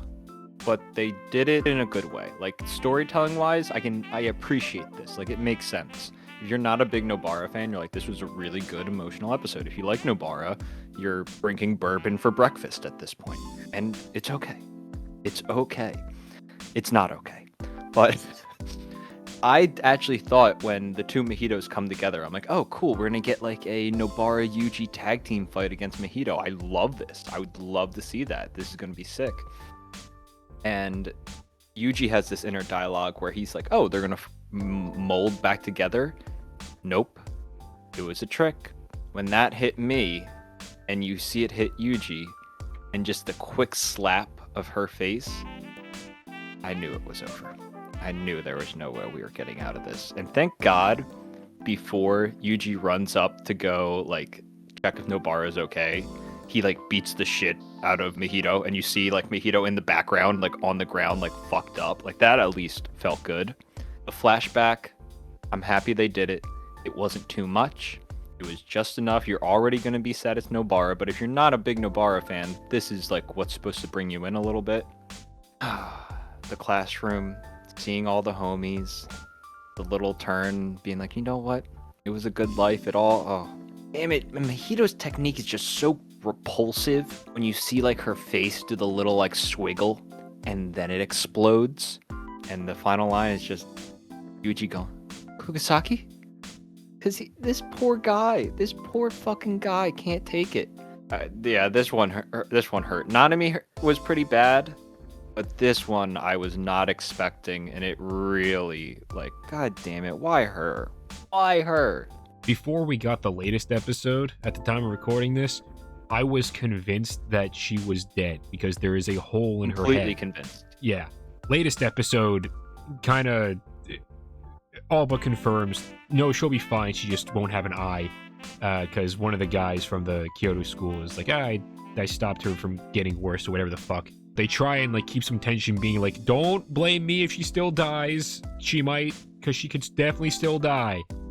But she's technically stable for now. And you're just like, okay, so she's fine. She'll be coming back just with an eye patch or whatever the fuck. So it's like, okay, but the way it's directed and the way everything else has gone in the series thus far, kudos to them. I fully believe she was dead. And of course, we have to see it again happen in the opening of the episode. You see the blood fly on Yuji's face. You actually get to see what Nobara looks like with a fucking gaping hole where her eye and, like, top of her cheek should be. And she's just dead. And, oh, I can't believe the fucker did this. You get a fucking camera angle from the gaping hole looking out to Yuji. When I realized that, I was like, disrespect. Very creative, though. This episode is in contention with my favorite episode of the season thus far. Like, it's between this, it's between the Choso fight, and it's between the Divine General and Sukuna fight. But this episode, it opens up with a wonderful juxtaposition where you have a flashback to the trio. They're all sitting around. Nobara accidentally spills some coffee onto Gojo's shirt. They're all like, oh, it probably wasn't that bad. Expensive of a shirt, and then, you know, Fushiguro looks it up and it's like, oh shit, it was. Gojo comes in, he's like, hey, what's going Fushiguro, you want to tell us something? And then like, everyone's laughing and having a fun time, and then you hard cut to just the shot of Nobara's presumably dead head just on the ground, blood everywhere. And oh my god, the animation that follows with Yuji as he's slowly breaking down and panicking, and we keep getting closer and closer every time we cut back to him, even up to, like, just the shot of his eye. The way the ink lines are drawn, there's so much frantic energy composed in them. Like, it's just enough where everything is held together. It's like right before he explodes, whether that's he explodes into sadness, he explodes into rage, or whatever it is. There's so much volatility just held together. It's so well constructed. Not to mention, then, you have Mahito sprinting at him, just claiming victory because he's like, I did it. I broke him. I took his batteries out. I kicked his circuit board. Whatever you want to fucking say. Yuji's not responding. Do you want to close tab and report the problem? And then you get just the wide shot of Mahito with the cursed energy in his fist. Slow-mo. Bringing it up to Yuji, and you're just like, oh shit. And the motherfucker lands a black flash. I didn't even know curses could use black flash. Dude, it was the breakdown. You're like, damn it, this is Yuji's third breakdown in like an hour. Mahito is like, I love this. I am so smart. I'm a great curse. And of course, the first fucking black flash we see this season is Mahito. Fucking disgusting. God, you're right, Joe. This episode is really good, but also really, really tough. And Yuji just gets fucked up by Mahito. He's just having fun because, like you said, he's broken. I don't blame him. Mahito brings up these points of like what this is all about. This is war. This is our ideological war of what we think is right or wrong. We both think we're right, and it's just a matter of we have to fight to decide who's going to be the winner. And he's beating the shit out of Yuji. He makes his little scythe. He's like, look, dude, in time, I'll forget about you too. And then as soon as he's about to hit, he disappears. But not with just a little bit of audio of a clap. And I paused. I paused this fucking show. And I go, did I just hear what I think I heard? I replay. I listen. And there's a clap. And what does that clap mean, Joe? Motherfucking Toto. The coolest fucking walk-in that I have ever seen. Leave it to Toto to show up with this bomb-ass speech looking like a badass to bring his brother back from the depths and just reinvigorate our souls. I love this man. Dude, I want Toto's autograph. I need a hug from Toto. This dude's the fucking bro. He is so cool, and his introduction into this episode is so phenomenal. I like what you said, like bringing Yuji out of like the depths of despair, whatever it is you want to say, because that's what's happening here. We had the roller coaster went up, Yuji and Nobara fucking up Mahito, then the roller coaster dropped into the fucking ground after Mahito, touched Nobara when he really shouldn't have. And now the roller coaster's coming back up again. And yes, oh my god, the smoothness of his walk-in, like after he saves Yuji, and his theme playing in the background, and how, like, the color of the show for this episode was entirely muted in the beginning. So much so that, like, you couldn't even tell, like, Yuji's uniform was blue. Like, it just looked gray. And then the moment Toto comes in, the lights overhead, there are like God rays coming out of them. Like you've just turned on ray tracing and your fucking graphics card is overclocking everything. And there's like sparkling dust like flying through those lights and the color is back. And Toto, oh my god, has never fucking looked better than he does in this episode. Like season 1 Toto is a wall of a man. He is drawn like a fucking rectangle. And he looks really good there. This season, the fidelity, like maybe not fidelity, just the style that everyone is drawn in. I didn't realize how much of a change the new art style was until like we're at this point in the series and I'm looking back and I'm like, wait a minute, Toto used to look like that? Because now he is a chiseled god. It is like he used to be a brick wall, but now he is like the epitome of the male form. It is insane. He's slimmed down a little. He's refined. Even a sense of his maturity. Like when we've seen him in the past, he's a little goofy too. That's out the window. He is just a stud now. Here to protect his brother and here to protect his friends. I will say we do get a little bit of a flashback, which I think was perfect. It's not a long flashback of why he's there in the first place. And he's there with this dude. He looks like he should be like a maestro for like a orchestral band, like this big band, but I guess this is his partner. And his technique I really love, and I thought this was really good. Instead of just an OP or a Hime, let me heal you back to 100%, he's like, look, this is how it works. Your wounds and everything, I'm stopping them. You're not going to get worse, but you can get new ones. Also, that girl over there, I'm going to try and help her out. She's not dead yet, but she's pretty much gone, so mystery, which at that point I'm like, all right, don't fucking toy with my feelings. Don't toy with Nobara, but thank you, she's not dead. I'm a little bit upset because the impact of that is now forever lessened. Every time I go back and rewatch that, I'm gonna be like, okay, well, I know she's not really dead, sort of a thing. Kind of cool because we get to keep her. Kind of not cool because it kind of tarnishes the impact of that in the future, but you know what, we'll see where this goes, because perhaps this entire event will just have a massive impact on her character and that'll change and evolve, whatever. I'm getting too much in the nitty-titty details of all this stuff. Anyway, Yuji is in the field position. He's not having a great time. He's done. He's had 3 breakdowns. He's watched a bunch of people die, a lot of them at his hand, and he's like, you know what, I just want to die too. I thought I could redeem myself by trying to save as many people as I killed when I was Sukuna. I can't do it anymore. Everything sucks. And then Toto's like, brother, those people, yes, they died. Their wills carry on with you, though. You've got to get up and keep fighting for them. Yuji just understands immediately. He's like, you know what? You're right. Let's get up. Let's do this. Let's keep on fighting. And we proceed to get... It's just another great fight. I know that sounds kind of dismissive. I don't know what else to say here. It's a really good fight. The boogie fucking woogie. What the hell do you expect? It's Boogie Woogie Part 2, Electric Boogaloo, Joe. It's phenomenal. It's so good. It looks great. Because at first, you know, Toto's just kind of like playing with Mahito. Mahito's like, what the hell is this dude? And he's trying to figure it out. And Toto's paying him no mind. There is a really cool kick that a slide and kick up, which is satisfying. And he's talking to Yuji, trying to get him in. And he's like, look, take your time. I'll handle this guy by myself for a little bit, but you stay down there. And we get some one-on-one fighting. It's really nice, intense. And then finally, Yuji comes back up and he's like, brother. Oh, God, I just love it. I love how he makes Yuji feel. I love how he makes me feel. They're such good brothers. They're awesome. Him ripping his shirt off and Yuji doing the little, like, cracking the neck and the, oh, like, okay, I'm in it. Let's focus. Let's do this.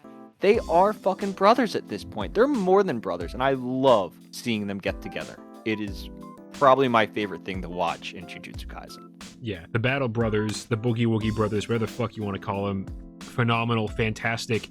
I'm going to slide away from that real quick just to talk about the train scene that we get with the Kyoto students. Again, the art direction, the storyboarding, the animation, the compositing with all the lighting and the colors and everything. Unbelievably hard. Like, there is not a single section of this episode that I think kind of drops the ball for animation or anything like that. It is just all incredible. And again, we're just sitting there with the little Mekamaru badge and Miwa, and they're just talking. No one's throwing punches. No one's doing a black flash or transmuting into a fucking demon. None of that. A fucking badge, Joe. A little fucking face on a badge. And it's just Mekamaru explaining to her, hey, so I made sure that you and all the other Kyoto students, except for Toto and Maestro Man, were off because I calculated that you would all probably die. I couldn't let that happen. And I love that. It's like The Last of Us. It's like a bajillion other things. Do you damn the world to save the one person that you love kind of a thing? And that's what Mekamaru did. He saved the people that he loved. Shibuya be damned. It's so good. Especially because the entire season, we've kind of been getting this build-up between Mekamaru and Miwa and just kind of seeing the relationship wanting to evolve. Like the little feelers being put out there. Clearly, we knew Mekamaru had feelings for Miwa. We could also kind of pick up that Miwa also kind of was like, I want to get to know you better. I want to hang out with you a bit more, that sort of a thing. But then this, I don't think I've ever felt so much watching like a tertiary character. Miwa's not even a secondary character. She's tertiary at best. I've never felt so much just watching someone like that cry. And it felt so real and so natural. There was nothing forced, even though they had such minimal screen time, and it was beautiful. And it's just inserted in this episode where we're already dealing with Yuji losing his mind because he's watched so many of his comrades die, and then Toto shows up and starts just throwing hands and doing the boogie woogie again, and it's just, how do you just put something like this in the middle of that? And it all just, it's cohesive, it works. It's incredible. It was nice seeing the Kyoto students too, because it did cross my mind, why is Toto here?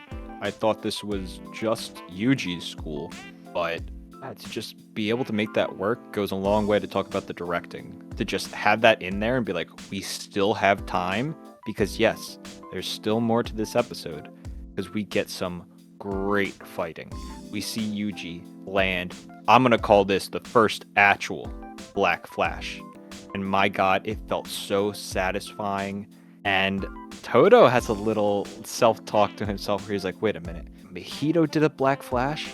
Little brother did a Black Flash? Hell, I gotta show off mine.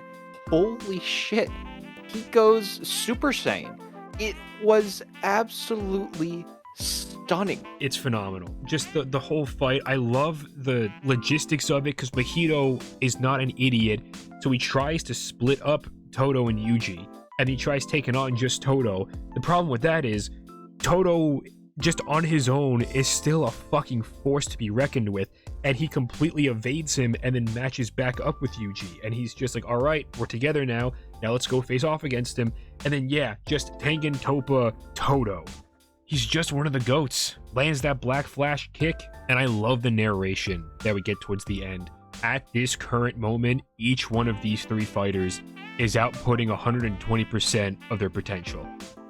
I don't care about math checking out or not. That's badass as hell. And the final face that you see of Mahito as he's just screaming at them, incredible. It's a perfect episode. We pick up where we left off. Mahito v Todo v Yuji. And Mahito's got some tricks up his sleeve. Joe, how did you feel about how everything looked in this one? It changes again. And I like the way this looks. This is a bit more, the word that comes to my mind is normalized. Kind of calms down a little bit, but still looks sharp and very, very clean. It's not as stylized. And I'll say overall, immediately when I was done this episode, I felt like I finished watching an episode of Dragon Ball Z. That's how this episode feels. Yeah, I would agree. The stylization of this episode is nowhere near as insane as it would be in Sukuna against Maharaga, or even Sukuna against Jogo. Like, those two were a lot more experimental, I'll say, in their animation. At least from my novice eyes. This one, it looks really cool, but I do get the feeling of a bit more like season 1 almost of Jujutsu Kaisen coming in here, which isn't a bad thing, because the stylization of that still pretty good, but it's like it's a mixing of the season 1 and season 2 stuff.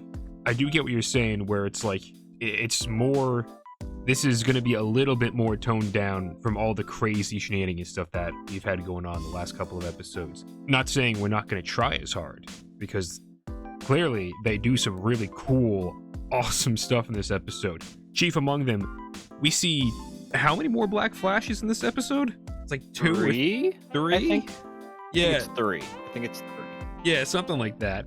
And each one of them has insanely stellar impact frames and follow through with like the way everything looks after you hit them. The fight, though, was very, very good. I liked it. I liked how we went right into it with Mahito basically doing his omnidirectional attacks, trying to split them up. And his whole plan has been like, look, I just need to take down Yuji because he's tired right now. Todo, I don't even want to mess with. So we get to see some of Mahito's different techniques, whether it's him severing his own head, creating a transfigured human that's super strong. There was a lot of cool, unique stuff coming from Mahito's end. This is probably the most interested I've been in Mahito the whole season, especially later on when he becomes Frieza. Loved all that. And again, we say this, when the halfway mark hits, I felt like, holy crap, it's only halfway through the episode, because all of the quote-unquote beginning kind of like low-level fighting that's happening between Todo, Yuji, and Mahito is still super, super interesting. It looks awesome. The thought process behind Mahito's decisions of being like, okay, I can't use my domain because both of them are here, and if I touch Yuji and then Sukuna's going to kill me, like, it's all thought out, which is really, really appreciated, especially from us. But then on the other end, you have Todo, who is planning it out as well, and right now it feels like a stalemate between the three of them. Yeah, that is until Mahito remembers something that he saw Gojo do a couple episodes ago. And I find this very interesting. It's so often anime, movies, whatever it is, like just in stories in general, a lot of the times the hero or the protagonist is the character who will pick up on things that other characters do, whether that be the antagonist or just side characters, and they'll incorporate those lessons they learn into like their future fights. This time, the antagonist is the one to do that. Mahito picks up on a trick that Gojo did when he activated his domain for a split second, and he's like, oh, if I do that this time, I think I'll be okay even in the presence of Sukuna. I don't understand why Sukuna doesn't seem to care this time. Like, we can just cut right to that. That was confusing. Yeah. I was very confused what was going on with that conversation. I assume it will come back later, but at the time, no clue what was going on because we get no feedback from Sukuna. He's just kind of standing there smirking. Yeah, I don't know if, like you said, we'll cut back to it and then we'll actually get some kind of dialogue from him, like we'll get more context for that, or if it's just Mahito just intuitively knows what it is his responses are, like what that look means. I don't know, but from what I gathered from this episode, it seems like Sukuna doesn't care because he has other plans, and Mahito seems to be clued into that, at least a little bit. I don't really know what they would be. I don't know why Sukuna doesn't care that he's touching his soul again, because he's in the inner world of Sukuna there. I don't know. At first I thought it would be like, oh, okay, he was only aiming the attack at Toto, so maybe it was only hitting him, but no, he's there. He's talking to Sukuna, so I don't know what's going on there. I would like to know why he's not getting his ass handed to him by the King of Curses. Maybe he's tired. Maybe Sukuna's just like, I did a big explosion, I made a massive crater, I need to take a nappy.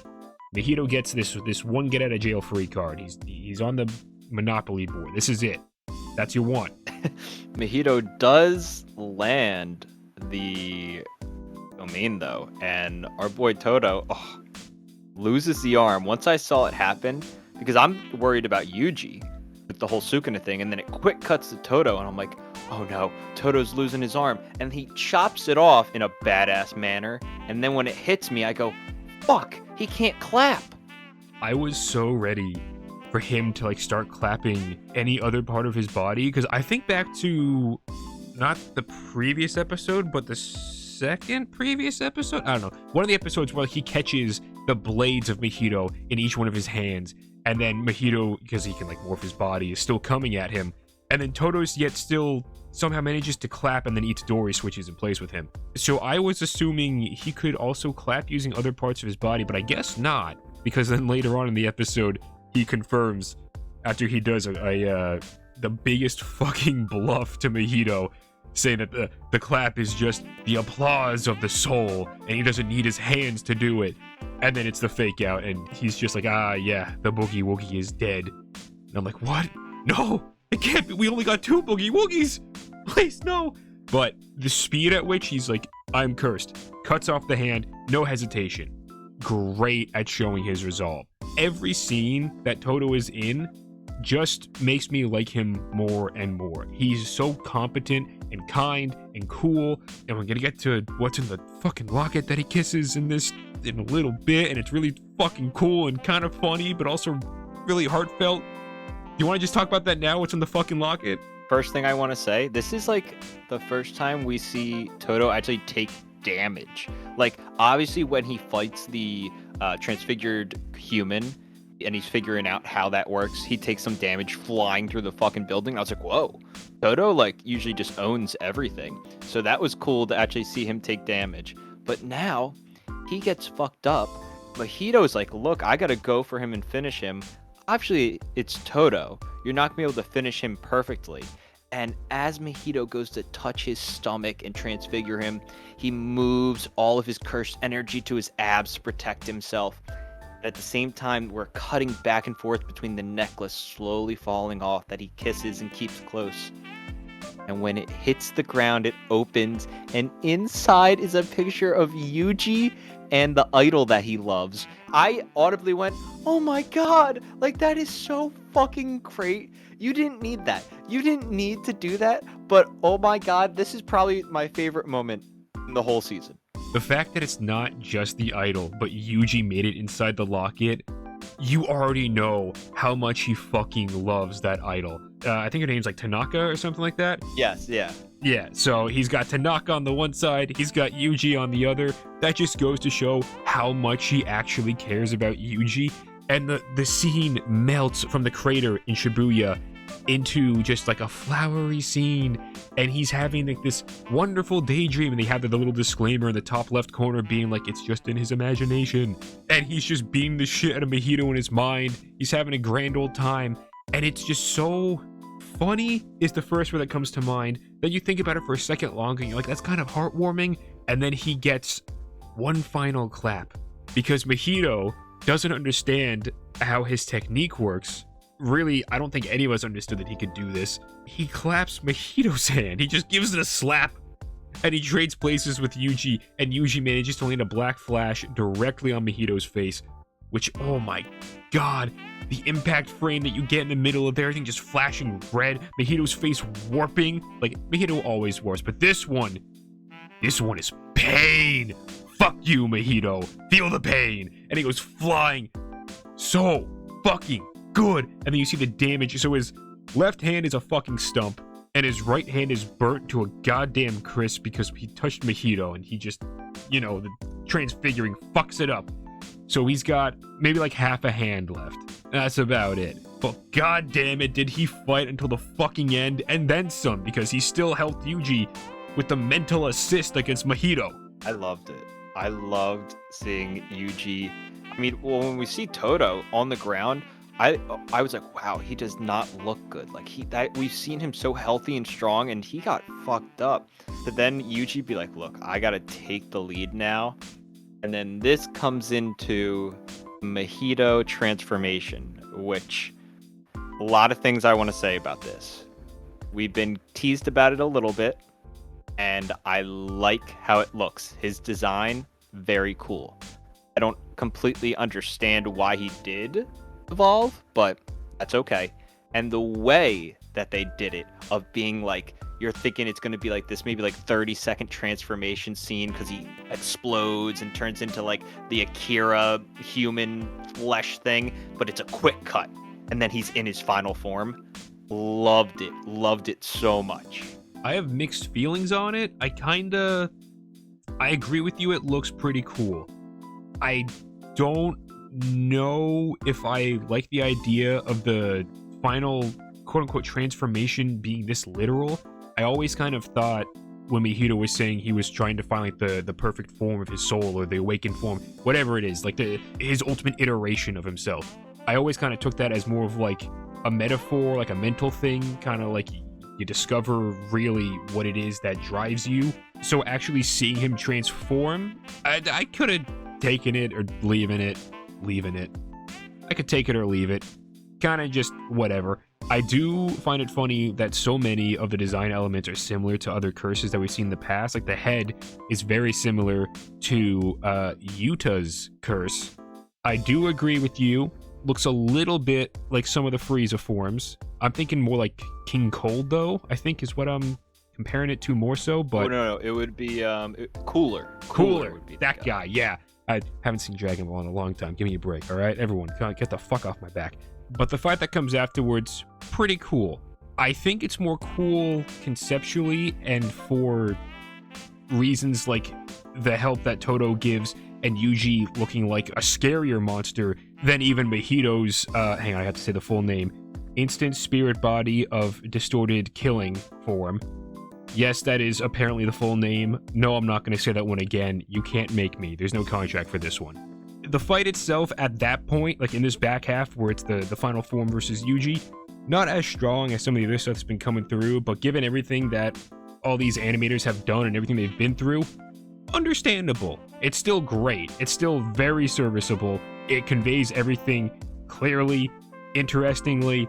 I love looking at it. It's just not as orgasmic for the eyes as some of the previous stuff. It's definitely more down to earth and more just straight up hand-to-hand combat. The Toto fake out into the Black Flash is phenomenal. Once Yuji lands that, we make a very interesting switch into the episode, the last like 5-ish minutes. And I had a feeling something like this was coming, especially after kind of how much Yuji has been through. But what I'll say with this is that I think come the next season, the Yuji that we've been used to is going to be gone or very changed because Yuji gives no fucks anymore. And he's getting a little scary. I agree, and I'm hopeful that we get maybe not as much of a flip as this, but kind of like an Eren Yeager from season 3 to season 4 kind of a thing. Someone who's a lot more jaded, who's a lot more cynical, much more serious about the work that they're doing. Because yeah, the dynamic of hunter and prey in this instance kind of flips, whereas Mahito is normally the predator, Yuji is normally the prey. It gets completely inverted after the final black flash that Yuji lands on him, destroys his instant spirit body form, and then you get just a malnourished looking Mahito. He is there, just on his hands and knees, terrified. And yeah, Yuji just saying to him in this moment, he accepts, yeah, we are the same. Didn't want to believe it, but you know what? You're right. I'm going to kill you. And every time you reappear, I will keep killing you. Because that is what I am, and that is what I will do. And you even get, if the metaphor wasn't fucking clear enough, the scene changes again from the crater. You're in winter woods. Mahito is crawling away with a bunch of rabbits. Yuji is walking calmly behind him, followed by a pack of wolves. Are you getting it? Is the subtext dead enough for you yet? Here we can beat it into the ground more.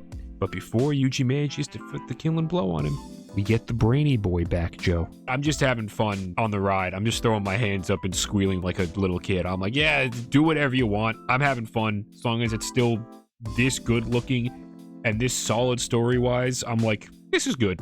I like this. Shout out to my guy Toto, best big brother ever. Absolutely. Toto is the best big brother. They might be my favorite duo. Every single time Toto and Yuji are together on screen, oh my god, it's number 1, a feast for the eyes, and number 2, it's just a heartwarming bro and bro dynamic. We get some more weird scenes with Mei Mei and Wee Wee. Would have never predicted that we were going to see Mei Mei at all for the last 2 episodes, but no clue what is happening here. Yeah, she's doing stock shit, I guess. I don't really know. She likes money. This makes sense for her. I don't know why she's being so weirdly suggestive with her tiny brother. It makes me very uncomfortable. The first image, it's nice. First image made me feel a certain type of way. Second image, which is now the shot of Wee Wee, made me feel a complete opposite type of way. Complete opposite. Complete inversion. I was like, oh, okay. We don't like this. Nope. You really did the kickball 180 twist on me here, huh? Anyway, moving on from them, we get something that I wasn't expecting at all. The apparent death of Mahito. Yeah, I didn't think he was gonna die. This was interesting. So either Mahito is dead or his presence within the show has changed. It seems like he doesn't really like Gato all that much, because it almost looked like he went to go and transfigure him right before he gets absorbed. Definitely did. Yeah. 100% did. So that was a thing. All right, bro, I don't really know why you try and do that, considering that you're fucking gassed and Gato is full strength seemingly, but, you know, whatever. The scene of him getting absorbed, I really like it. I like how everything looks. I like how he's just like a big spindly mass trying to stretch away from the source of him being absorbed. That's really cool. The particles as he like breaks apart and like actually gets fully formed into the little orb. Really cool. And then when he's used later on in, I'm going to forget the name of the ultimate attack, but Gato uses an ultimate attack with his power. That shit looks really cool. I like it a lot. We get to see Gato, or I'm calling him Gato because I forget the name reveal that we got, flex a bit. And this man is strong. I don't like have a recent memory in my head of him like kind of showing off his powers. The only time I remember that is when he was Gato in JJK 0. So this was very cool to see him kind of just toy with Yuji. It was very interesting. Yeah, we never actually see this version of Gato really test his abilities. So it's interesting seeing him finally utilizing that stuff going up against Yuji. But he doesn't fight with Yuji for too long because we get the return of a couple of different characters here. Joe, we get the Kyoto students back, and I just didn't think they were ever going to show up here. That train scene kind of made me feel like, oh, they're just so far away that they won't be able to get here in time. But they're here now, and they do some shit. Yeah, very shocked by that. I'm happy with it. It was a good twist that I wasn't expecting, and it's cool to see them because we don't know too much about them, but I like their powers, and as long as they, in my book, shouldn't get a lot of time dedicated to them. But when they are on screen and they give that kind of little extra bit of color to the show, I like it a lot. Especially later on with the one dude who does the blood technique, kind of being like, yo, Choso has the blood technique. And you get like this connection between the person inhabiting Gato, Choso, and that student. You're like, okay, that's interesting. Wasn't expecting that. To that end, the guy's name is Kamo Noritoshi. And it seems like that's also the name of the blood-bending archer dude as well. He's like his little name tag that comes up. He's like, wait, me? And so I guess like, it just has like the same name as this ancient sorcerer. I think it's the family name. That's Yeah. the family name. I wasn't expecting that whatsoever, but it seems like Yuji has some kind of like blood-related lineage to this the Noritoshi family. You said this in the beginning. We got some answers, but even those answers kind of just lead to more questions, and I'm still not 100% on a lot of this shit. So like my understanding of it was just that it was like Immaculate Conception type of beat, or like demonic conception, whatever the hell you want to think about it, because the curse was able to impregnate the woman, the mother of Choso and the other cursed wombs. And then a man, Kamo Noritoshi, was then also like mixing his blood into whatever kind of strange concoction was going in there. That's why he stated that he had 3 parents, because it was the curse, the mother, and Kamo Noritoshi, which would make sense because he has some kind of, at least his lineage has some kind of blood manipulating ability between Choso and between the present day Kamo Noritoshi. Does that mean Yuji is going to be able to do blood manipulation? I don't know. He hasn't manifested that kind of ability at all yet. It doesn't seem like he will. I don't know if he is descended from like a Noritoshi bloodline, or if, like what you're saying, there might be like a curse doing some bumping fuzzies with other people The as same well. curse did it, yeah. I have absolutely no idea, but somehow, somewhere in the ancestry line here, in the spaghetti of lineages, they're related, apparently. And that's because it's revealed Choso can feel anytime any one of his siblings or family members is in danger or is about to die, sort of a thing. And when he was about to kill Yuji, he felt the same exact thing. The memories still don't make sense to me. I don't know if that's just like an artistic interpretation of what like his emotions are leading him to feel, but it comes across like his brain is being incepted and that he's getting flashes of memories with Yuji in them. I don't think any of that actually happened though, because then why doesn't Yuji remember it? Yeah, is it literal or not? It's not too important whether it is or not, but maybe we'll get clarification, maybe we won't. Either way, that's awesome because now Yuji has 2 brothers. And it was funny because Panda makes the joke of like, damn, like, Yuji, what kind of pheromones are you giving off, bro? Yeah. Let's stop it here. I think this is good, but it was interesting either way. And we get to see Choso go head to toe with Gato. It's a cool fight. It's so cool. I actually thought when this episode started that we were going to get another style change, because the episode starts with just looking at some of the destruction of all of Shibuya, and the backgrounds look very nice, very different. There's a little bit of stylization to them, but then when we get into the main general animation, it's kind of back to last episode where I said it still looks phenomenal, still looks great, but it's a little bit more normalized.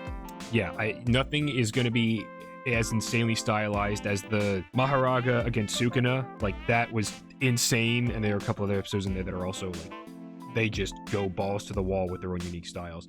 This one is much more like in line and consistent with some of the previous episodes, but even so, the Gato versus Choso fight, there is just some stellar shit going on in there.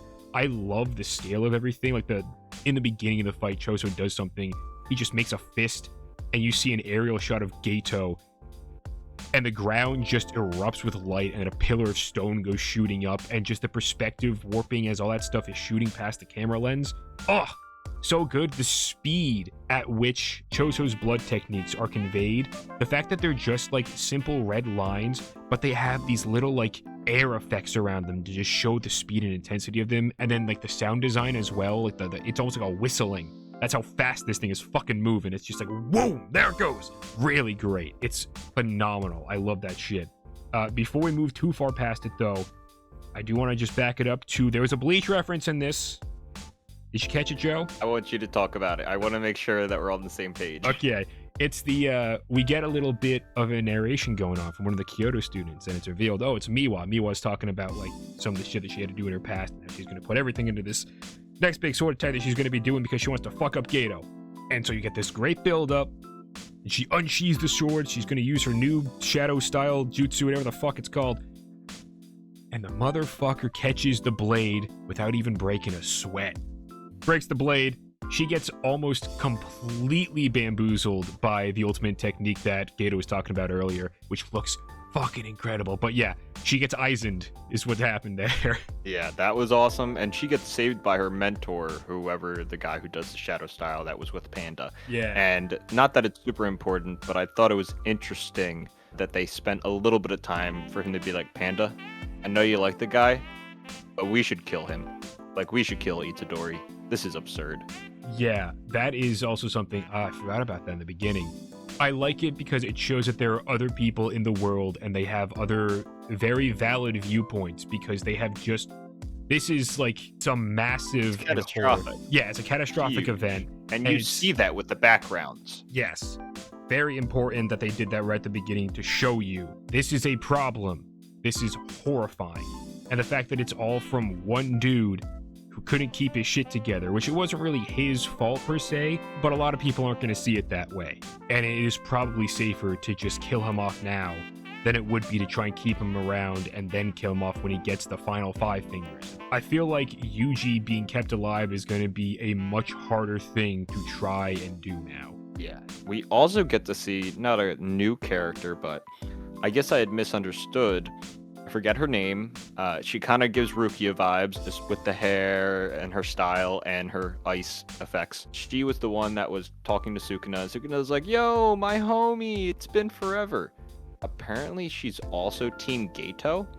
Didn't know that, but she is cool and she fucks up everyone. Yeah, I wasn't expecting that. Like, I figured she must have been powerful because she's one of Sukuna's main lackeys, but she kind of just stops everyone. And part of me was like, why didn't she just do that from the beginning? Like when Choso was starting to attack Gato? I guess she kind of understood that Gato maybe wanted to like play around or toy or something like that. I don't know. Nitpicky, kind of, but maybe answer that a little bit more in the future. Anyway, she's pretty cool. Definitely do get Rukia vibes from her. Two Bleach maybe references in there. I do like the little tidbit that we get though from the simple domain guy, who's just like, oh, she can use reverse curse techniques. Their sorcery is like a completely different level from what we're able to do. And the fact that they have Gojo right now just trapped in the little Rubik's Cube, it's a problem. You gotta get that shit. But she unleashes absolute mayhem with all of her ice attacks. Yuji isn't as affected. He chalks it up to the fact that he's Sukuna's vessel, which being Sukuna's vessel grants you a lot of perks. So there's some big downsides, like the fact that you might just become a big terrorist for a hot minute there, but you get some nice perks. And then the episode ends with the reintroduction of the big blonde lady, whose name I do not remember, even though it's literally the last line of the show. We've done it. It's the end of season 2. All the animators probably want to die. They're not going to get a chance to rest because they have the Chainsaw Man movie coming out that they got to do. But Joe, how did you feel about the end of season 2 here for Jujutsu Kaisen? Once again, we have a lot to talk about and a lot of things that I didn't think we were going to be talking about. I will say that for the Shibuya incident, I expected maybe 1% of all the stuff that happened. In this last episode, there's so much. There is so much, but I like it, and this was awesome. This was a lot of fun. like you, I really enjoyed everything that happened in season 2. It looked great for the most part to me. I enjoyed all the cool punch-ups that went on. I enjoyed a lot of the character stuff that happened here between, like, how Yuji feels about himself becoming a fucking murderer and not Toji, I'm gonna keep doing this. Toto coming in and being the coolest big brother, then getting a secret big brother in Choso. A lot of cool stuff in here. I want to kind of parse that away because I'm getting flashbacks to the ending of what I'm gonna forget whichever part it was. One of the parts of Attack on Titan final season. The part that I was angry about, the Torpedo Titans. I'm not as angry as I was at that as I am at this. I don't know if I Englished that properly. We'll fix it in post though. Anyway. No, Joe, I have arguments for your arguments, and I'm ready to argue. Oh, okay. Yeah, I am. This is good. I'm excited. I'm ready. What I would say about this final episode, it's by no means bad. I still think it's pretty good. Compared to the highs of this season, incredible. This episode, it's a lot of exposition, a bit of tonal inconsistency, which is nothing new for anime, but I really don't like it here, and I'll explain why in a little bit. And then also, kind of a slideshow ending for the back half sort of a thing. So, those are like the three main tenets of my problems that I got going on here. Those are the three main things here, Joe. A lot of exposition. Right here at the top, we learn so much about what Geto wants and what Geto is about to do, because they just stand there and they talk so much about it. Completely agree with you on this opinion in that there is a lot of exposition. But my argument will be that the whole season was very little exposition, so I'm okay with it happening here. Especially because when I think of like a finale episode, you're either going to have the big crazy stuff happening and then like the big cliffhanger, or in this case, all the crazy stuff has kind of happened and the roller coaster is over and you're kind of on that little straight stretch where you're catching your breath coming back to the front and you're getting off the ride. That's what this episode is. It's trying to set up some things, trying to tie up some knots, as well as answer some questions. But the exposition part with Geto it's a lot of talking and it's a little annoying. Totally get it. If it was like that all season, I would have been super, super frustrated. But really, this is the first time all season that it was like, okay, let's get moving here, buddy. So just to lay everything out as far as we understand it, because again, we may be a couple of bleach sluts, but it doesn't mean we're the geniuses in the room all the time. So, Geto, or the corpse formerly known as Suguru Geto, I'm probably not going to address him like that all the time. Anyway, I think what Geto wants, he wants to usher in another golden age of Jujutsu. And so in order to do that, turns out he had gone around, and from my understanding, alright, so I wrote some of this shit down. So, he made pacts, or he did something to people, number one, who absorbed cursed objects, like Yuji eating the fingers of Sukuna, and two, people who had cursed techniques, like Jellyfish Boy from the first season, but they didn't have the sorcerer brain, so Suguru went in there and just, like, fiddled around with their brain until they could activate their techniques. He touched a lot of people. He did a lot of touching. He did so much unconsensual touching, it's no wonder this man is a fucking menace. The worst Jutsu sorcerer in all of history. Something that I didn't, like, I don't want to get too deep into the mechanics because this is something that I'm not even that well versed in at this point. I don't know who can do what and how some things affect other things. Turns out he can use Mahito's ability to do idle transfiguration and cause all this to take effect. I have questions, Joe. Number one, in season 1, it is established that Mahito is a very, very new curse, correct? It's implied that he shows up in our world relatively recently after we first see Jellyfish Boy. That is correct. Okay. And we could be wrong, because again, we're bleach sluts, not geniuses. A lot of people think those go hand in hand, but they don't always. Well, I'm a doctor. Well, there is that. I'm not. Anyway, he's new. So I find it a little hard to believe that Geto would have this, or the corpse formerly known as Geto. I'm just gonna stop. I'm nick that in the bud right now. I'm not doing that. I find it hard to believe that Geto would make this plan and need that specific ability to help him do this thing, even though it's implied in this episode that he's been touching the brains of people and the people who have absorbed the cursed objects for like decades. Like he's been around for a while doing this shit. Has this technique been a thing for a while? And it just so happens that Mahito gets it? I don't really know. It doesn't make sense in my brain. Maybe because he touched it and now it's all fucked up. Gato, what are you doing? I didn't consent. Joe, you have questions. I don't have answers. And I have questions. And you don't have answers. So right now, we're both again, there's a lot of exposition that doesn't make sense, or maybe will make sense later. And then I think, is the woman's name Yuki? Is cute blonde lady named Yuki? Oh, I just have her in my notes as Blondie. I don't know what her name is. Damn, well, you know who we're talking about. Yeah. She kind of is talking about to Gato like, hey, when I was talking to Gato, my opinion changed because this really wouldn't work out because it would all be in Japan, and then we're going to cause all these wars. So basically, the first, I don't know, maybe 5-7 minutes is a lot of exposition between Gato and this woman and the other characters watching, and we're getting the idea of what the master plan has been, because that's kind of been what JJK has been lacking, not as in a negative sense, but you're waiting for it, like who is the big baddie, and now we got the big baddie, and we got his plans carried out. And really, that part, which again, you have manga readers, you have non-manga readers, could be like a really important reveal. Joe and I, we're just two Joes, and we don't really know what the hell this guy said, so we're like, all right, whatever, that doesn't make sense. Where's the fighting? So, for me, that's the low of this episode. The high of this episode, the impact of Shibuya Incident, which, Joe, you have talked about that. You're like, I like how they're kind of hinting at all this damage is having repercussions on the real world. And if there's one thing this episode does, not just good, but phenomenal, is set up the repercussions for the real world and have impact on the world for JJK.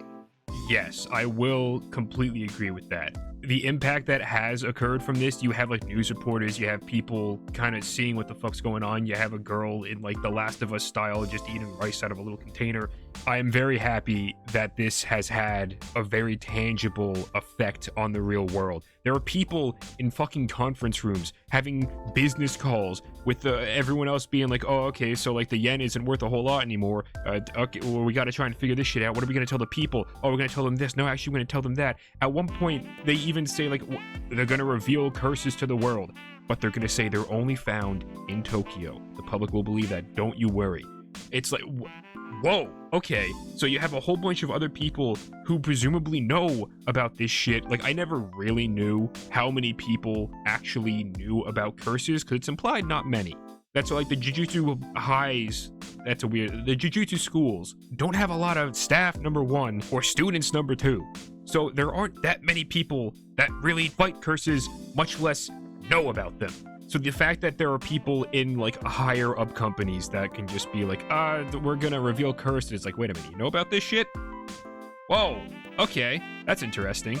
The tone of that is quite nice. I don't think there's a whole lot of music playing throughout any of that. It's just kind of like people looking at shit. Oh, there's a little bit of music, but that's only after the cameraman gets eaten by a curse. And then you have to cut to the "we'll be right back" sign or technical difficulty sign. And then you get it's like they're playing a Ghibli movie. Yeah. Or like a Makoto Shinkai movie. Yeah, it's just with simple. A fucking train. And then all of a sudden, it's just like curse comes barreling through the apartment and devours both of those people. That was so unintentionally funny to me. But like that's like an unintentional humor thing, even though it's setting up the mood and the atmosphere of everything being like, oh, we're in the fallout of this massive, horrifying single night event. What does this look like now going forward? I like that tone. I like that feeling. Back to more towards like the beginning with Blondie, there's a lot of comical. Yeah, she has a lot of comical moments. And again, it's anime. I understand that. I can't help but feel like it's trying, like, especially with this season of anime, of shonen anime. I'm saying this a whole lot because I'm specifically I'm trying to make a point here, Joe. Shibuya Incident feels like shonen anime trying to be more adult, or at least more consistent in a serious tone. It's taking its world seriously. It's taking its characters seriously, not to a fault, but it's taking everything a bit more seriously. And then Blondie drops in, and it's all like, hey, we're gonna get chibi styling again. We're gonna go fucking crazy with some of the art style, making jokes here and there. And it's not like Toto where you have like one or two sort of thing over the course of like 2 or 3 episodes, because again, he does have his shit where he does that, lock it, and then he's in his imagination, blah, blah, blah. But she drops in and she's just like, all right, we got like 3 back to back to back to back, baby. And it's while we're doing like all the expositing. Like, I'm sure they were like, all right, we gotta have the big bodacious blonde lady come in, and that way everyone will pay attention. We have to explain everything that these characters want, which we haven't expressly stated. Like, anyway, she's gonna come in, she'll be funny, it'll keep everyone's attention. It'll be like, hey, now you know that Gato wants to optimize cursed energy, and Blondie wants to free humanity from it. And then you're gonna be like, what? How do you optimize? What the fuck? Doesn't matter. Look at her. Look at her be funny. Look at her make jokes. Look at Yuji also going chibi mode. It's like, I can pay attention without you doing that stuff, you know? You don't have to do it. I completely agree. I know what you're saying. And that stuff bothers you a lot more than it bothers me. Not saying I enjoyed it. It definitely was like, all right, we don't have to do this. And I've done a little bit of looking online, and it seems like this is her character. Like, she's always like this. Great. Which does not bode well for Joe. I love it. Not gonna get tired of that ever in a million years. So I get you. Doesn't bother me as much as it bothers you. One thing I will say, for the first time in multiple episodes, the episode starts with just getting right into the opening, which at this point, I fucking love this opening. It is so great. I really enjoy it. But Joe, I hope to God you know where I'm going with this, and I hope to God you picked up on it, because I was so proud of myself. There's an extra fucking not frame but scene in the opening, and I paused and I go, what the fuck? That wasn't there before. There's a scene of a guy pulling out a sword in the opening. Yes. And I was like, fuck, is that in the other ones? And it wasn't. So I'm like, oh my God, is he coming back? Is he gonna be in this episode? And he fucking is. My boy Yuta Okotsu is back, and oh boy, it seems he is going to have a very big role in the future. Yeah. I had absolutely no idea that Yuta was going to be such a key player going forward. Like, I knew he came back at some point, because you can't escape manga panels on the internet. People are like, look at this thing! And I'm like, okay, cool. I don't have context, but whatever. So I knew that Yuta was coming back at the end of this season, because again, the internet, God bless you guys, but also fuck you guys. When he shows up, I was like, yo, that's pretty dope. I love the scene of him talking to the girl, and then you just see the curse moving behind him, and I'm like, does she see that? What's going on here? And it gets absolutely gojoed into the next building, and he just completely covers her eyes. He's like, nope, you're too young. You don't want to see this. We don't get to see Rika, which I'm a little upset about. I'm like, dude, imagine we saw Rika. Me too. New art style. Me too. I wanted to see her so bad. So I was like, oh, come on, show me Rika. I want to fucking see her. But they're saving it. And then we get one of the Gojo, Eva, what Eva? No, not Eva. It's totally Eva. References. Anyway, we get one of the scenes. Yuta's in, I'm going to use big air quotes here. You can't see it because it's a podcast, but just imagine it real quick. The council, and he's just talking to them. He's like, look, I know Gojo's gone. You guys can't stop me, though. I'm too powerful and too much of a badass. And also, I am going to fucking kill Yuji Itadori. And I was like, whoa, okay.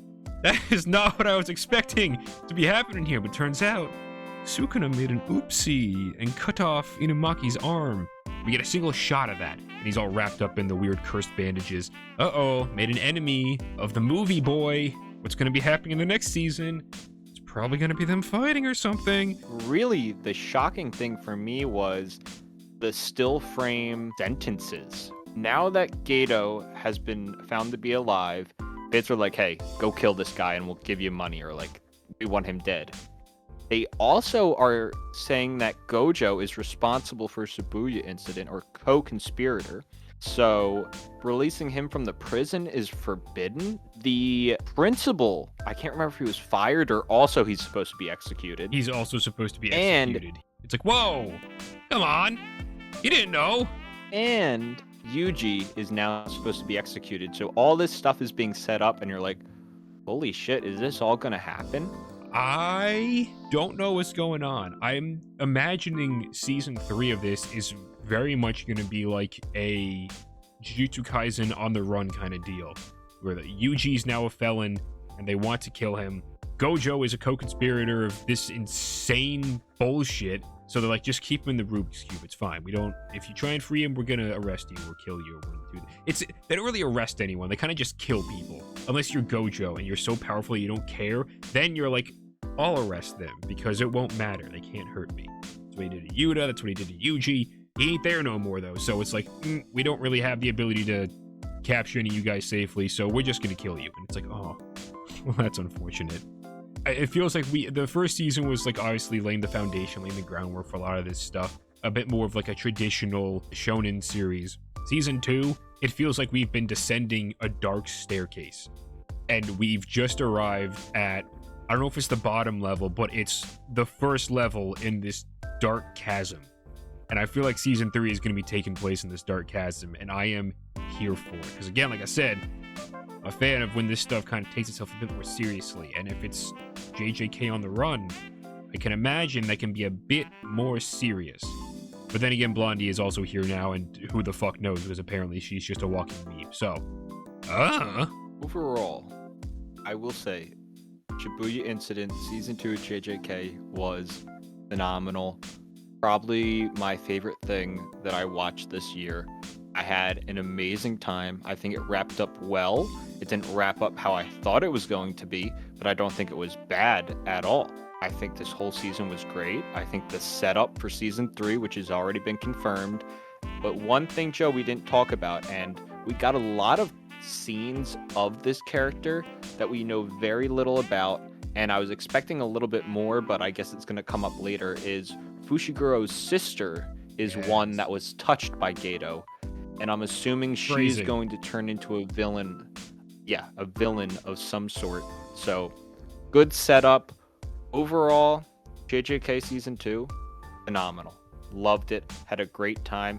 Can't wait to rewatch this from Season 1. Excited for the future of JJK. And to everyone at MAPPA, all the people, well, the MAPPA people who like actually set up like the timeline, you guys suck.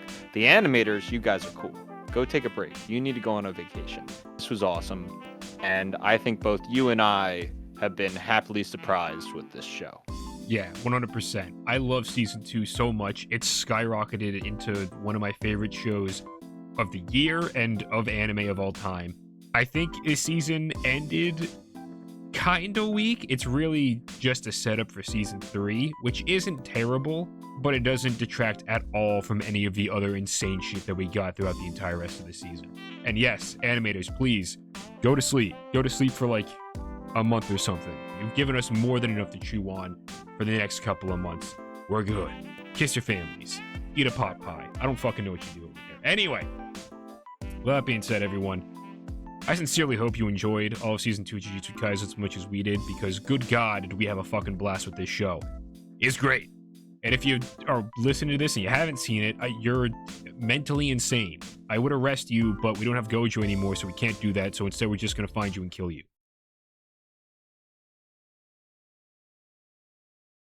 Anyway, with all that being said, everyone always remember, we'll love you, we'll leave you, and goodbye!